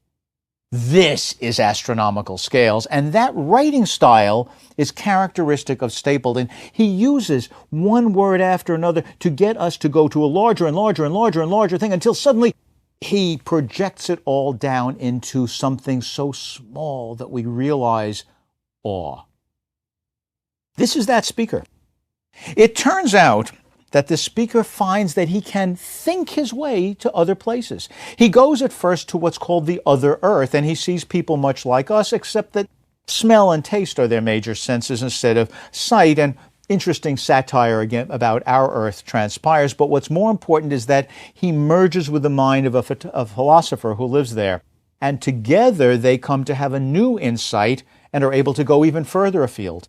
And again, we have this rush of language until we are projected into something new, and then further afield, and again, and further afield, and again, and further afield, until eventually his mind is participating in living cosmoses, whole living galaxies, living stars. Along the way, he learns that it's not just an accident. The key beings of this universe are a symbiotic race of arachnoids, kind of spider-like creatures, and ichthyoids, whale-like creatures that live in huge spacefaring sea bubbles. And the arachnoids live merging into the back of them, but then can go off and do things on their own. This intricate symbiosis of the two whole species is the most utopian in the entire universe. And it is they who have projected themselves back onto that original hillside, seen this man's honesty and understanding the importance of symbiosis, and allowed him to grow and grow and grow until he is so capacious as part of all of these minds that he experiences the supreme moment of the cosmos. He, in his multiplicity, confronts Star Maker, who makes universe after universe and discards each when it's done, for he is not only star maker, but star destroyer. Virtue in the creature is not the same as virtue in the creator, and we must learn to praise. At that point, he falls back to his hillside, and he realizes that his marriage is a microcosm of the most utopian possibility in the universe. The book is published in 1937 when, as it says in the preface, the whole world is aware of the possibility of conflagration. At that key moment when we are approaching World War II, people must decide, do we want ego and bitterness, or do we want to seek symbiosis? This story is indeed a perpetually interesting spiritual tale, but it's written out of the need for applying the Spirit in our world to a crucial political moment. Science fiction can use religion to make a fundamentally religious argument, not simply a widely spiritual argument. But this is rare. C.S. Lewis's space trilogy, that has mystic beings and is set on what we think of as Earth, Venus, and Mars, is such a work, such a trilogy. It's motivated by David Lindsay's A Voyage to Arcturus, which is a fundamentally Gnostic vision of spacefaring. But Lewis clearly has written an orthodox Christian story that, frankly, doesn't appeal much to science fiction fans, although it is popular among committed Christians. On that basis, Dr. Ransom is wounded, hounded by Professor Weston, Western culture with its science and so on, the tiny cross of the DC-3, and he dies for us. But ultimately, it's too doctrinaire. On the other hand, A Canticle for Leibowitz by Walter Miller has been in print constantly and delighting people ever since it was published first at the end of the 1950s. This story was originally published in 3 parts, although it's somewhat modified when it came out in book form. The story is set 600 years from the present, 600 years after that, and 600 years after that. What happens in our more or less present is a nuclear war that decimates the population of the world. In the first part of the book, called Fiat Homo, Let There Be Man, we have everything set in a monastery, which is ironically trying to preserve civilization and gets things wrong. They find an old shopping list from some guy named Leibowitz, and they think that it's some sort of metaphoric insight, and they become ultimately the Order of St. Leibowitz. 18 is the number in Jewish mysticism that stands for life.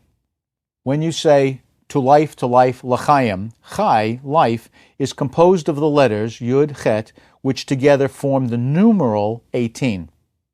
In Babylon, we divided the sky and then, therefore, all circles into 360 degrees, because 360 was the closest they could come to the real length of the year, 365, and still have 12 nice months for the rising and setting of the moon, hence the 12 signs of the zodiac. 360, right across the center, is 180.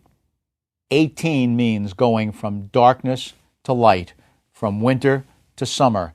This story takes 18 centuries from the present, and it brings us ultimately to a new kind of light, a new kind of life. It begins with nuclear disaster. We see the reduced civilization 600 years from now. Then, in the second passage, Fiat Lux, Let There Be Light, people are beginning to rediscover science. And indeed, the conflict between the authority of the church and the authority of the religion is clear. Then in the third chapter, Fiat Voluntas Tua, Let Thy Will Be Done, we wind up having the return of the flame deluge, and it looks like there is another nuclear holocaust. The question is, what will that mean? The first question, of course, is, why are we going back to that again? And the answer is given in the book this way. We're told by one of the abbots, there's an abbot ruling the monastery in each of the 3 sections, an abbot whose name begins with initial A in the first, P in the second, and Z in the third. We're going through the alphabet. The abbot in the third part says that history is always driven by the conflict of Mary and Martha. Martha and Mary are sisters whose house Jesus visits. Mary sits down at his feet to listen to him. Martha, knowing the obligations of a host, goes and tries to get food. She comes in, sees Mary at Jesus' feet, and complains, and Jesus says, this is not ambiguous, he's quite clear. Martha, you are too cumbered about that which is unnecessary. Mary knows that which is necessary. But the reality is, in most of our lives, you can't always be in the exact presence of God and listen to His words fresh that moment. At some point, we need to eat. There is a practical side to life. And the balance between the practical and the spiritual always leads to a certain kind of conflict. In fact, that's the conflict that drives the cyclicism of history, according to this book. By the way, their brother is Lazarus, the one Jesus brings back from the dead. The book uses liturgical language, primarily Latin, as you hear in the chapter titles, Fiat Homo, Let There Be Man, Fiat Lux, Let There Be Light, and Fiat Voluntas Tua, but also Greek. There is a an ironic version of a Kyrie and Hebrew, in fact, throughout. I think what Miller is trying to do by linking the passages of the book and even within passages is show us that he's not so concerned with a particular religion as he is with a recognition of the importance of religious language. We need to be able to say things that acknowledge religion. At the very center of the book, the very center, the middle page of the book, we have two lines of Hebrew. One is Pe Matkinin Ohelim, which a character who recurs over the entire period of the book, sort of a wandering Jew character, translates for the Christian who can't read it as tents mended here. It turns out that's right. It does mean tents mended here. It's not a biblical reference at all. And yet, we have this from the book of Kings.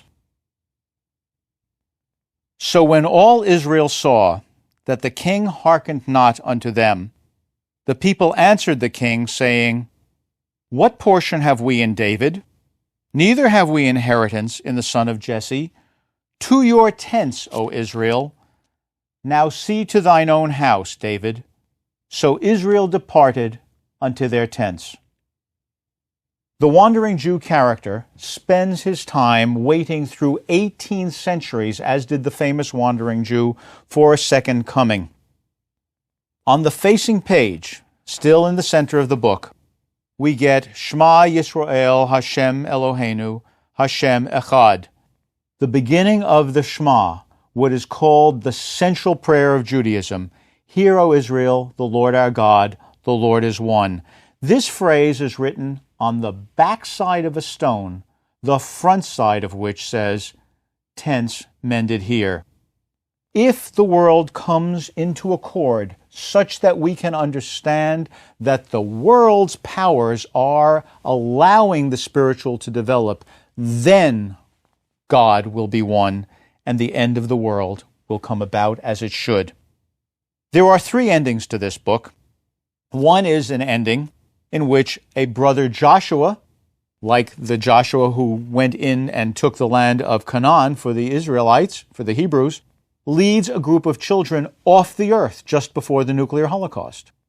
The second ending is the creation by this radiation of a girl named Rachel, a name that stands metaphorically for patience, who has green eyes and needs no baptism, but instead offers to baptize the now dying abbot of the last part of the book. We have returned to Eden, now not with a first man, but a first woman.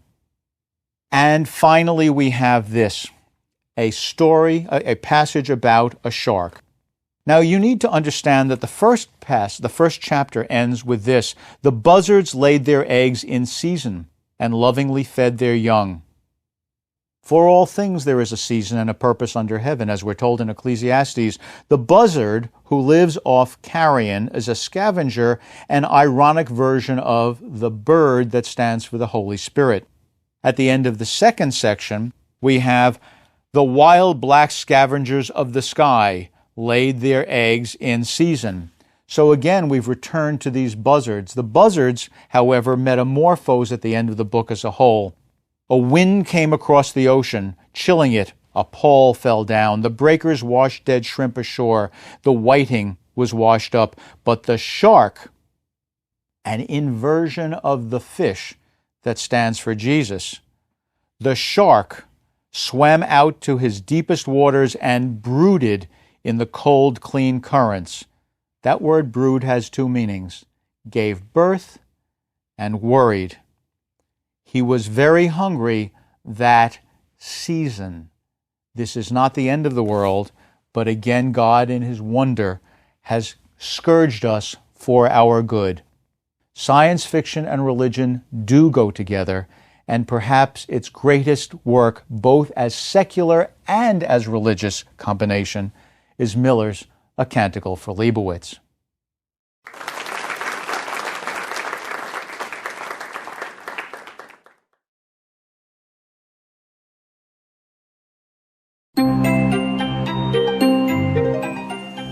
Lecture 20, Pulp Fiction, Bradbury, and the American Myth.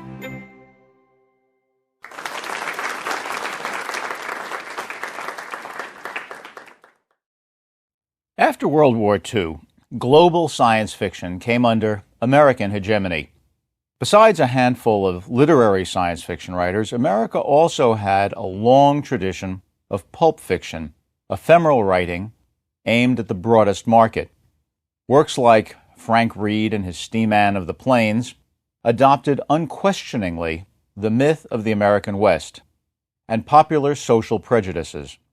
More thoughtful pulp writers like Edgar Rice Burroughs remade the Western into anthropological science fiction set on Mars, Venus, and unexplored continents. Hugo Gernsback, an enterprising immigrant, in 1926 founded the very first science fiction magazine and named the field. Later editors, like John W. Campbell, Jr., helped guide the field, but when the conditions of popular fiction production and consumption suddenly changed in the 1950s, most magazines died. Ray Bradbury's classic composite novel, The Martian Chronicles, bridges the demotic, often short-form pulp science fiction and the subtler novels that followed. After World War II, American writing dominated world science fiction because of America's unique economic strength and natural cultural association with science fiction. In addition to comparatively high culture science fiction authors like Hawthorne, Poe, and Twain, the U.S. had a long tradition of science fiction pulp literature.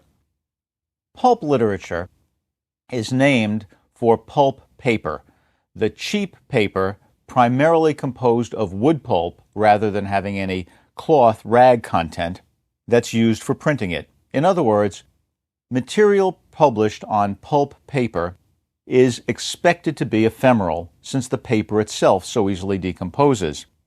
Work that is intended to be ephemeral can only show a profit if it sells to a large audience.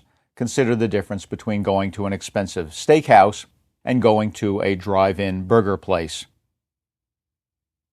A good example of this literature is Frank Reed and his Steam-Man of the Plains, written by No Name, which was a pseudonym owned by the publisher.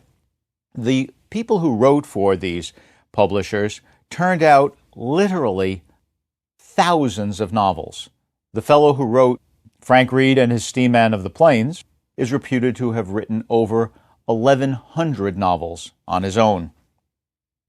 These novels, both this one particular and the entire run of pulp literature, aims at the lowest common denominator of reader. This is not intended as a matter of disrespect. It's a matter of economic necessity. If you write so that only people with advanced college degrees can read, then you've limited your market. If you write so that anyone who can read the book, you have widened your market. Of course, by definition, stereotypes are widely held prejudices. Therefore, in order to produce consumables, not works that you read and think about and come back to, but rather novels that you sort of buy on the checkout line in the supermarket, eat with your eyes as you eat breakfast, and then pass on or discard. In order to produce consumables, they have to be part of your expected diet, which means that pulp fiction embraces stereotypes. We can see this, the lowest common denominator of reader, and the use of stereotypes in Frank Reed and his Steam-Man of the Plains. The story is about a fellow, a 16-year-old but nonetheless inventive genius, living in New York, who has produced a Steam Man. The one illustration of the novel shows us this Steam Man who looks an awful lot like, I'm sorry to say, a black slave, but wearing a top hat, holding the rails in front of a wagon and pulling it across the American West by running. The character of Frank Reed sits in the driver's seat controlling levers that make the steam build up, go down, make the Steam Man turn left and right, and so on. And standing next to him is his cousin, Charlie Gorse. And Charlie is a true American frontiersman, also 16 years of age. Charlie meets Frank in New York on a trip in Chapter 1, and they decide to take the steam man back to Charlie's domain in Missouri, then the West, in order to bring a little excitement into the lives of the locals. In Chapter 2, they've unpacked the steam man, hitched him to a wagon, and they are on their way across the plain. Chapter 2 begins. "Help!" The thrilling cry rang out over a wild scene. Then we see what's going on a bit, but Charlie doesn't. "Help!" comes again. The appeal arose high and clear above the roaring of flames. This time it reached Charlie's ears, and he gazed in the direction from which the cry came. He beheld a sight that brought him to his feet with a bound. At the rear, and slightly to one side of the track that they had passed over, he beheld a white man in the grasp of a brawny redskin. The white man was on his knees. The Indian stood over him with uplifted tomahawk. A moment's delay would be fatal. "Halt!" The command purled from Charlie's lips as his rifle flew to his shoulder. Frank pulled a rod and shut off the steam. The steam man shivered and then stood still. Crack! The rifle pealed forth its shrill note, and almost at the same instant of time, the redskin fell lifeless to the ground, shot through the body by the unerring aim of the Missouri marksman. Then Frank looked around and found, and this is the money shot, folks. Then Frank looked around and found that Charlie had saved a human life. The idea that Charlie had saved a human life rather than Charlie had taken a human life shows how deeply pulp literature can be invested in an absolutely uncritical embrace of the broadest and sometimes most vile stereotypes that have from time to time characterized American culture. And yet, pulp literature was a thriving industry. Those thousands of novels that individual writers produced were not produced fecklessly, but in fact profitably. The reason they were able to do this is because they plugged into something that is known as the American myth. The American myth is unique. No other country in the world has a myth shaped quite like this. It arises from the peculiar history that we have of the dominant culture arriving along the East Coast and pushing a frontier to the West. In the American myth, the East stands for cities, laws, families, and the West, which is constantly moving, that is, whatever the West is just on the other side of that frontier, stands for open space, individual survival skills, and men. That is, rarely do we have women with the group unless they are of a certain sort. In the American myth, moving across the frontier, moving from east to west, allows the possibility of remaking oneself, of moral redemption, of financial success. The archetypal drama in the American myth involves a conflict between an in-group. It could be the townspeople, it could be the ranch, it could be a moving in group on the wagon train, and an out group, which could be drunken ranchers marauding the town, outlaws attacking the ranch, or Indians attacking the wagon train. The in group is a proxy for the East, the out group for the West. In this situation, a lone hero arises, who, for whatever reasons, shares the values of the East and the survival skills of the West. And he settles the conflict in favor of the in-group, usually by violence, by using those individual survival skills. For the sake of the in-group, the hero, who is now the most dangerous character, either has to hang up his guns, as the Virginian does, or rides off, as the Lone Ranger does. Thus, inevitably, the frontier moves west, bringing civilization, but shrinking the opportunity for direct, individual, redemptive action. That's the characteristic of the myth of the American West. That characteristic is shot through pulp literature. Now, pulp literature falls into the hands of other writers. Perhaps the most famous ever was Edgar Rice Burroughs, known to his fans as ERB. He created science fictions that were, in many senses, simply costumed westerns. You should understand the power of ERB. ERB became, in fact, the very first individual media empire. He wrote science fiction novels in series. Of course, he had learned this trick from pulp literature. His series set on Mars includes 11 books. His Tarzan series, which is, after all, anthropological science fiction, runs to 24 books. His Pellucidar series, which is set inside a hollow earth, runs to 6 books. The Casbah series, about a previously undiscovered continent, runs to 3 books. His series set on the moon is 2 books long, and his series set on Venus is 5 books long, meaning just in these series alone, Burroughs published 51 books. Burroughs became very wealthy. He bought an enormous ranch in Southern California and named it after his most lucrative character, Tarzan. Tarzana, California today is in fact a city named after that comic book character.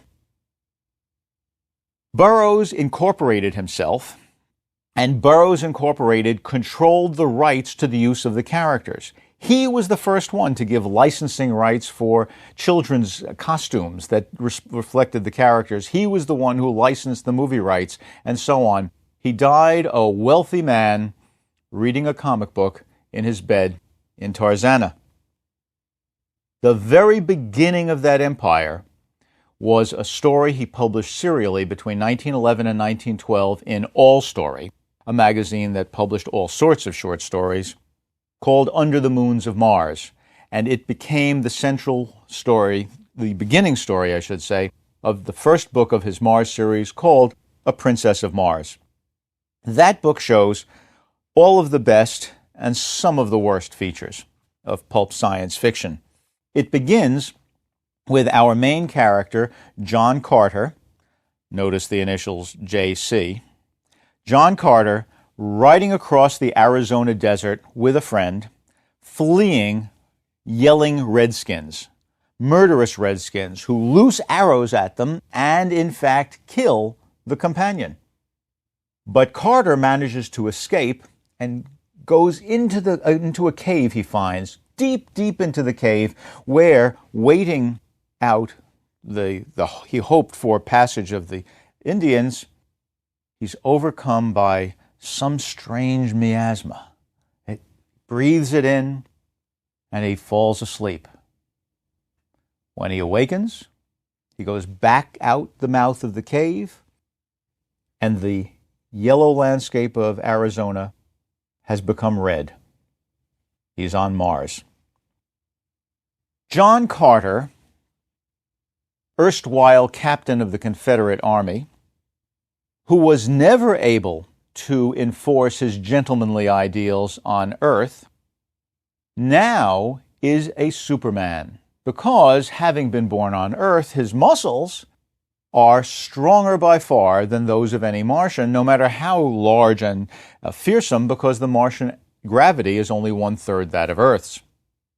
In the course of this very first book, John Carter is able to bring the fierce green men and fierce red men of Mars to a truce, and in fact to marry a princess of Mars, and, biologists, please don't be offended here, somehow have a child, which he has to leave when he goes off to explore and then falls asleep, to awaken back in the cave in Arizona.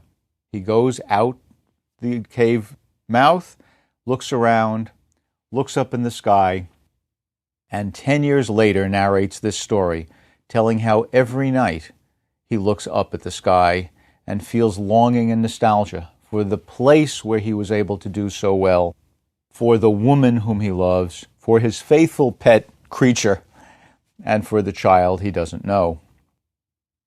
There is a nostalgia when you lose fairyland. This fairyland is an American myth fairyland, where the soldier who could not do what he wanted to on Earth does it on Mars.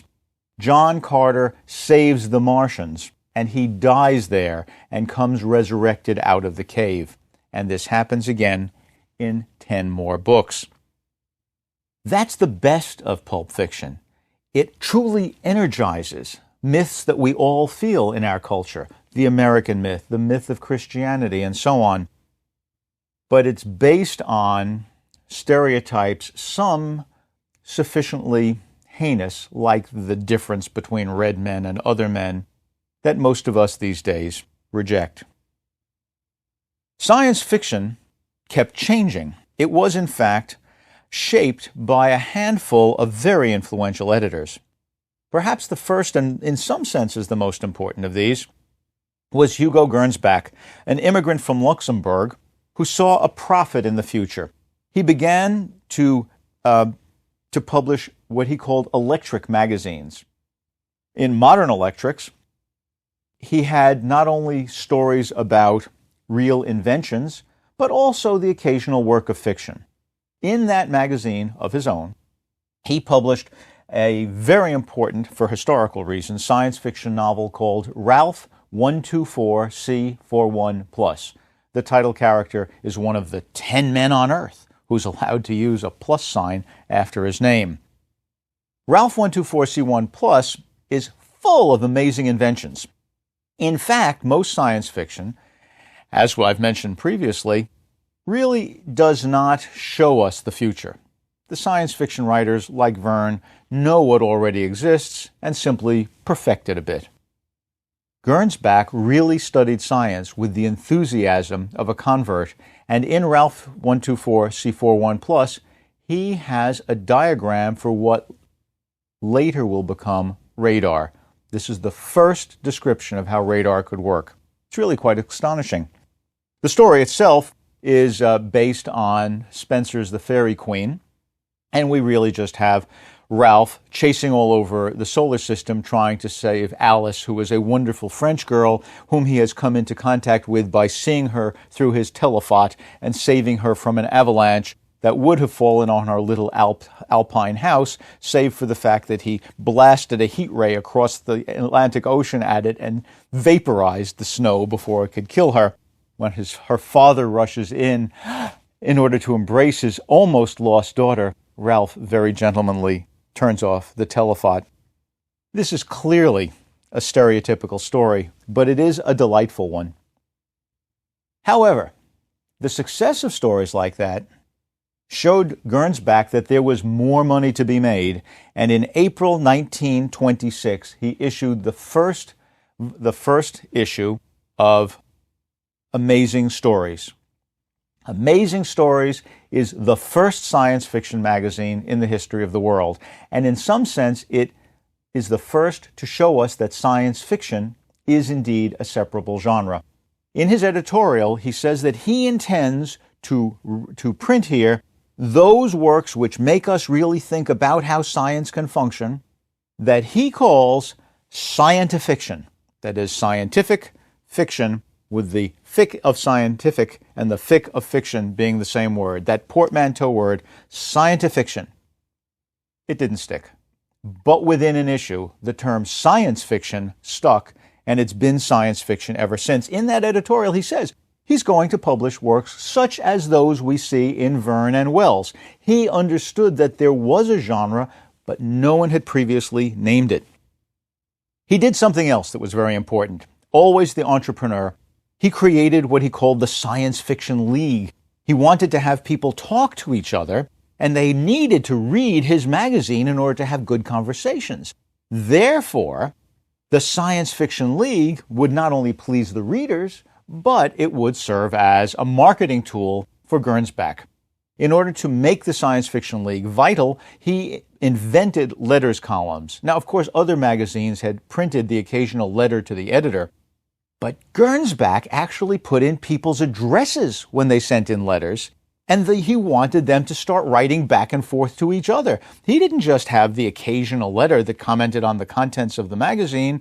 He had whole controversies going on. There's a wonderful issue that has one of Isaac Asimov's first stories and also has a letter from Isaac Asimov as a fan complaining about unnecessary sex in science fiction being published. Now, fandom, in a sense, was created by Gernsback, and science fiction fandom is the oldest of all of the fandoms that we have. We can study and see the working of the popular imagination in the field of science fiction better than we can in any other imaginative genre in the world. This is thanks to Gernsback. The next great editor was John W. Campbell, Jr., who took over Astounding in 1937. He had to work off the backlog of already bought stories, but by 1940 he was publishing a new generation of writers, including, most importantly, Heinlein. The belief is that Campbell, because of his voluminous letters to his writers, inspired them to write with a better sense of characterization, with more scientific plausibility, and one would have hoped to leave behind something of the stereotypical and racist views that we see in pulp literature, although I think that to the extent that that improvement happens, it's due more to the writers than it is to Campbell, who himself, sadly, though a brilliant editor, was a racist. The work worked. Science fiction flourished. By 1949, there were 38 monthly science fiction magazines being published in the United States. That is, after World War II ended, when the rest of the world was in economic shambles, America was producing an enormous volume of science fiction and distributing it worldwide. But something happened in the early 1950s. So going back to the Civil War, to the time when the pulp literature first really began, there was the foundation of something called the American News Company. The American News Company bought warehouse space near the railheads in cities all over the country. Let's say that you were a publisher, say the Atlantic Monthly in Boston, and you needed to distribute your magazine nationally. Well, what you would do would be to turn over a print run to the American News Company, as would all the other publishers. They would then divide and subdivide the print runs until eventually they would have a package of many, many different magazines that they knew were needed in St. Louis or in Atlanta or in Washington or in Philadelphia or wherever you may have it. If you were a sufficiently large magazine, that is one with an enormous subscription rate and a sufficiently high cover price, you could do without the American News Company if you had to, but most magazines, of course, couldn't do that. This system grew up during, as I said, the Civil War, when America first developed an appetite for national news. Over the course of time, between the end of the Civil War in 1865 and around 1950, American cities grew. What had been cheap warehouse space near the railhead on the outskirts of town was now often very, very valuable real estate in the center of a town that had moved to surround the railway terminal. A Wall Street conglomerate recognized that the value of the property held by the American News Company exceeded the profitability of running the American News Company. They bought it, and in the course of the next few years, they dismantled it. When it was dismantled, it was never replaced. There is to this day still no national physical distribution channel. Those magazines which had a sufficiently large circulation to distribute nationally could survive. Those others had to shrink to a local base. A few, say in New York or other large population centers, could survive. Most could not. 38 science fiction monthlies in press in 1949, 4 in 1959. While this change was going on, Ian and Betty Ballantyne decided to try something quite extraordinary. You see, when you publish a magazine, it has a date on it. Now, we're all used to seeing today's newspaper. It has today's date on it. We know it's today's paper. But you notice when you buy a weekly, it has a date which is later than today. And when you buy a monthly, you have a date that is even later than today. Well, the fact is that on periodical literature, the date that you see is the sell-by date. And after that date is arrived at, the new seller is supposed to take that off the stand.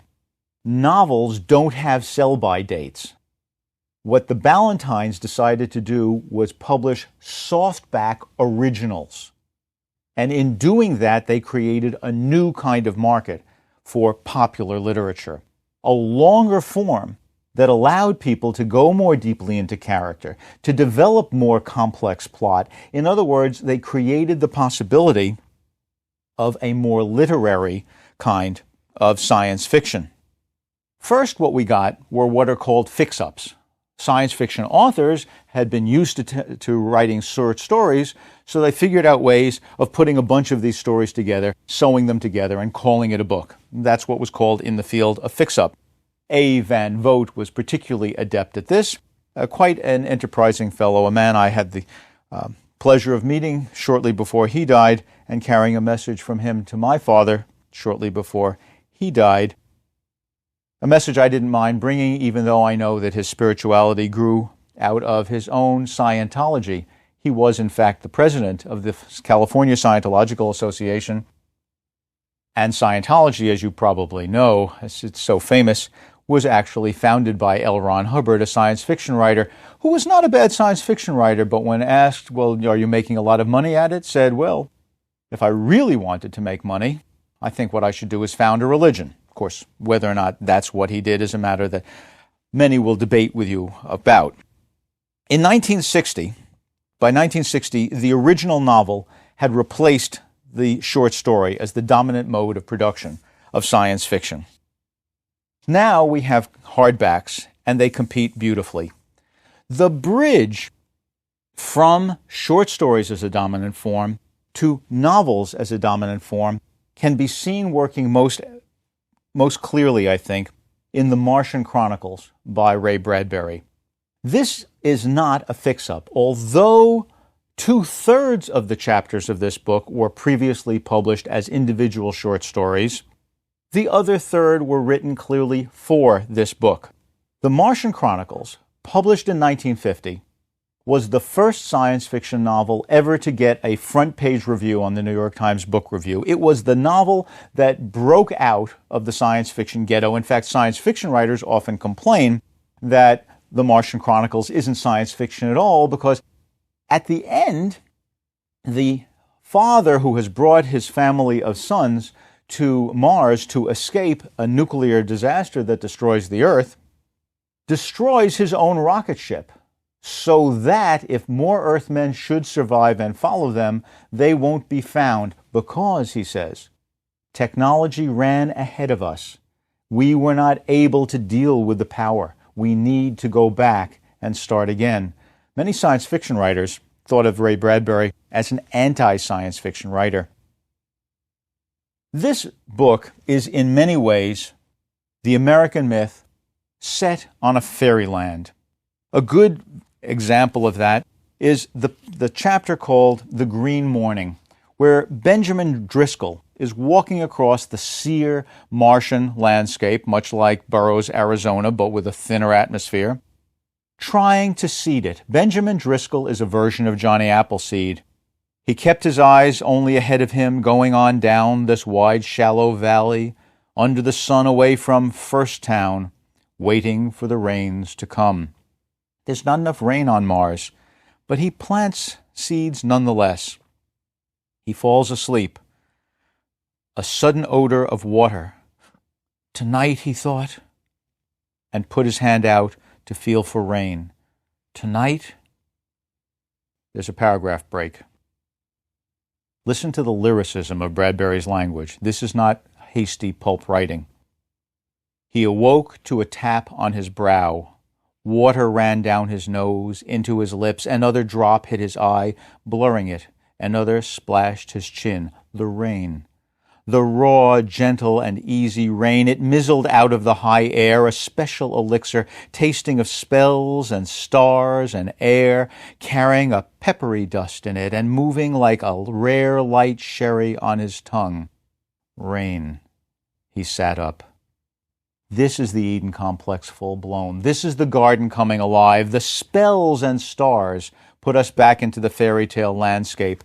In this landscape, the Martians have telepathy. They are emotional. In the famous chapter called The Third Expedition, they make the Earthmen think they're back home in the Midwest, and when they go to sleep happily among their dead departed, they're stabbed to death. But later, when the Martians have been wiped out, not because this time the Earthmen have committed genocide, but accidentally because chickenpox infected them and they had no immunity, we see that the humans can do the same to the Martians. In the chapter called The Martian, one lone Martian is driven crazy by the desires of so many Earthmen around him. When one and one meet alone in night meeting, however, they come to respect each other and see each other's cultures. Mars is redemptive. The very last chapter is called Night Meeting, is called The Million Year Picnic. That father shows his children what they have clamored for all along, real Martians. They look down into the canal water and see themselves reflected up. The Martians were there. Timothy began to shudder. The Martians stared back at them for a long, long silent time from the rippling water. Mars has redeemed America, and Bradbury has brought science fiction back into the full flower of world literature.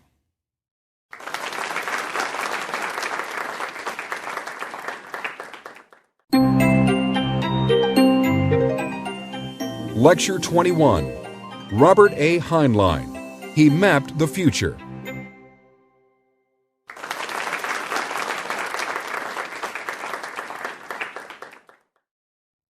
Robert A. Heinlein, who began publishing in pulp magazines in 1939, always retained the common touch.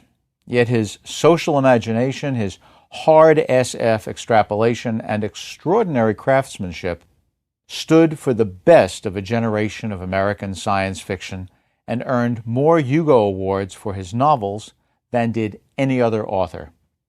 From Lifeline on, his first published story, we see the future history he created for the entire field, as well as social critique and what became science fiction's dominant, tolerant ideology.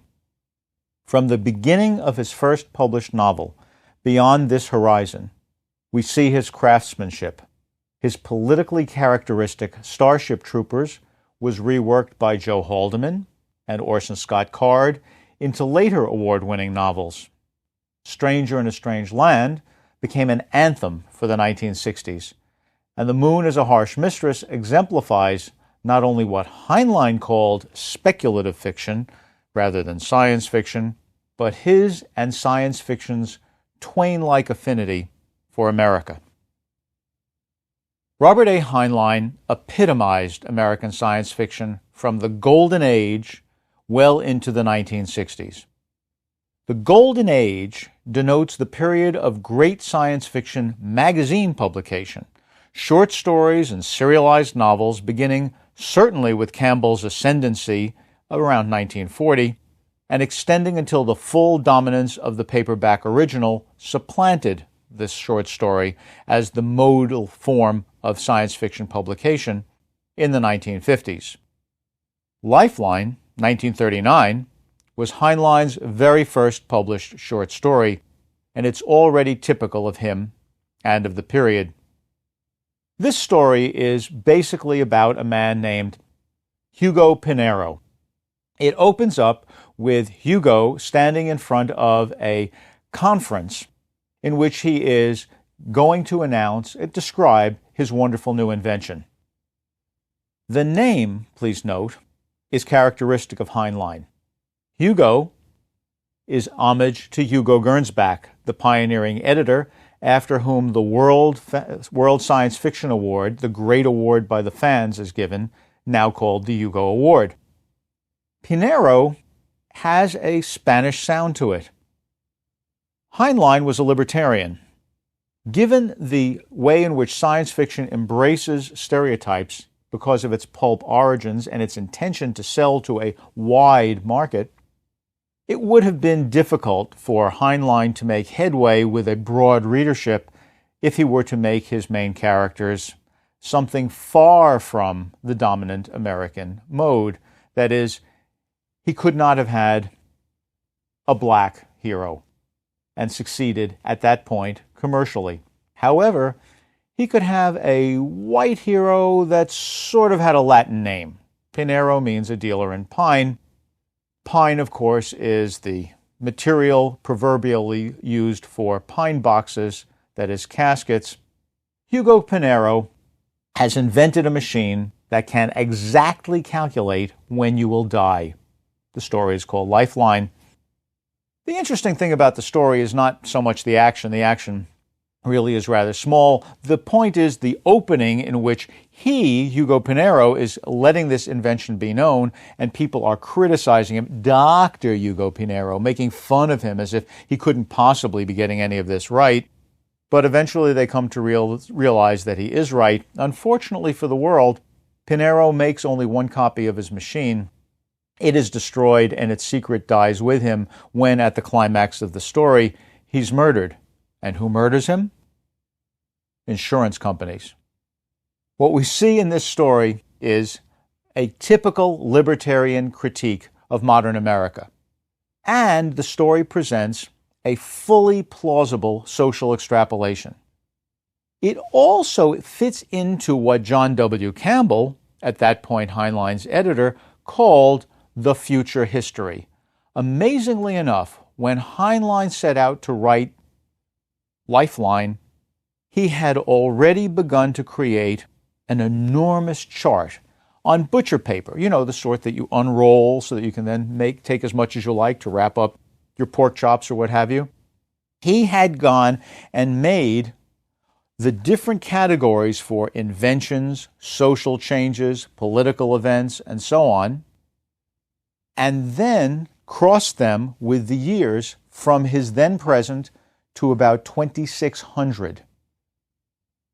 He wrote in the stories that he would someday write that fit within this framework of the future history. And that future history, which he worked out even before he began publishing, was such a plausible map of these inventions and social forces and events that other writers followed Heinlein by publishing stories exploiting their readers' expected acceptance of Heinlein's coherent future history.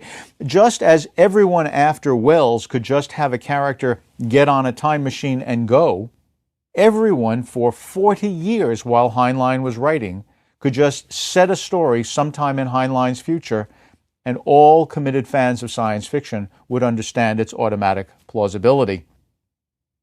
Heinlein's simple, rich style is visible also from the very first page of his very first published novel, Beyond This Horizon, published in 1942.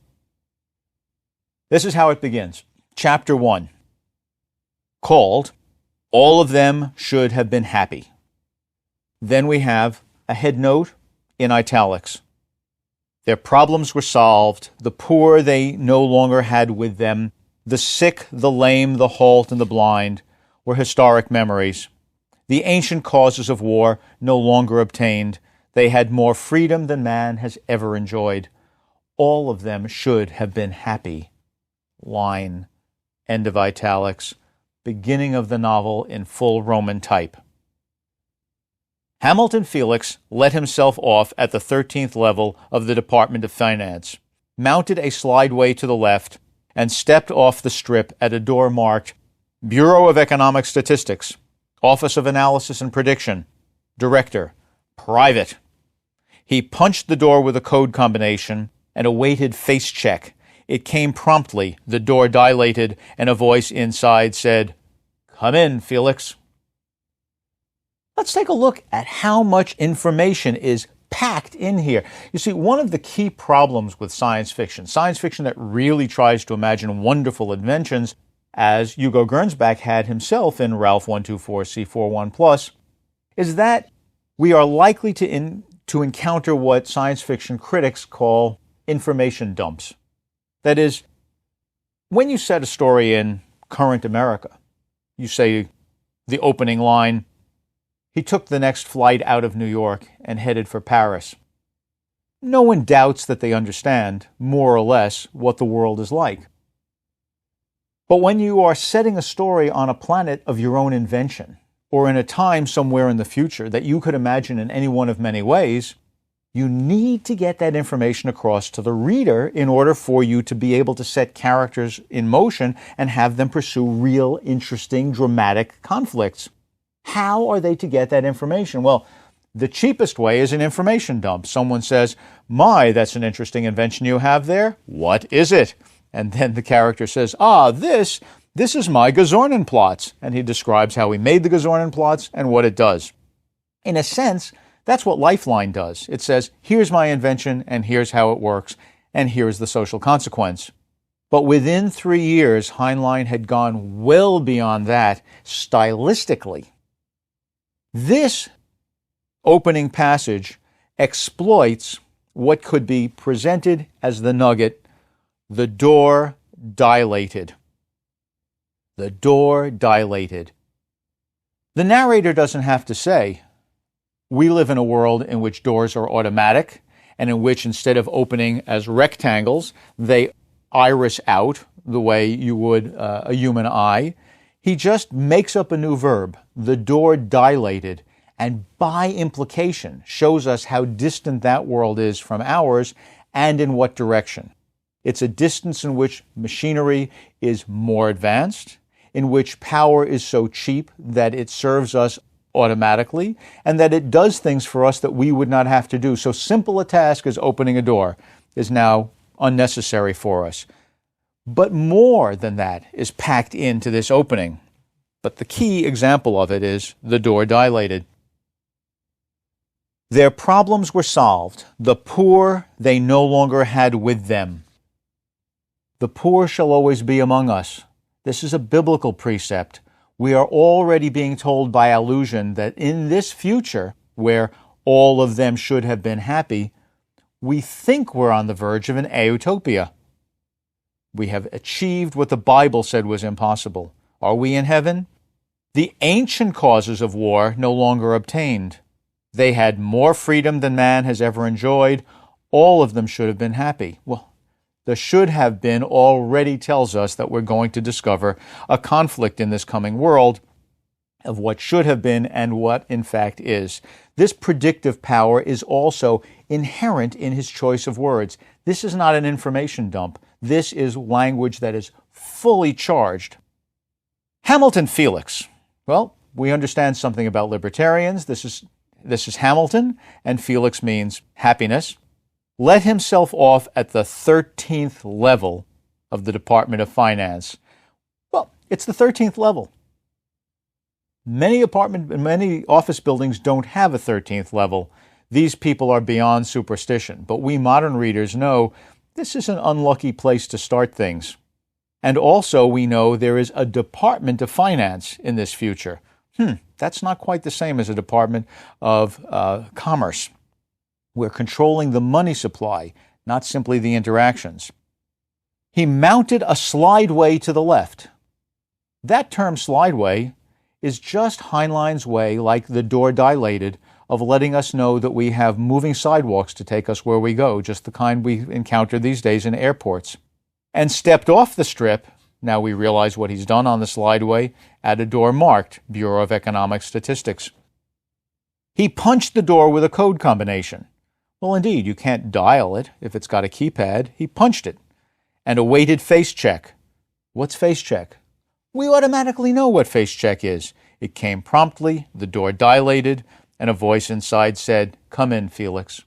In these few words, Heinlein has already created a very, very rich environment set in a future we had not previously considered, with a relationship to our biblical past and an understanding of something about the nature of the problem that's likely to come forward. That was 1942. 1982, his novel Friday begins thus. As I left the Kenya beanstalk capsule, he was right on my heels. He followed me through the door leading to customs, health, and immigration. As the door contracted behind him, I killed him. There is something fully achieved about Heinlein's style from the very beginning of his novel publication all the way through, and it is no wonder that he won more Hugo Awards for novels than any other writer. His style, in fact, is much like Hemingway's. He has that same kind of terseness. He has a way of packing in implication and yet an apparent ease and simplicity as we read.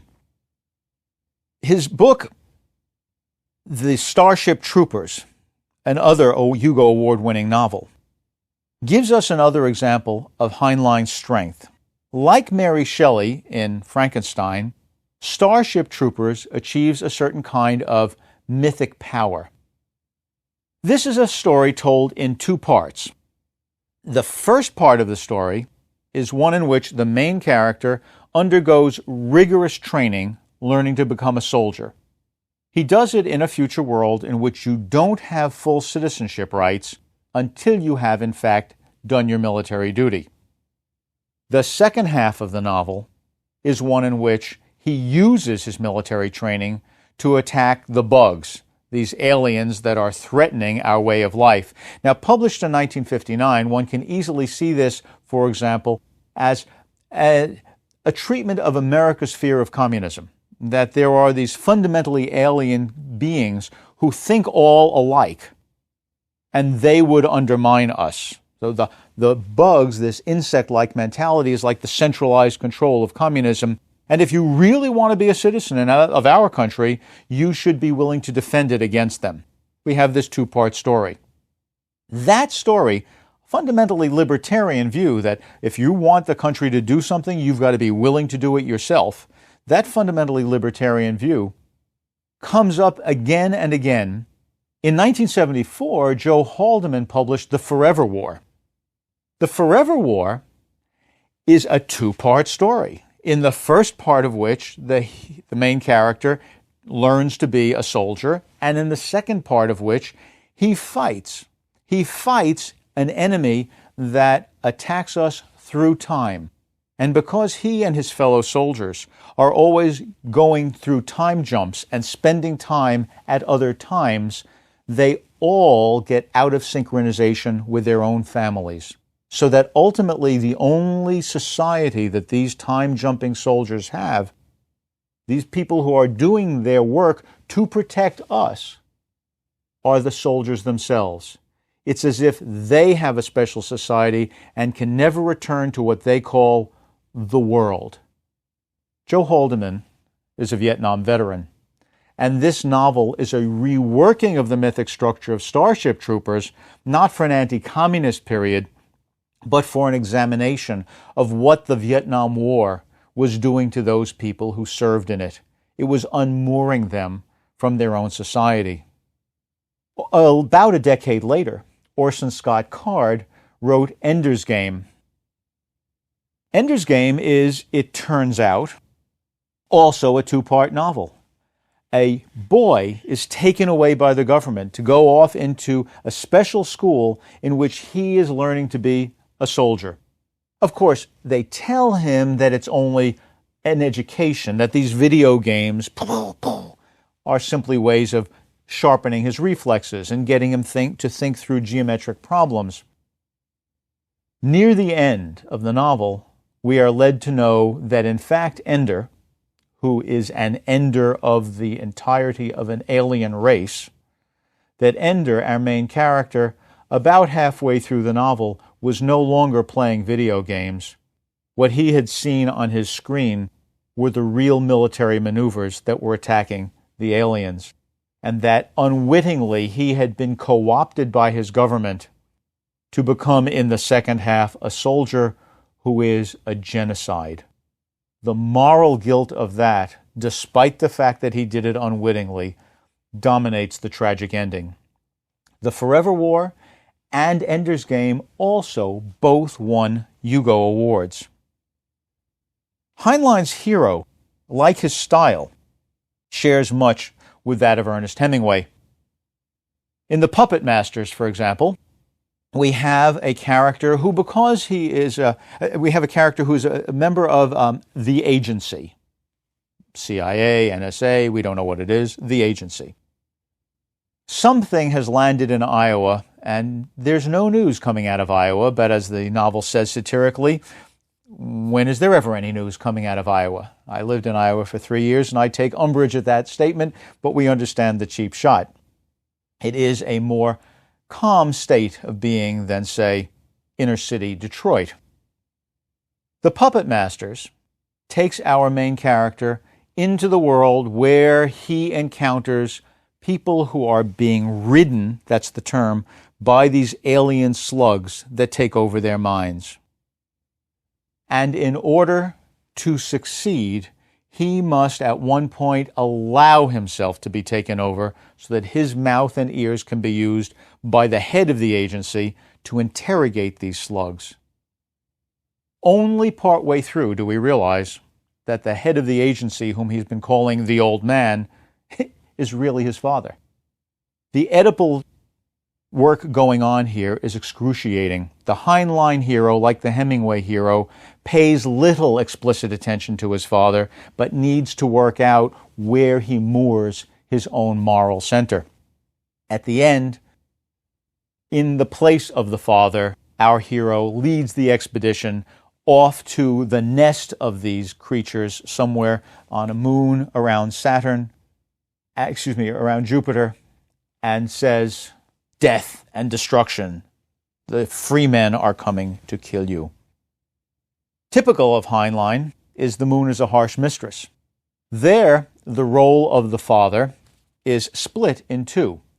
There is the actual father of the main character. The main character is Emmanuel Garcia O'Kelly Davis, known as Manny to many.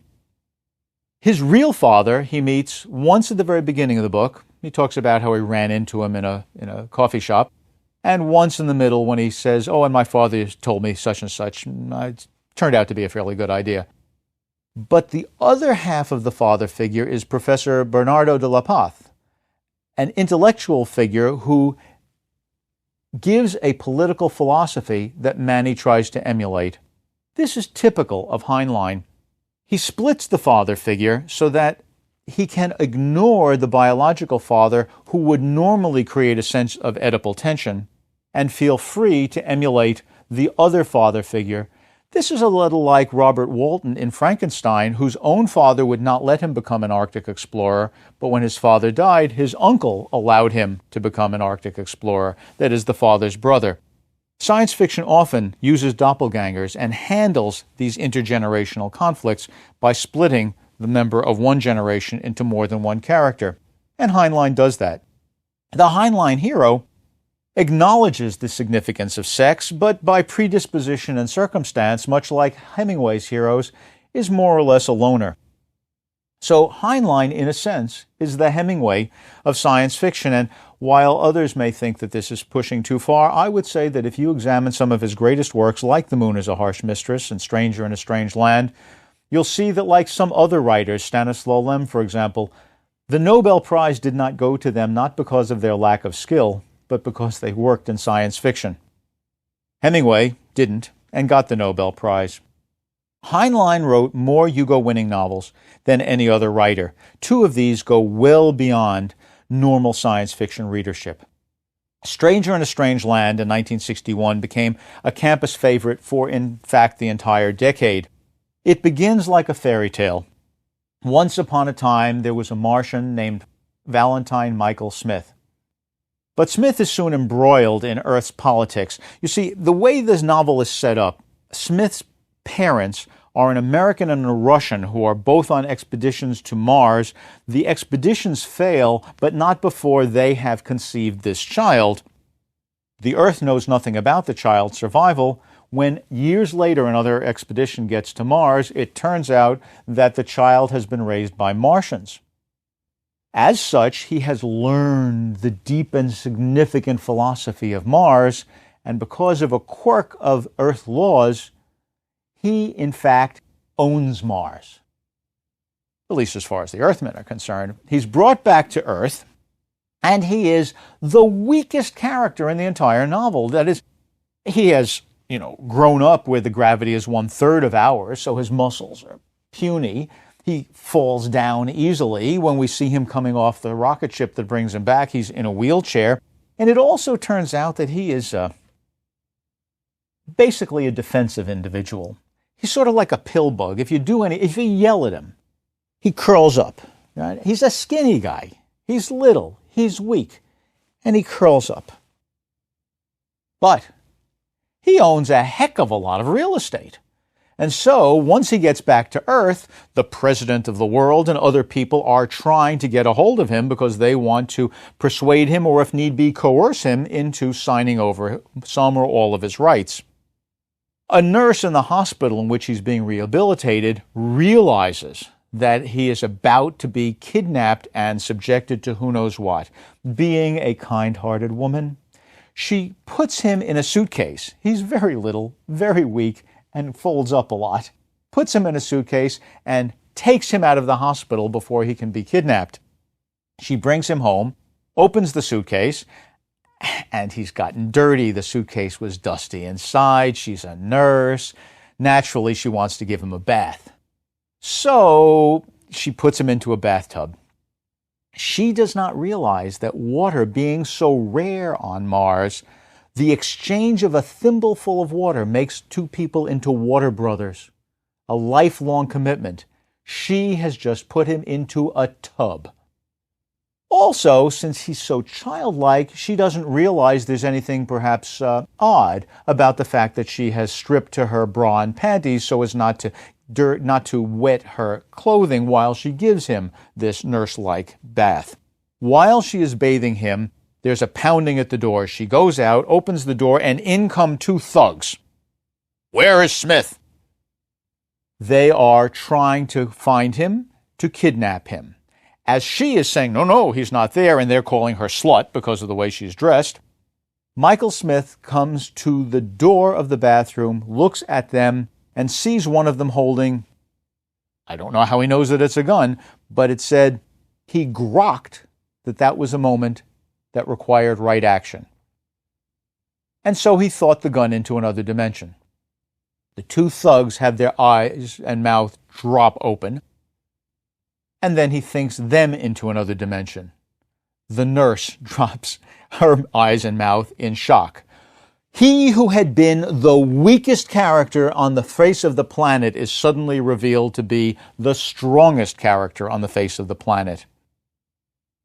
Be ye as little children. In the course of the rest of the novel, Valentine Michael Smith teaches the philosophy of the Martians to Earth. He teaches us how to be better than we could be. In the course of this, he encounters a character, Jubal Horshaw, who is, as usual, a mouthpiece character, as Professor Bernardo de la Paz is in The Moon is a Harsh Mistress, for Heinlein, and we get a libertarian political view. But beyond this, we get a sense of personal spirituality, not just, if I want it to be done, I should be willing to do it myself, but also the things I should want to be done are deeply spiritual. At the end of the novel, in order to free us from dependence upon him, Smith discorporates, and we're left to follow out his philosophy. The book's message is in perfect keeping with its contemporary counterculture work like Hair, the musical. The Moon is a Harsh Mistress incorporates all of Heinlein's main traits, the Heinlein hero who only responds when need be, but then responds very powerfully, a jack of all trades who can do everything, although makes much of nothing, who would understand sexuality but is not much interested in it. And it adds to this something special. The protagonist of The Moon is a Harsh Mistress, as I said, is Emmanuel Manny Garcia O'Kelly Davis. He's a computer troubleshooter on Earth's colony on the Moon. His name reminds us of Heinlein's, I think, tolerant ideology. Garcia O'Kelly Davis reminds us, I think, of Bernardo O'Higgins, one of those great revolutionary leaders of Latin America. But notice that Emmanuel, Manny, is a name associated with Jesus, and the initials Garcia O'Kelly Davis spell out God. This man is a computer troubleshooter who has to deal with Mike, the central computer of the moon colony. Mike, it turns out, has awakened and is starting to tell jokes. The first joke he tells is to give somebody about 10 to the fourth higher paycheck than he's supposed to do, and so the Lunar Authority is a little troubled. They have Manny in to deal with Mike, and Manny brings all of his tools, but he locks the door, and instead he just has a chat with Mike, and he explains to him about humor, and they have a discussion back and forth. And once Mike understands that he shouldn't tell certain kinds of jokes, the problem is fixed. Then they sit and chat for a while longer so that Manny can build up his billable hours.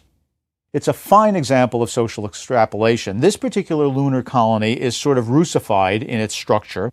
The leader is called the warden, and it really is a place where people have been exported instead of being sent to prison. At least most have, like Australia in its early days. And these Australianized colonists pursue ultimately what is a version of the American Revolution.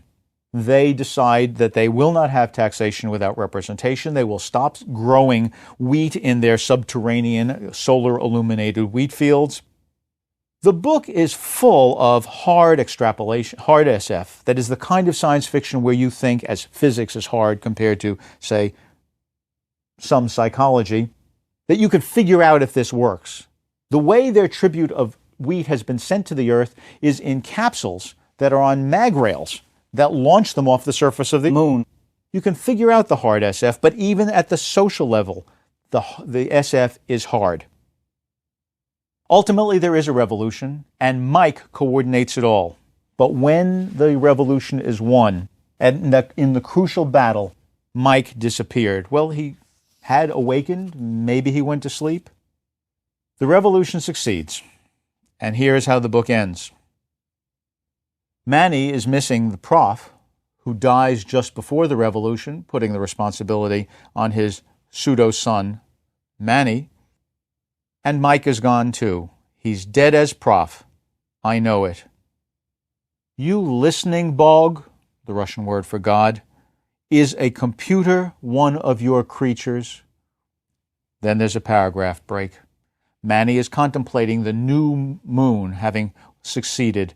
Too many changes. May go to that talk tonight and toss in some random numbers. Or not. Since boom started, quite a few young cobbers have gone out to asteroids. Hear about some nice places out there, not too crowded. My word, I'm not even 100 yet.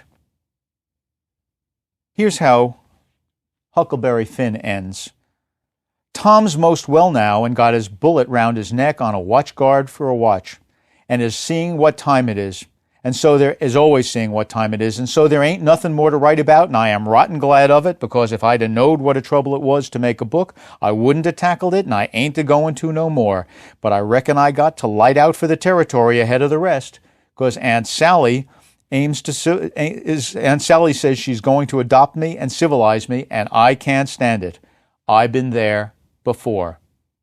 The Moon is a Harsh Mistress is a brilliant novel in exactly the same vein, dialect and all, as Huckleberry Finn. It is a perfect American novel, 80 years later, projecting what science fiction can do when we genuinely imagine what our lives might be, at least metaphorically, when we understand that we need to take responsibility for ourselves.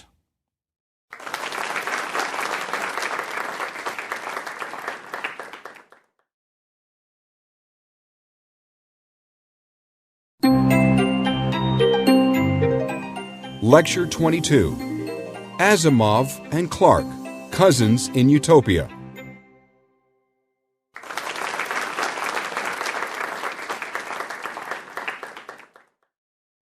Isaac Asimov and Arthur C. Clarke, who both trained as scientists, considered themselves the world's #1 and #2 popular science and science fiction writers, with Clarke assuming top fiction honors and both ignoring Heinlein, the other of the so-called Big Three of 20th century science fiction. In the Foundation series, Asimov posits psychohistory, a quantitative science, the knowledge of which would abbreviate a future dark age. In I, Robot, his laws of robotics, fairy tale conceptions, afford solutions to all problems. Yet in classics like Nightfall, he recognized inevitable human weakness. Clarke, despite assuming the cosmic centrality of humanity in works like The Star and the 9 Billion Names of God, saw utopia, as in The City and the Stars and Childhood's End, as doomed unless humanity changes utterly. That transformation culminates his most widely influential work, 2001, A Space Odyssey. Isaac Asimov, Arthur C. Clarke, and Robert A. Heinlein are the so-called Big Three of mid-century science fiction. Although born in different countries, they had some striking similarities. Heinlein, a native Missourian, graduated from the U.S. Naval Academy. Discharged for tuberculosis, he later served as an engineer during World War II at the Philadelphia Navy Yard. Heinlein's fiction often reflects admiration for a military meritocracy, the idea that automatically people understand who should lead them and they will follow them. Clarke, born in Minehead, England, was a government auditor who then worked on the pioneering radar employed in the Battle of Britain. After the war, he earned a first-class degree in mathematics and physics at King's College, London. After 1950, he was a full-time writer. Asimov, born in a Russian shtetl, was brought to Brooklyn, New York at 3. He interrupted his education at Columbia to work with Heinlein during the war in Philadelphia, but later earned a doctorate in biochemistry. He was associate professor at Boston University when he turned to full-time writing in 1958. All of the Big Three had voluminous as well as influential output. Heinlein's writing is discussed in an earlier lecture. He also invented the waterbed. Clarke, according to Asimov, was the best living science fiction writer and second best writer of scientific nonfiction. Clarke granted Asimov reciprocal honors. In 1945, Clarke invented and published the invention of the geosynchronous communication satellite, that very technology which makes it possible for us to be plugged into news events all over the world as they happened. Unfortunately, because he couldn't supply a working model, when he later applied for the patent, he was denied. Instead, he used this in a story called I Remember Babylon, in which the Chinese launch a geosynchronous communication satellite and beam down pornography all over the United States, so weakening our moral fiber that they are able to easily conquer us. It seems like we're taking care of the pornography on our own. Asimov, who tried to write every single day, didn't invent anything consequential, but became one of history's most prolific authors, writing well over 400 books and editing over 500 more. All three had notable writing skill, craftsmanlike discipline, and scientifically informed imagination. All were active, but ultimately put intellectual activity above the physical in their lives and works. Heinlein felt that each person has a never-ending responsibility to improve the world. But Asimov and Clarke sometimes saw the possibility of a settled autopia. Asimov expressed his belief in autopia in his very first book, I, Robot. I, Robot is a composite novel. That is, it's composed of separately published stories that are woven together to produce what in fact is truly a novel. Each chapter is a puzzle based on the 3 laws of robotics. Here are the 3 laws. First, a robot may not injure a human being or, through inaction, allow a human being to come to harm. Second, a robot must obey the orders given it by human beings except where such orders would conflict with the first law. Third, a robot must protect its own existence as long as such protection does not conflict with the first or second laws. Now, this set of laws, when you think about it, is really a recipe for the fairy tale. I mean, if you want to raise a child and you say to a child, be good, you really have no content in that prescription. The child has to figure out what it means to be good. When it says a robot may not injure a human being or through an action allow a human being to come to harm, someone has to understand what harm means. How can you have a robot surgeon if that robot surgeon defines cutting open the human being as injuring him? And yet, the understanding of this novel is that through the development of a positronic brain, we can create robots that will correctly and necessarily follow these three laws in this order. The very first story in iRobot is a story called Robbie, in which a robot which had been rejected by the family is accepted because it risks its life to save the child for which it is a mechanical nanny. The fact that a child is saved by this selfless robot shows us that humanity is in the central position here. We have the fairy tale world again. The illusion of central position is being maintained. That's the first of the stories in the book. Reason, another of the stories, shows us that in some sense we can even give up the need for religion. Here we have a story in which a robot is assembled by two robot technicians on a satellite, the purpose of which is to capture the rays of the sun and beam them down to a collector on the Earth, which can then distribute the power wherever we need it. The key problem is this, that atmospheric variations make it such that a beam coming down from above the atmosphere may tend to wander about a bit down below. And since this is a beam carrying enormous power, its wanderings can destroy whole neighborhoods, whole cities. The robot has been created to keep the aim of that beam constantly on the receiver down on the planet Earth.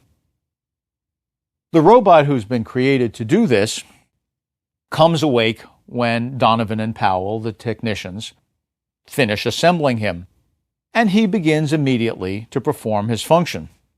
Donovan and Powell are ready to leave, but they want to have some final checks of the robot, and so they talk with him. They ask him if he understands his mission. Oh, yes, he understands his mission. And why are they asking him this? Well, they're asking him this because he made them. They made him.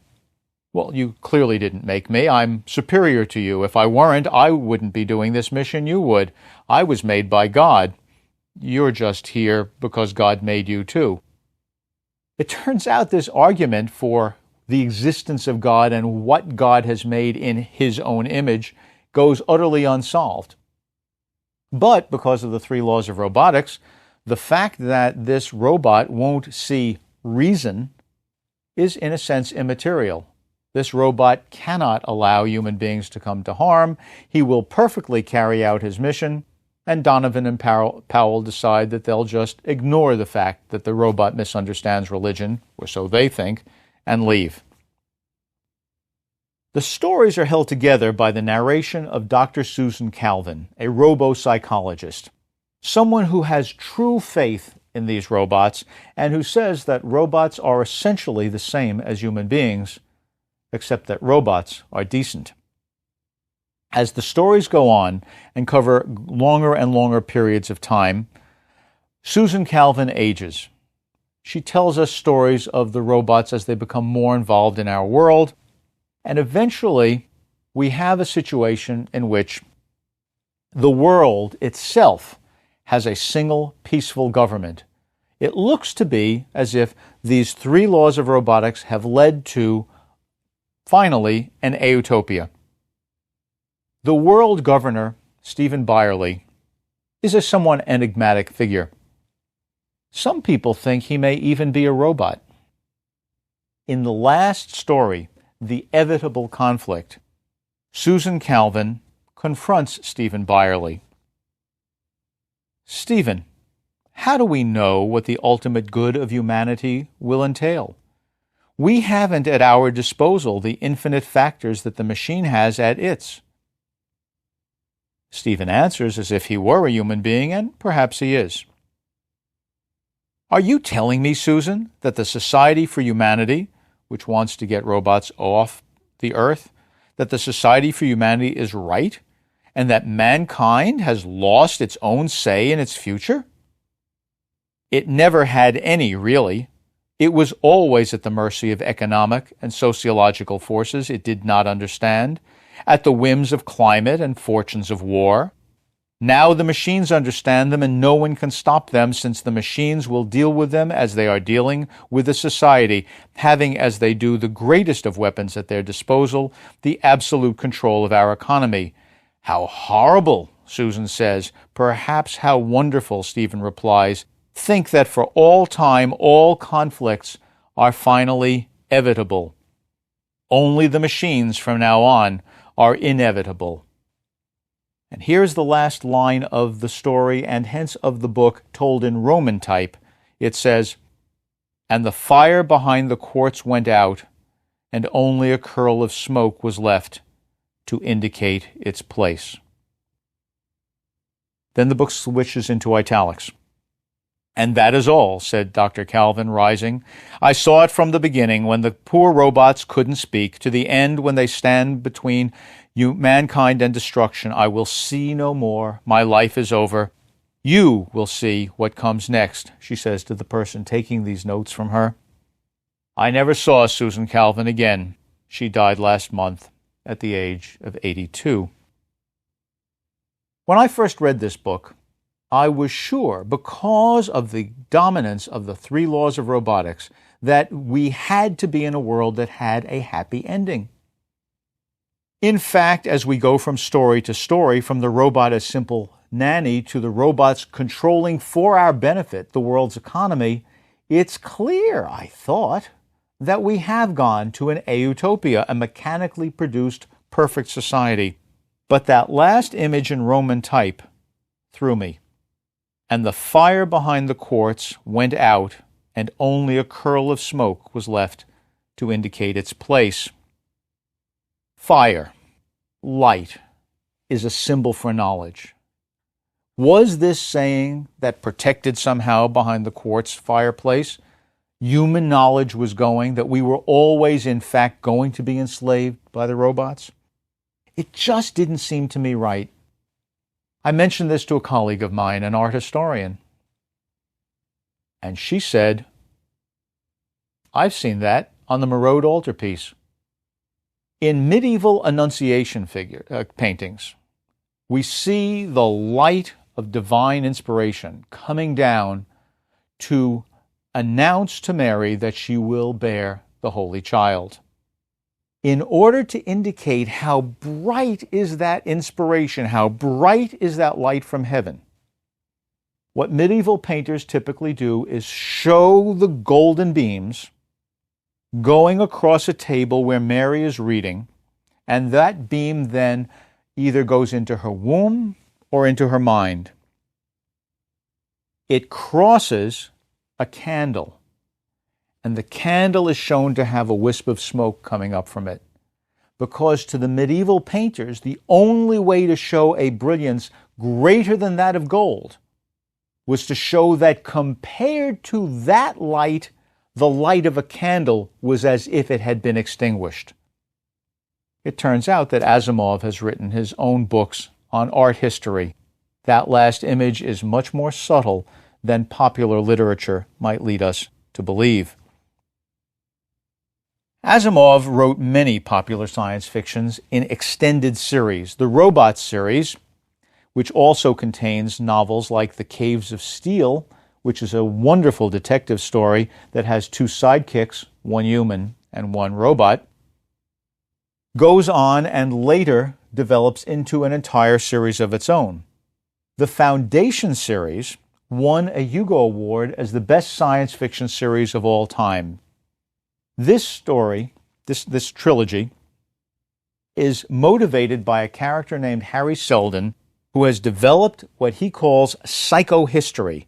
He is a mathematician who has figured out how to quantify the forces of civilization. He is able to see that indeed we are on our way to a new dark age. History is cyclical.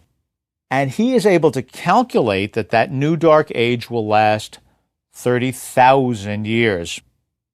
But he sets up two foundations, one that is known and one that is secret. And these foundations have their own instructions as to what they should do and how they should act in the known universe in order to bring about change, which in fact they succeed in doing, and make that dark age last only 1,000 years. Later in life, Asimov extended both of these series and another, weaving them all finally into a single, perfect, coherent, fictional future. In many ways, then, Asimov is a true believer in the perfectibility of human society. He's a trained scientist who tells us stories that show us that if we can make the right machines and trust them, we will have a perfect world.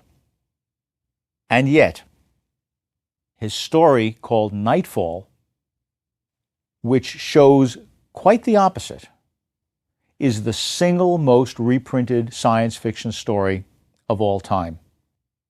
Nightfall is set on a world that has multiple suns around it.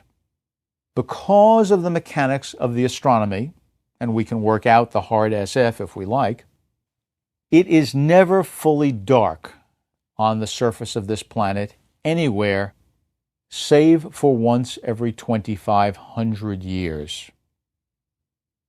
This planet develops myths about other lights in the sky, much smaller lights, but bright white rather than orange or red. Lights that one can only see when the sky itself goes dark. Those myths underlie the religion of this planet, and the story is set at a time when they are approaching what the astronomers working on the truth of this myth have calculated must be the time when there would be a nightfall. Now, they know from the myths that the darkness, which is a lot like closing your eyes, that the darkness drives people crazy. So people have gone away into homes and houses and so on, hoping to be out of harm's way. What happens is that nightfall does come, and people are at first awestruck as not 1, 2, or 6 stars appear in the sky, but billions.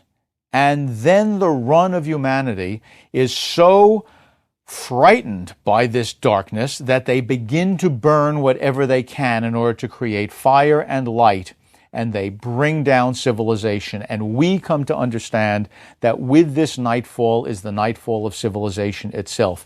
Back to cyclic history. The only hope we have is that in one of these cycles, people will come to understand the realities of astronomy far enough in advance of the actual nightfall that they will be able to prepare psychologically for what nightfall will mean.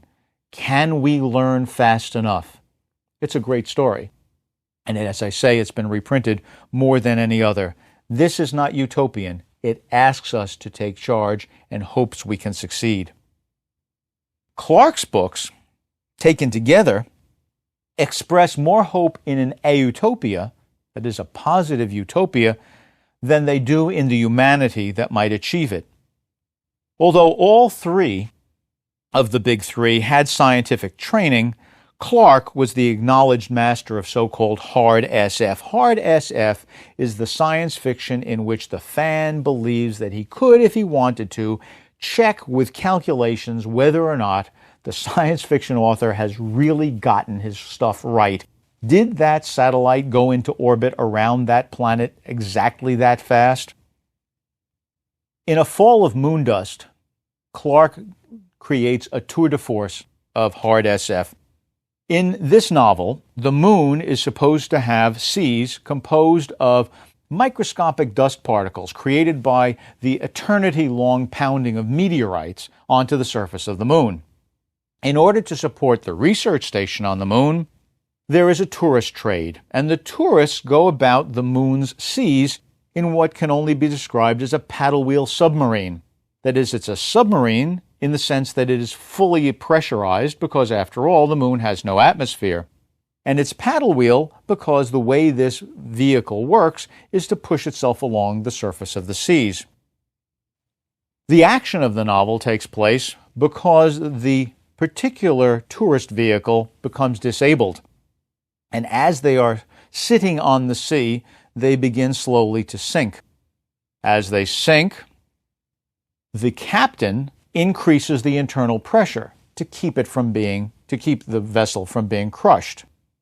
Of course, the stewardesses are going back and forth offering coffee, tea, and milk, as they typically used to do on airplanes back in the 1960s. And a British tourist takes some tea and says, "Why, this is the first decent cup of tea I've had since I got to the moon." The reader is expected to understand that water boils at a higher temperature the higher the pressure that it is at. That on the moon, the pressure has always been maintained at a fraction of Earth normal. That as the pressure goes up inside this vehicle, the water boils at a higher temperature, and hence the tea bags are able to transmit more of their aromatic chemicals to the water around them than could have been done before. If the tourist were as smart as Clarke assumes his fans are, he would have understood that the vessel was indeed in trouble. That's hard SF. At a deeper philosophical level, we see Clarke using hard SF, I think, magisterially in Rendezvous with Rama. This is a masterpiece. A something comes into our galaxy. It's a reminder of The Star by Wells. And as it comes closer to our solar system, we see it begin to grow. We see the light coming from it. Ultimately, it turns out that this is a kilometers long, kilometers wide cylinder that is going to go by our sun and use it for a gravitational assist to go on somewhere else. But it's clearly artificial. Human beings name it Rama. A group of spacemen are sent to intercept it, and they need to break into this machine. I can't begin to tell you all of the wonders that they encounter, but the most important thing is this. Inside Rama, we see developing an entire ecosystem automatically motivated by the increasing proximity to the sun that provides energy for this thing. We see, for example, inside this huge cylinder, Coriolis forces creating diametric along the central diameter, axial thunderstorms. We see the ways in which people can change gravity as they go from the outer surface down long sloping spiral staircases to someplace from the central axis down to the edges. We see self-organizing pools of protein begin to make creatures or machines that come out and walk around. And most importantly, at the end, the humans leave having made no impact whatsoever on Rama. Whoever made Rama didn't care about human beings, and its technology can ignore us. This is atypical of Clarke, who typically is homocentric. But as an example of hard SF, where we can see human beings confronting every aspect of a fully mechanical but fully alien environment, it's a remarkable work, and philosophically, it puts us in our place. Clarke often wrote unquestioningly homocentric works, as in his version of The Star, where God wipes out a civilization so the wise men can be guided to Bethlehem, or the 9 billion names of God, in which the computer manages to fulfill an ancient Tibetan prophecy about how to bring about God's desired redemption of the world. In Childhood's End, perhaps Clarke's most persisting novel, that is the one that gets read and read and read the most, as opposed to 2001, which is perhaps most likely to be seen in Stanley Kubrick's movie version. In Childhood's End, we need to transcend ourselves. Aliens come down and force us to stop killing each other. A utopia evolves, but boredom sets in. Ultimately, however, it seems that these aliens want to see us because they know that we are able to make what they call total breakthrough. Everyone under the age of puberty at one time is going to change into something else. And at the end of this novel, all of the youth of the world make this change. The last image we see is of them joining together in a pillar of fire that hangs in space, reaches down to the earth, and in a sense consumes it and sucks itself back up. This now completely hive-minded humanity is off to join the overmind, if the overmind exists. Is that the destruction of humanity because, after all, without individuality, there is no humanity? Or is it the transcendence of humanity to join with God? You'll need to read the novel to make your decision about that. In The City and the Stars, we have a world in which everything has become a perfect city. It answers our prayers. We just say, I'd like some fruit, and the central computer materializes it in front of us. It's a complete fairy tale world, but the inhabitants are thoroughly agoraphobic. They are afraid to venture outside.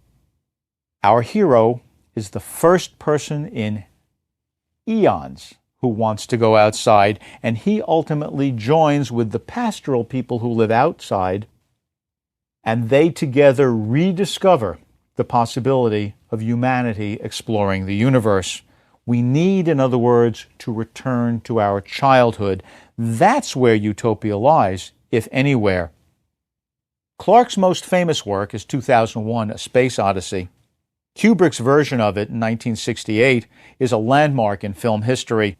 Before this, science fiction films were primarily cheap xenophobic kinds of things with big tarantulas or huge ants reflecting our fear of atomic war or the communist menace. But with this film, we get true literary film. And it ushers in a whole new era when we find high production values in extraordinary playful science fiction films like Star Wars, or serious ones like Alien, or really philosophically radical ones like Blade Runner. These are the polished films to come. They begin with 2001. An alien monolith comes down and somehow, inexplicably, fosters discontinuous evolution in human beings. Ultimately, this happens a number of times. On the spaceship that's gone out to explore where the last of the known monoliths might be, further out in the solar system, the robot, the computer brain that's running this spaceship, starts to kill its human inhabitants. The one awake survivor, David Bowman, puts on a spacesuit and goes into a cabinet and begins removing circuit boards. But Dave, I'm committed to the mission, the computer says, when he pulls out the next to last of the boards he will remove. Hal, the computer, begins to babble nursery rhymes and then repeat things mechanically. The next circuit board comes out, and the machine goes quiet. Hal is not dead, or to say it another way, Hal is dead, but the computer is not. Without the computer, 95% of which still exists, Dave could not continue his journey. What makes a human being is the ability to make choice, and science fiction continues to explore that. A machine is not a human being, but some machine, like Heinlein's Mike, or Hal, might be. Off in space, Dave goes through an extraordinary visual light show. In the novel, he goes through some kind of bizarre time trip, and the last image we see in both is of a huge fetus called Starchild in the novel, hanging in space inside a vast amnion above the Earth. And what would he do next? the novel asks, and the last line is, he would think of something. That's what science fiction always wants us to do.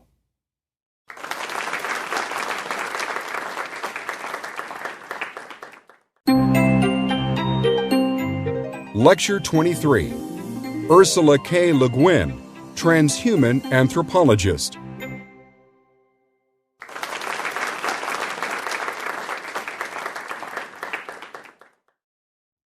Ursula K. Le Guin is the child of two prominent anthropologists and intellectual heir of Lord Dunsany, a pioneering fantasy writer.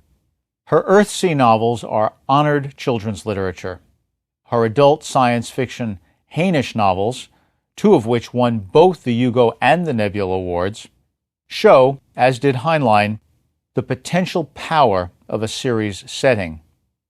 Works like The Dispossessed and The Word for World is Forest offer ambiguous utopias. The Left Hand of Darkness breaks down the supposedly natural differences of gender, frees science fiction from a fundamentally American conception of Earthman, and even confronts Western Cartesian thought with an alien philosophy, drawn, as it happens, from Taoism. In form, The Left Hand of Darkness, like Robbe-Grier's The Erasers, is an advance on Zola's notion of experimental fiction, and in its treatment of language makes a feminist Stapledonian challenge to the reader. Ursula K. Le Guin is one of the great writers of science fiction and fantasy. Her work in many genres has been influential and widely honored. The Left Hand of Darkness was the second novel ever to win both a Hugo from the fans and a Nebula Award from the writers as the best novel of the year. The first novel to be so honored was Dune by Frank Herbert, published just 4 years earlier, and the third was in fact Le Guin's own The Dispossessed, published in 1974. Her Earthsea cycle, beginning with A Wizard of Earthsea, earned a Newbery Silver Medal and a National Book Award. In this series, the protagonists must learn the truths about the shadows they cast and the power of calling things by their true names. But while her children's work is superb, it is in her adult science fiction that she blazes trails.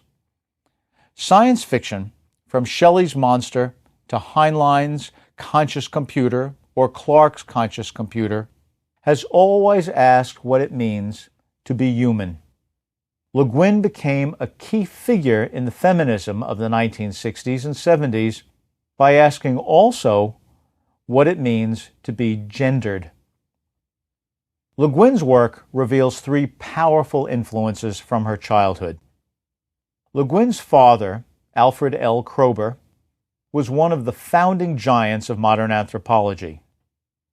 He published an essay called The Oikumene, in which he argued that the diversity of Indo-European culture had all spread from a single source.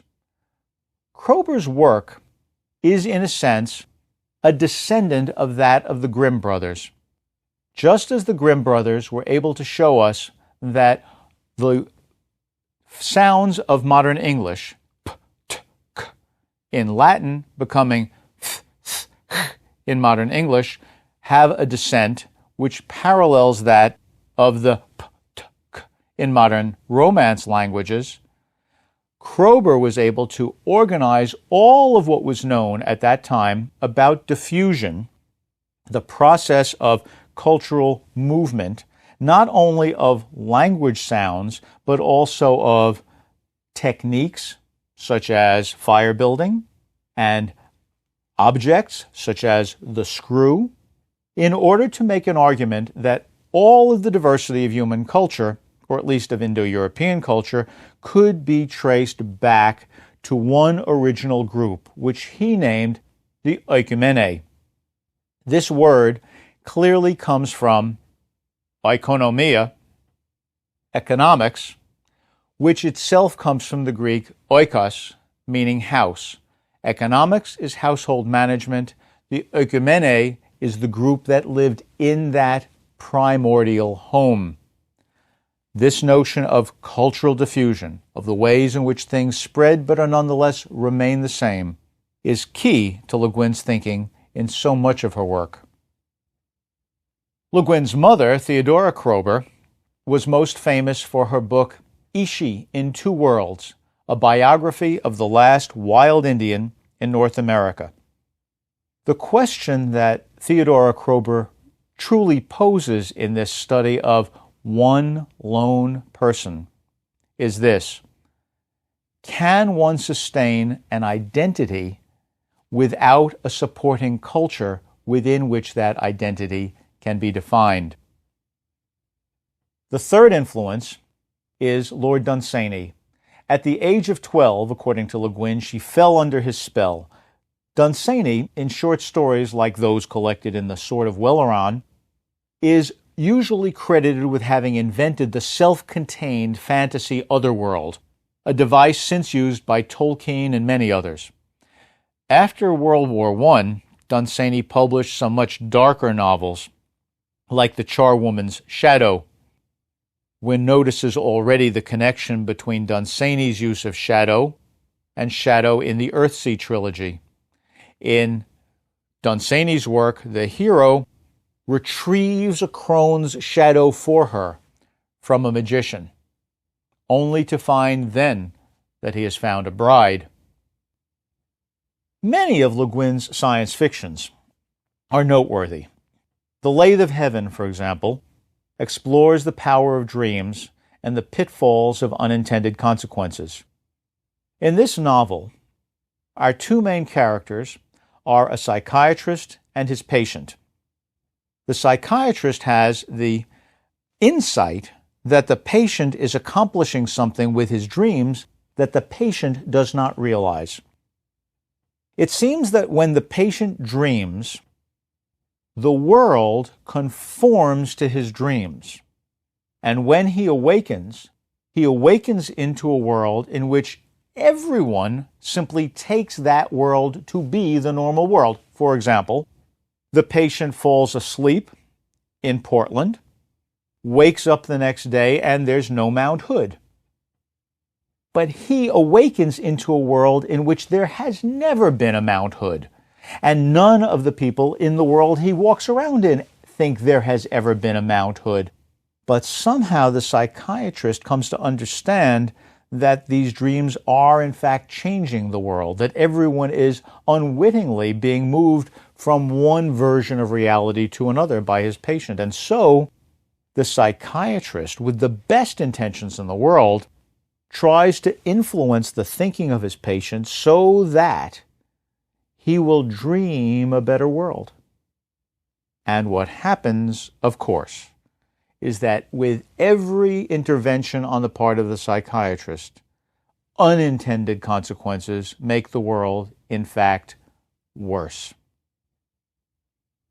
The word for world is forest, is set on a jungle planet.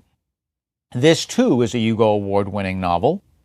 It is an exploration of language, and it turns out to be also an anti-Vietnam War book. The word for world is forest, the title, is meant to remind us that our word for our world is earth, that is dirt, that perhaps brown stuff we put our hands in and plant plants in and live from. Mother Earth is one of our words for world. Although Le Guin does not mention it, our language carries with it a recognition that the word world really does not mean primarily the globe. The word world comes from Old English were ald.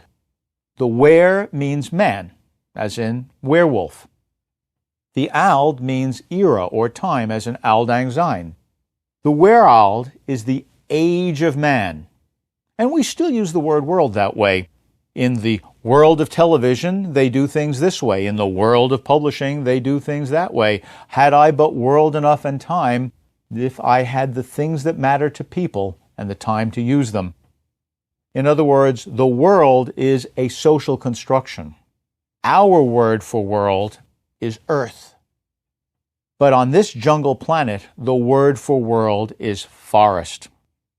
The United States spent a great deal of effort during the Vietnam War defoliating the lush jungle which gave cover to their enemies traveling around. In this novel, the humans who come to the planet try to defoliate parts of it in order to set up their own camps and begin to colonize it. What they discover is that all of the trees are rhizomatically connected beneath the ground with each other. The entire planet is one living vegetable life. The word for world is forest. Now, while the importance of this novel as an anti-Vietnam War book may be only historical for us at this moment, the exploration of language, I think, has continuing value. To understand that the way we name things produces social realities, that accepting someone else's naming of things imposes a social reality, is a crucial lesson that imaginative literature has dealt with time and again. When Alice walks out of the garden of the forest of no language, and suddenly the fawn around whose neck she has her arm realizes that she's a little girl and you're a fawn, and they part, that imposition of language creates a social reality. When Robbe-Grillet decides that he's going to use a flat cinematic language to get rid of the imposition, the anthropomorphization of nature, and thus lay claim to freedom, he's doing something imaginatively to get us past what language does. That's what Le Guin is after in The Word for World is Forest in another way, by making us realize that our word for world isn't forest, it's earth, and by that contrast, making us see more clearly. The Dispossessed is another novel of Le Guin's that contains very important contrasts. Here we have a planet and its major satellite, which together have two different kinds of utopian communities. That's utopia with a U. Neither turns out to be an a-utopia. The Dispossessed explores these social issues with great subtlety, and as I said, it has won both the Hugo and the Nebula Awards. The Left Hand of Darkness, like The Dispossessed and The Word for World is Forest, are all among what Le Guin calls her Hainish novels. The Hain are a group that originally seeded life in the universe. We humans are later developments, outposts in the spreading Hainish world. We can see the influence of A.L. Kroeber's notion of the oikumene in the notion of the Hainish novels. There are some connections among the Hainish novels, although each of them is freestanding. For example, the husband of the protagonist in The Dispossessed invents something called the Ansible, which makes possible communication instantaneously across light years. That Ansible turns out to be crucial in The Left Hand of Darkness. In both Zola's and Robbe-Grillet's senses of the term, The Left Hand of Darkness is an experimental novel. In Zola's sense of the term, it's an experimental novel because it sets up a set of social relations, and then we see what happens as those social relations try to work their way out. In Robbe-Grillet's sense of the term, the book tries to make us adopt a language not normally our own, to see if speaking that language, allowing it to control us, will give us a new perspective that will free us, in this case, among other things, from the imposition of gender categories. In this novel, we find our characters on a frozen world known in English as Winter, in its own language as Gethen. On Gethen, we find an Earth-like monarchy and a bureaucracy. The unique Gethenian sexuality overtly questions our gender stereotypes. Those who have not read the novel need to understand this Gethenian sexuality. All Gethenians are of one sex. However, there comes a period, a cyclic period, the way women in Homo sapiens have periodicity when they are fertile and menstruating. There comes a period when the normally placid Gathenians become sexually heightened. If they are in the presence of someone who is already in a sexually heightened male state, their body will invert and they will form female parts and they will become very sexually active as females. If they are in the presence of a female, their body will evert and they will form male parts and become a very sexually active male. If no one is in their presence, then they will, apparently on a random basis, become either male or female. For the Gathenians, most of life is sexually placid. But when they are in Kemer, when they are at that moment, when they are in a sexually active cycle, the sexual passions are so strong that society has created special Kemer houses where they can go to meet each other and pursue their almost irresistible urges. The key point about this ambisexuality from a social viewpoint is that any Gathenian might become a mother, and any Gathenian might become a father. And in fact, many Gathenians become both. And so the special role of being male or female, of one being a sex object for one reason or another for another reason, all of those things are eliminated. The very fundamental imagination of ambisexuality on Le Guin's part questions our gender stereotypes. The action on Gethin concerns an envoy from the Ecumen, a group association throughout the Hainish worlds, which simply wants to enlist Gethin as another member of the Hainish worlds. Simply get them to join for the possibilities of cultural cross-fertilization, to allow more diffusion. The Ecumen sounds a lot like the Ecumene. Genlii is this envoy from the Ecumen, and by the way, he happens to be Homo sapiens, and he happens to be male, and although not much is made of it, he happens to be black. He is unique on Gethin in that he alone, without the taking of drugs, stays one sex and always that one sex. He's treated as an oddity, but there is one Gathenian, Therum Harth Rem Er Estraven, who truly sees that this strange creature, whom some call pervert, could be a bridge to a greater world. The world of Gethin is, in fact, rather provincial. And Therum Harth Rem Er Estraven understands that. He's in a position, he thinks, perhaps to do something about it, because he is the prime minister to the king of his own land.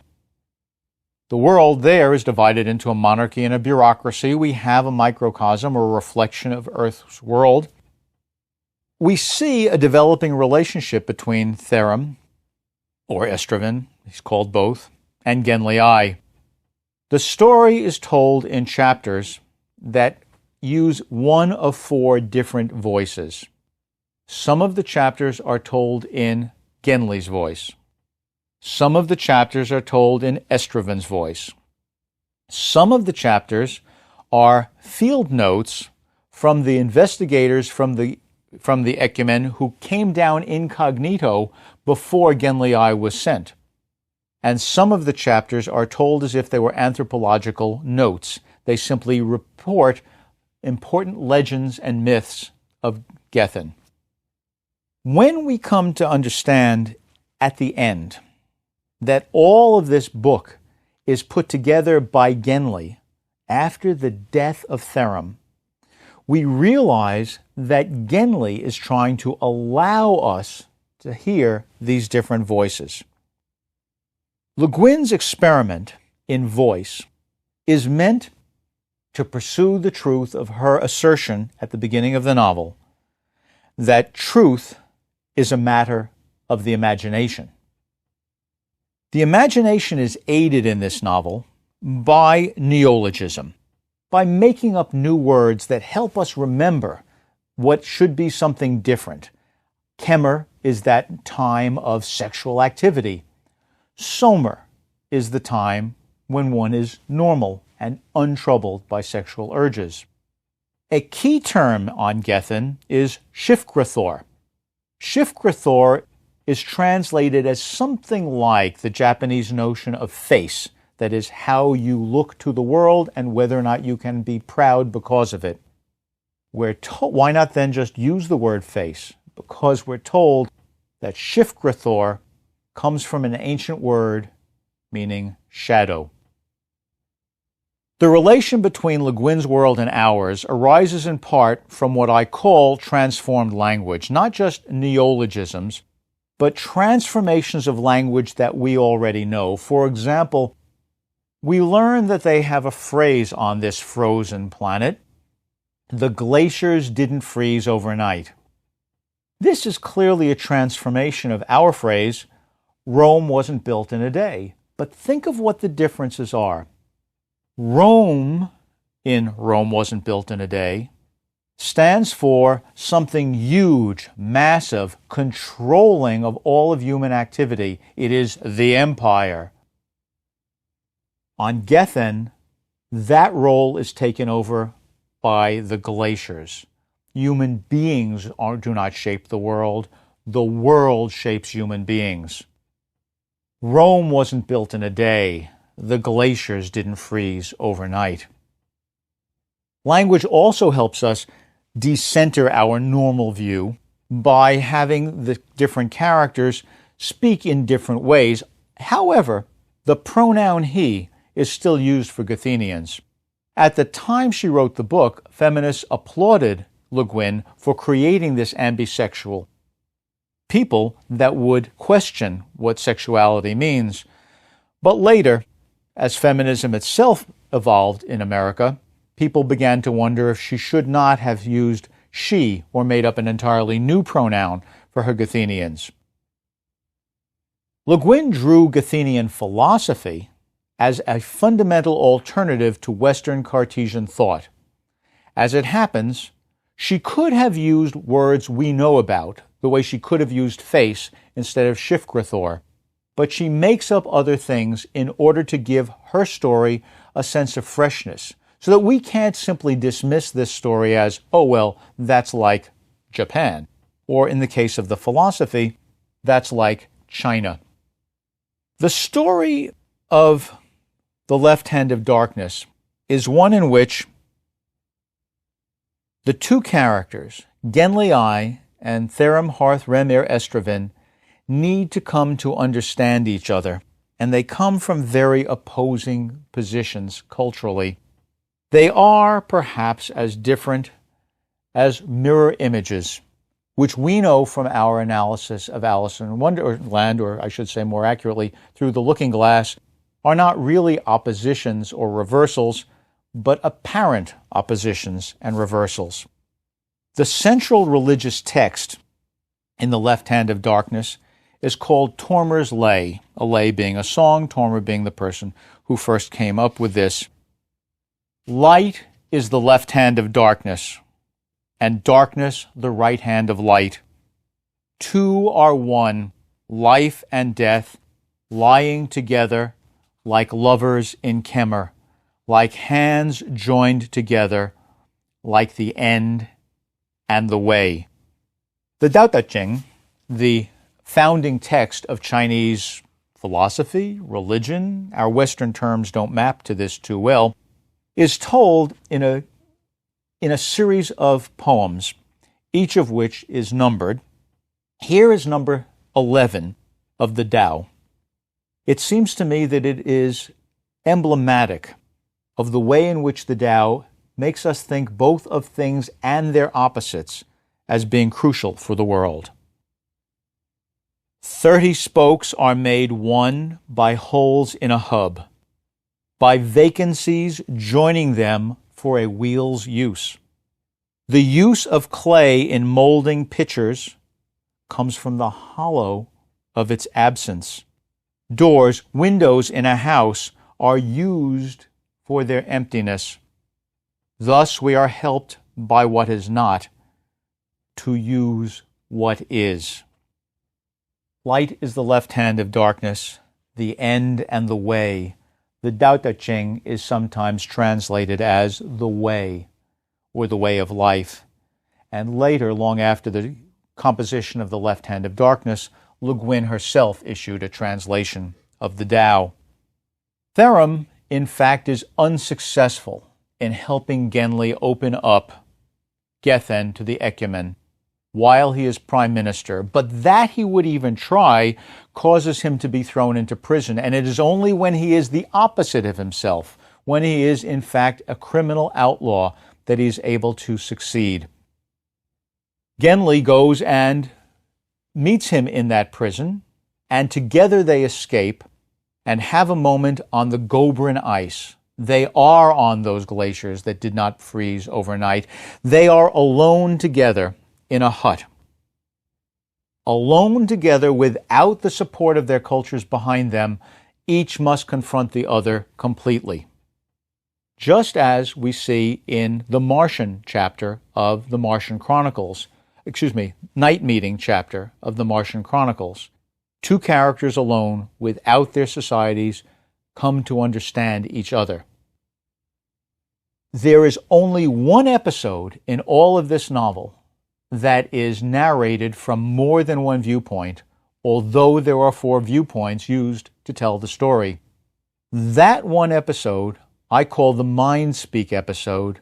It is the episode on the Gobrin ice where Therum and Genli suddenly learn to communicate telepathically. It turns out that humans can do that. They are educed at about puberty and learn to mind speak, but Gathenians do not. However, at a moment when Therum is in Kemer and is so much aware of the masculine presence of Genli, there is a breakthrough, and Therum believes he hears a voice, the voice of his dead sibling with whom he has had a child. Incest taboos do not exist on Gethen. And that voice turns out to be Genli's. By their closeness, having given up their outer societies, suddenly what he understands, what Therum understands, is the deepest love he's had in his life. That is the voice of his brother, but it's the thoughts of Genli.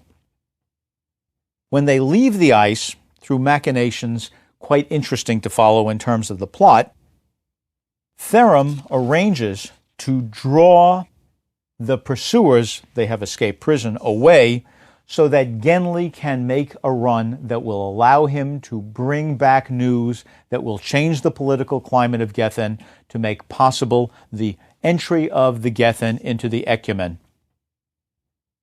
In the course of doing this, Therum is killed. But the outreach succeeds. The opening chapter of the novel concerns the building of a bridge, and it's a ceremonial occasion, and the bridge is built with mortar that's colored red because they believe on Gethen that all bridges must have blood within them to support the bridging. Therum's blood supports the bridging to the outer world. The book ends with 2 different ways of being understood. One is an overt political ending, where we have heroism and sacrifice and an errand of honor performed by the envoy to go back to Therum's people and explain about his death after he has opened up Gethen to the Ecumen. At that point, he talks to Therum's son, and the son says, "I should like to hear that tale, my lord envoy, about the heroic past." But then he says, "Will you tell us how he died? Will you tell us about the other worlds, out among the stars, the other kinds of men, the other lives?" Youth wants to know more. The other ending is to recognize that this is a covert love story. Only Therem understood Genli, and through the course of time, Genli finally learned to trust the love of Therem. Not a consummated physical love, but an emotional love, a maturing love. And so when Therem dies for Genli's errand, that Genli feels guilt. And he constructs the book in such a way that we can see his own failures of understanding at the beginning, and his language modifies as he goes through, so that he begins to speak finally more like Therem. Here is verse 10 of the Tao. Remember the Gobran ice in the hut. Can you hold the door of your tent wide to the firmament? Can you, with the simple stature of a child breathing nature, become notwithstanding a man? Can you continue befriending with no prejudice, no ban? Can you, mating with heaven, serve as the female part? Can your learned head take leaven from the wisdom of your heart? If you can bear issue and nourish its growing, if you can guide without claim or strife, if you can stay in the lead of men without their knowing, you are at the core of life. Genli is finally changed, and he sees the humans who land as perverts. Like Gulliver, who cannot talk to humans after living with the Winhams, or Prendick, who stays alone after being with the beast people, he is transformed. Le Guin gives us a Stapledonian viewpoint that transcends mere humans. It transcends language, it transcends genders, it transcends personal morality, and it asks us to free ourselves to see what really matters in the world and what we're willing to give for the greatest love.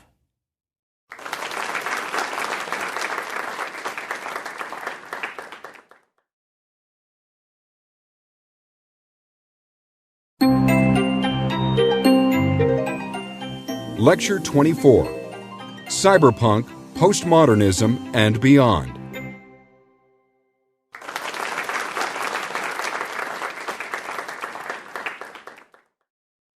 Popular genres change slowly. In the 1960s, key British editors calling for a new wave of science fiction published powerful literary experiments like J.G. Ballard's The Crystal World and The Atrocity Exhibition. Americans like Philip K. Dick and Harlan Ellison, and Europeans like Stanislaw Lem experimented too. When William Gibson's Neuromancer conjoined head-snapping rhetoric with Kafkaesque cynicism about the information age, the new wave morphed into cyberpunk. But cyberpunk is a science-fictional variety of postmodernism. Now we can see a line from Nobelist William Golding, The Lord of the Flies and The Inheritors, to Nobelist José Saramago with books like Blindness.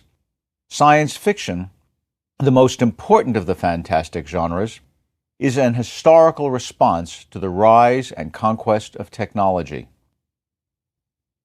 The New Wave was the first self-conscious aesthetic movement in science fiction.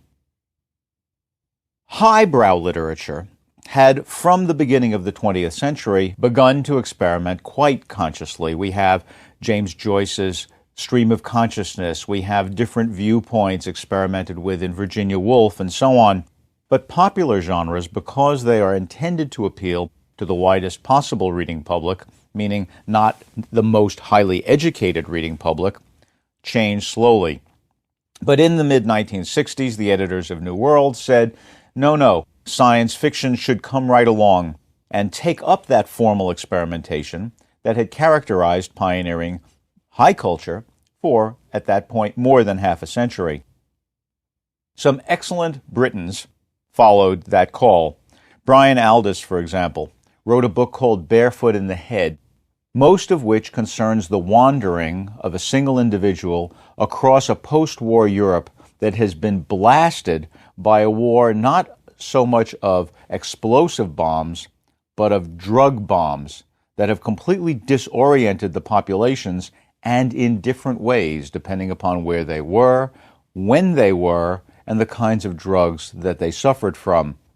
In a sense, what Aldous is doing in Barefoot in the Head is showing us that the competition of the modern industrial world creates for us realities that we ourselves cannot trust. And when they become confusing enough, we wander almost aimlessly through them, trying to find some place of solidity. J.G. Ballard wrote all sorts of novels that took up this cry for experimentation. For example, he wrote a series of end-of-the-world novels, one of which, The Crystal World, I particularly like. In The Crystal World, a virus or some other strange new spontaneous creation of nature begins in the jungle. And it begins beautifully. It crystallizes the leaves and then the whole trees that it encounters, and then animals. And then it spreads. And this beautiful, frozen, regularized world, we know when we come to the end of the book, is about to take us all over and leave us with nothing but inevitable regularity. There is there an echo of Zamyatin's tragic "Reason Must Prevail." Somehow the horror that we have found within the jungle, or brought into it ourselves, is coming out. Ballard also wrote politically chilling tales like The Atrocity Exhibition that jams images of modern news against political desire and incest and physical mutilation. In psychosexual fables like Crash, he deals with people who come to understand in our insulated world, a world in which we travel on concrete, in steel, and live in buildings of concrete and in controlled climates, that there is a kind of enthusiasm that some people can feel only when they're involved in the danger of automobile collisions. And his main characters find that their sexuality is only retrievable as they continue to put themselves in danger of automotive death. These are indeed true experimentations. This is modernist literature brought up to date in a science fictional form. At the same time that these Britons were experimenting, Americans were too. Samuel R. Delany makes language itself a weapon in his Nebula-winning novel, Babel 17. The title Babel, of course, refers to the famous Tower of Babel. People can no longer understand each other because God has smitten them with diverse languages as a punishment for their pride in trying to reach heaven mechanically. Babel 17 is a story in which the protagonist is a poet spaceship captain named Rydra Wong. The bad aliens have been at war with we Earth folk, and the weapon of war that is most troubling is the development of language.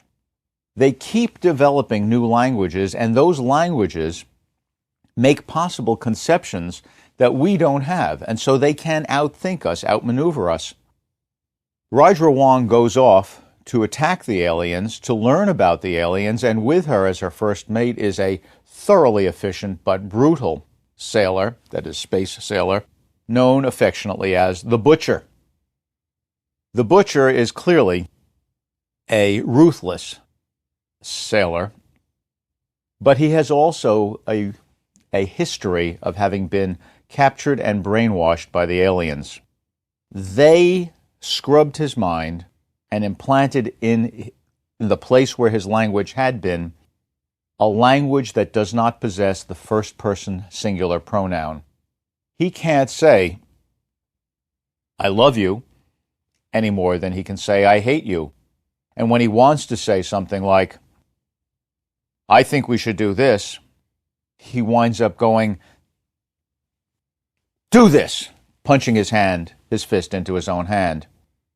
There comes a moment when Rydra and the Butcher have become sufficiently close because of their combined collaboration in fighting the aliens that they also become romantically involved. And in the throes of that intimate connection, Rydra the poet is able to make the Butcher suddenly re-understand the notion of I. Language itself is a weapon in Babel 17. This is a way of looking at language that is clearly not only modern, but postmodern. In the Einstein intersection, Delaney has wiped out the boundaries between ancient myth and modern world. We live in some kind of post-Holocaust world where the landscape is sere and people of different sorts of mutation wander around and they seem to inhabit the bodies of ancient gods. And yet it seems to speak of our world. Philip K. Dick's The Man in the High Castle also seems to speak of our world, although it is explicitly what's called in science fiction an alternate history. Now, this book, published in 1962, it did in fact win the Hugo Award as best novel. This book, published in 1962, is written about a world in 1962. But this 1962 within the novel is a 1962 in which the Axis won World War II. So most of the United States is in fact dominated ruthlessly by Germany. The Western United States is part of the Japanese co-prosperity sphere and dominated by them economically, sort of the way Finland was by the USSR. And there's a thin strip, the Rocky Mountain states, in which people maintain some sense of independence, but only by recognizing the power of their neighbors to the east and west. In the Rocky Mountain states, there live some quiet rebels, one of whom has written a novel called The Grasshopper Lies Heavy. The Grasshopper Lies Heavy is circulated in handwritten copies. The Grasshopper Lies Heavy is a strange alternate history written about a world in which the Allies won World War II. Now, when you look in a mirror, you see yourself, you think, I'm kind of reversed. But if you put another mirror behind you, the image in that second mirror looks just as you think you should look, or as you would look in a photograph. So reversing a reversal should bring us back to the original configuration. In The Grasshopper Lies Heavy, because the Allies won the war, Truman integrates the armed forces, and America comes to realize the enormous impact, the tremendous contribution of non-whites to the survival of Western democracy, and by 1962, America is no longer a country with any vestige of racism. In other words, the reversal of the reversal still doesn't give us the truth, because anyone reading that book in 1962, this is before the Civil Rights Act, for example, knows that America still has many vestiges of racism. At that time, in fact, unfortunately, still including occasional lynchings. So, we take reality, we reverse it again, and somehow get a new view of our reality. This is imaginative, this is fantastic, this is science fictional, this is postmodern, this is new wave. Harlan Ellison, a remarkable writer of fast-paced and shocking short stories, produced one called I Have No Mouth and I Must Scream. In this story, the Earth is covered by ever more computers.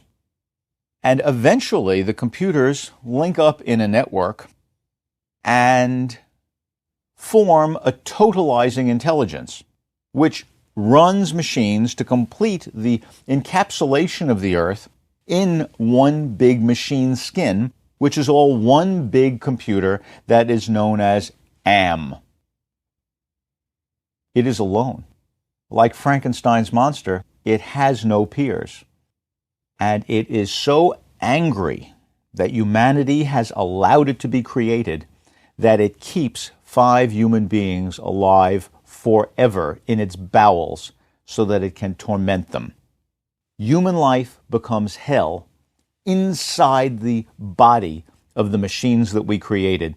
This is a modern updating of Frankenstein. If Frankenstein's monster shows us what happens when science, the doppelganger for the creator, Frankenstein, goes out on its own, unrestrained by the community that would have kept Frankenstein from letting the creature go, in the modern age, we see it is the community itself that heedlessly wants to follow technology so recklessly that the technology winds up creating a hell on earth for us.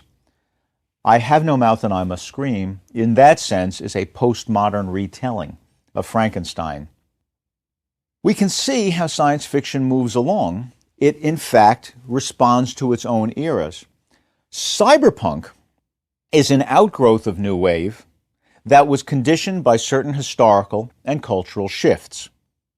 The term cyberpunk refers to a constellation of features.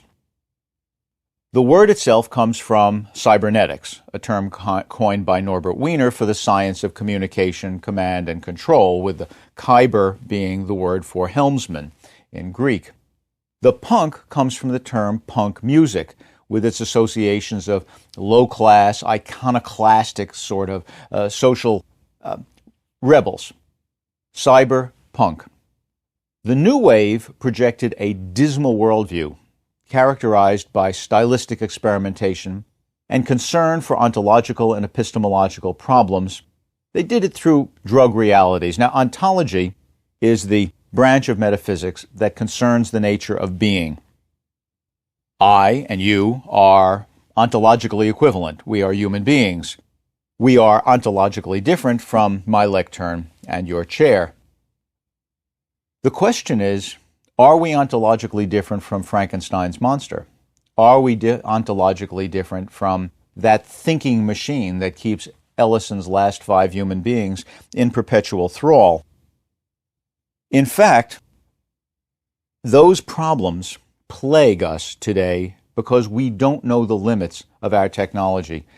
How many people have said, yes, the computer knows exactly what I'm doing? We feel that we are in a world with other intelligences. That questions our limits. Epistemology is the branch of metaphysics that concerns knowing. What ways do we have of knowing? I know, some would say, God exists. But they would acknowledge that they know that in a different way from knowing that their thumb exists. And yet differently from the way they might say, I know that Tokyo is the capital of Japan, even if they've never been to Japan or Tokyo. How we know things is a deep philosophical problem. Cyberpunk concerns itself with these deep ontological problems. Drug realities are used often in cyberpunk because drugs decenter us and call into question what reality might be. Cyberpunk in particular does this using a fast-paced, jarring style and takes a radically anti-authoritarian view. In addition, cyberpunk, growing out of these changing realities, the ever larger, more totalizing activity of a corporate scientific establishment, gives us a movement of a geographic center to science fiction. When science fiction begins with Verne writing in Paris and moves on to Wells writing in London, and then to the post-World War II hegemonic American science fiction written largely in New York, and then to the Hollywood-inflected writers of California, we finally get, in the year 1984, the publication of William Gibson's Neuromancer, where the center of science fiction turns out to be Tokyo. And if you take a look at these shifts, they follow centers of economic power.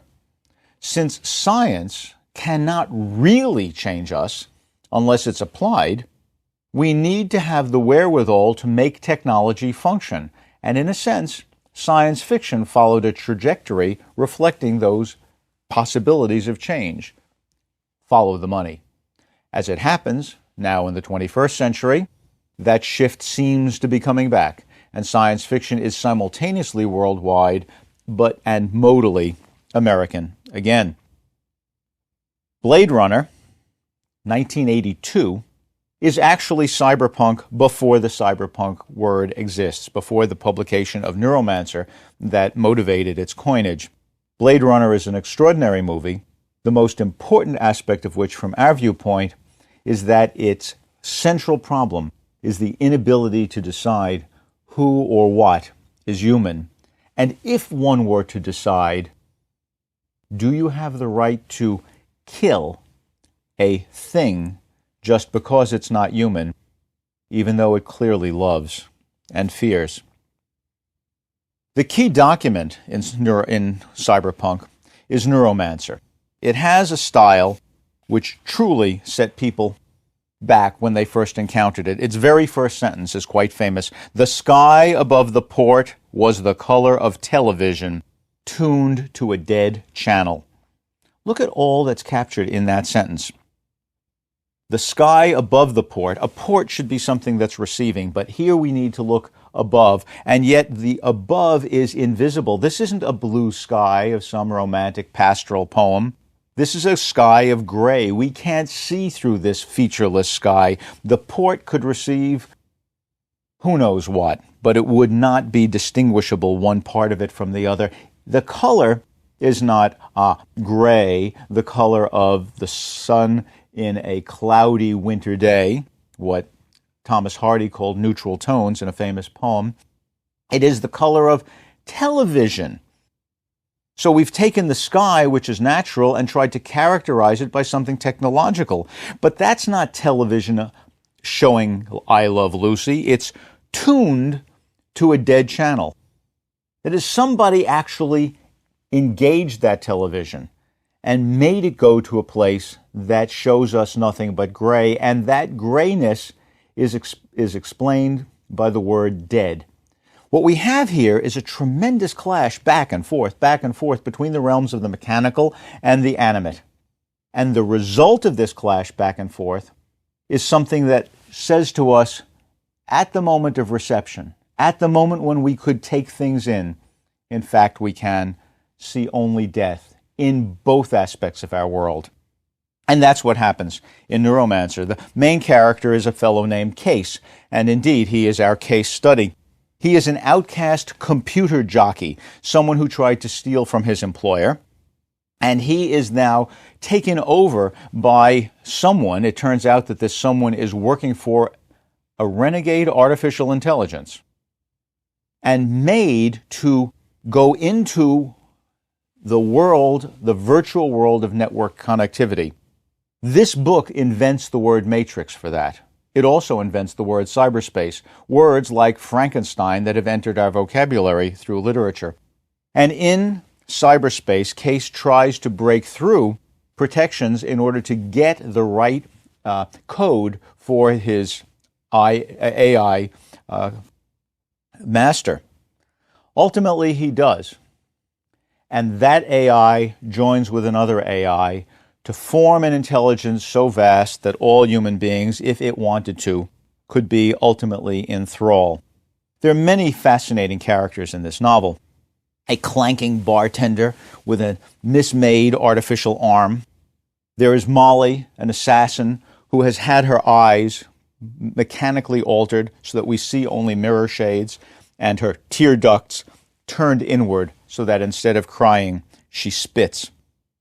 We have a mind bender who can thwart people by planting images in their own minds. And as I say, we have the artificial intelligence who controls Case. But perhaps the most significant character from the standpoint of understanding the relations between the human and the mechanical is a character who is a construct. His entire personality has been downloaded into silicon. The man himself has been killed, but the silicon construct is kept alive. At one point, when Case talks to this fellow, who was the greatest computer jockey of all, who's helping him willy-nilly in this quest to serve the AI, he says to him, "You know, man, you repeat yourself." "It's my nature," he replies. Ultimately, no matter how much we think we may be human encapsulated in that silicon, we are limited by the silicon. The book is arguing that humans are something beyond that. At the end of the novel, Case, who has had the one woman that matters to him at all taken from him, awakens to find himself on a beach. And on that beach he hears off to one side a laugh, and it's the laugh of that construct. The construct had said, the one thing I want from this chore is that when we are done, I be destroyed. Did you destroy him? Ah, no, I gave him more than he wished for, the AI says. He is kept alive, again, willy-nilly. And Case wanders down the beach, knowing he will never again see the woman that he likes, that he wants. But there's another woman there who shares the same initial with that woman. When I first read this book, I thought, well, this is sort of a happy ending, and that doesn't feel right. But then I recognized that, in fact, being forced to live against your will is a kind of hell, such as Ellison had talked about. That wandering off down the beach is a tragedy. As I said when I began this lecture, the new wave, of which the postmodern, the most strongly postmodern and historically controlled version is cyberpunk, began as an attempt to bring the stylistic experimentation of modernism into popular literature. It turns out that Neuromancer shares much with modernism. The sky above the port was the color of television tuned to a dead channel. Here's the beginning of the love song of J. Alfred Prufrock by T.S. Eliot. Let us go then, you and I, when the evening is spread out against the sky, like a patient etherized upon a table. Let us go through certain half-deserted streets, and so on. You can read the first 2 pages of the poem and find almost every setting reproduced in Neuromancer. And at the end, Prufrock says, I grow old, I grow old. I shall wear the bottoms of my trousers rolled. I shall wear white flannel trousers and walk upon the beach.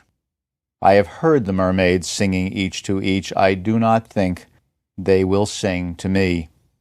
And he ends by saying, we have lingered in the chambers of the sea, by sea girls wreathed with seaweed red and brown, till human voices wake us and we drown.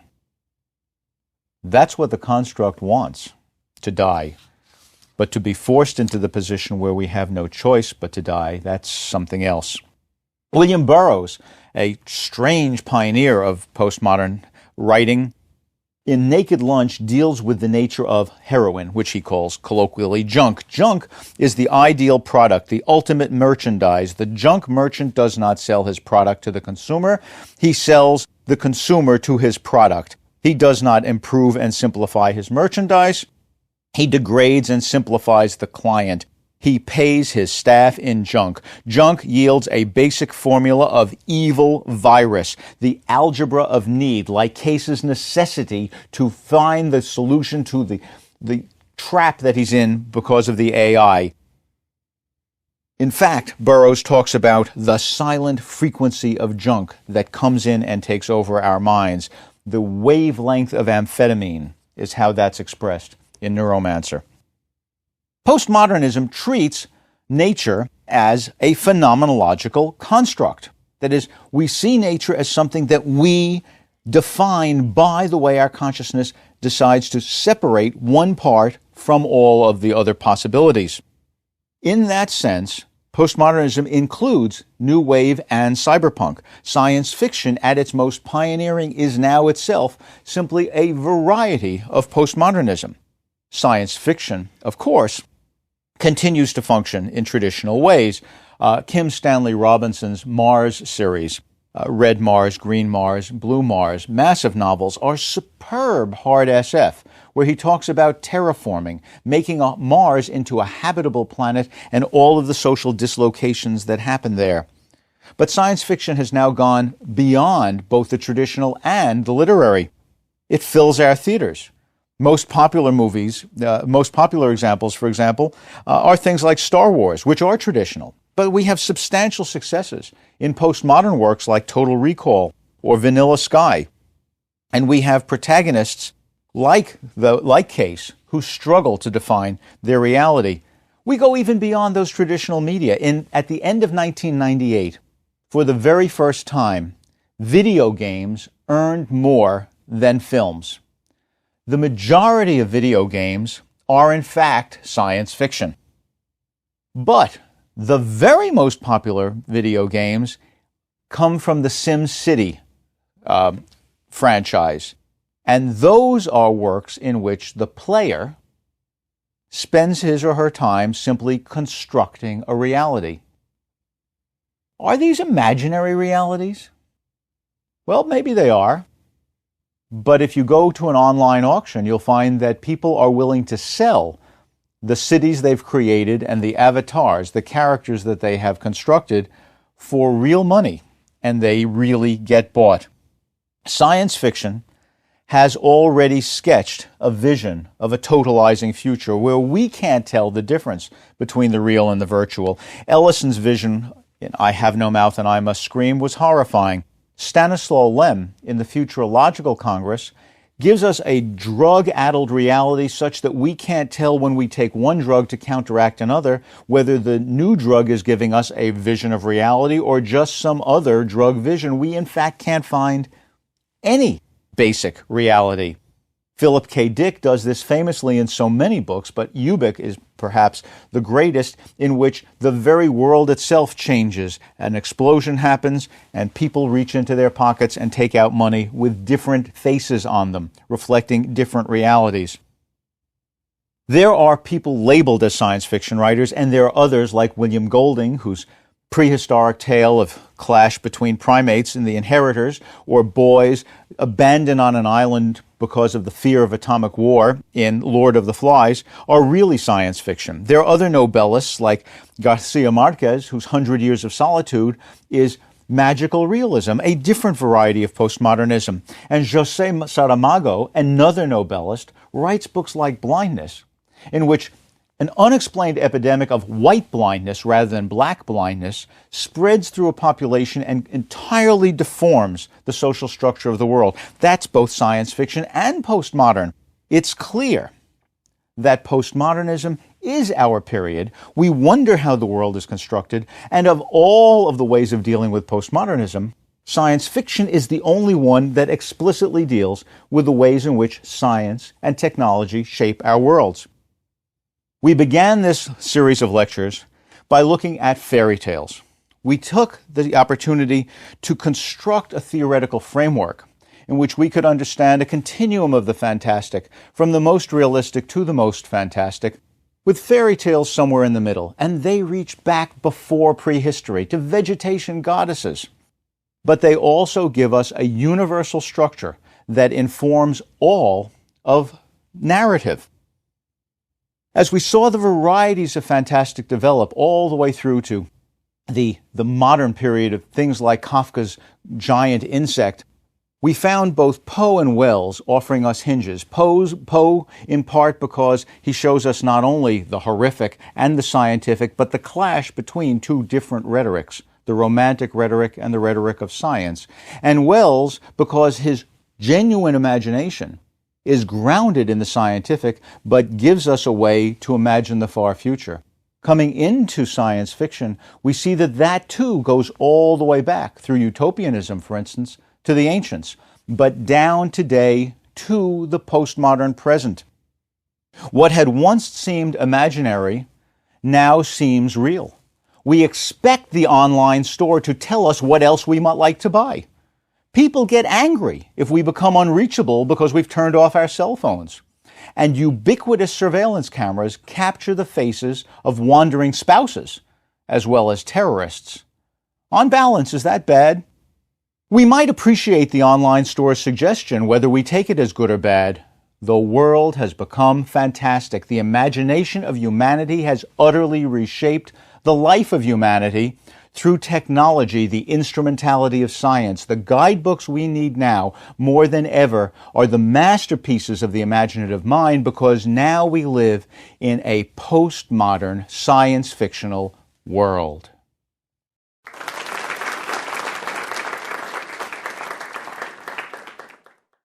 We genuinely hope you have enjoyed these lectures from our Great Courses series. Our courses are available to order online. Visit our website at www.teach12.com or call our customer care representatives at 1-800-TEACH-12. That's 1-800-TEACH-12. Thank you very much.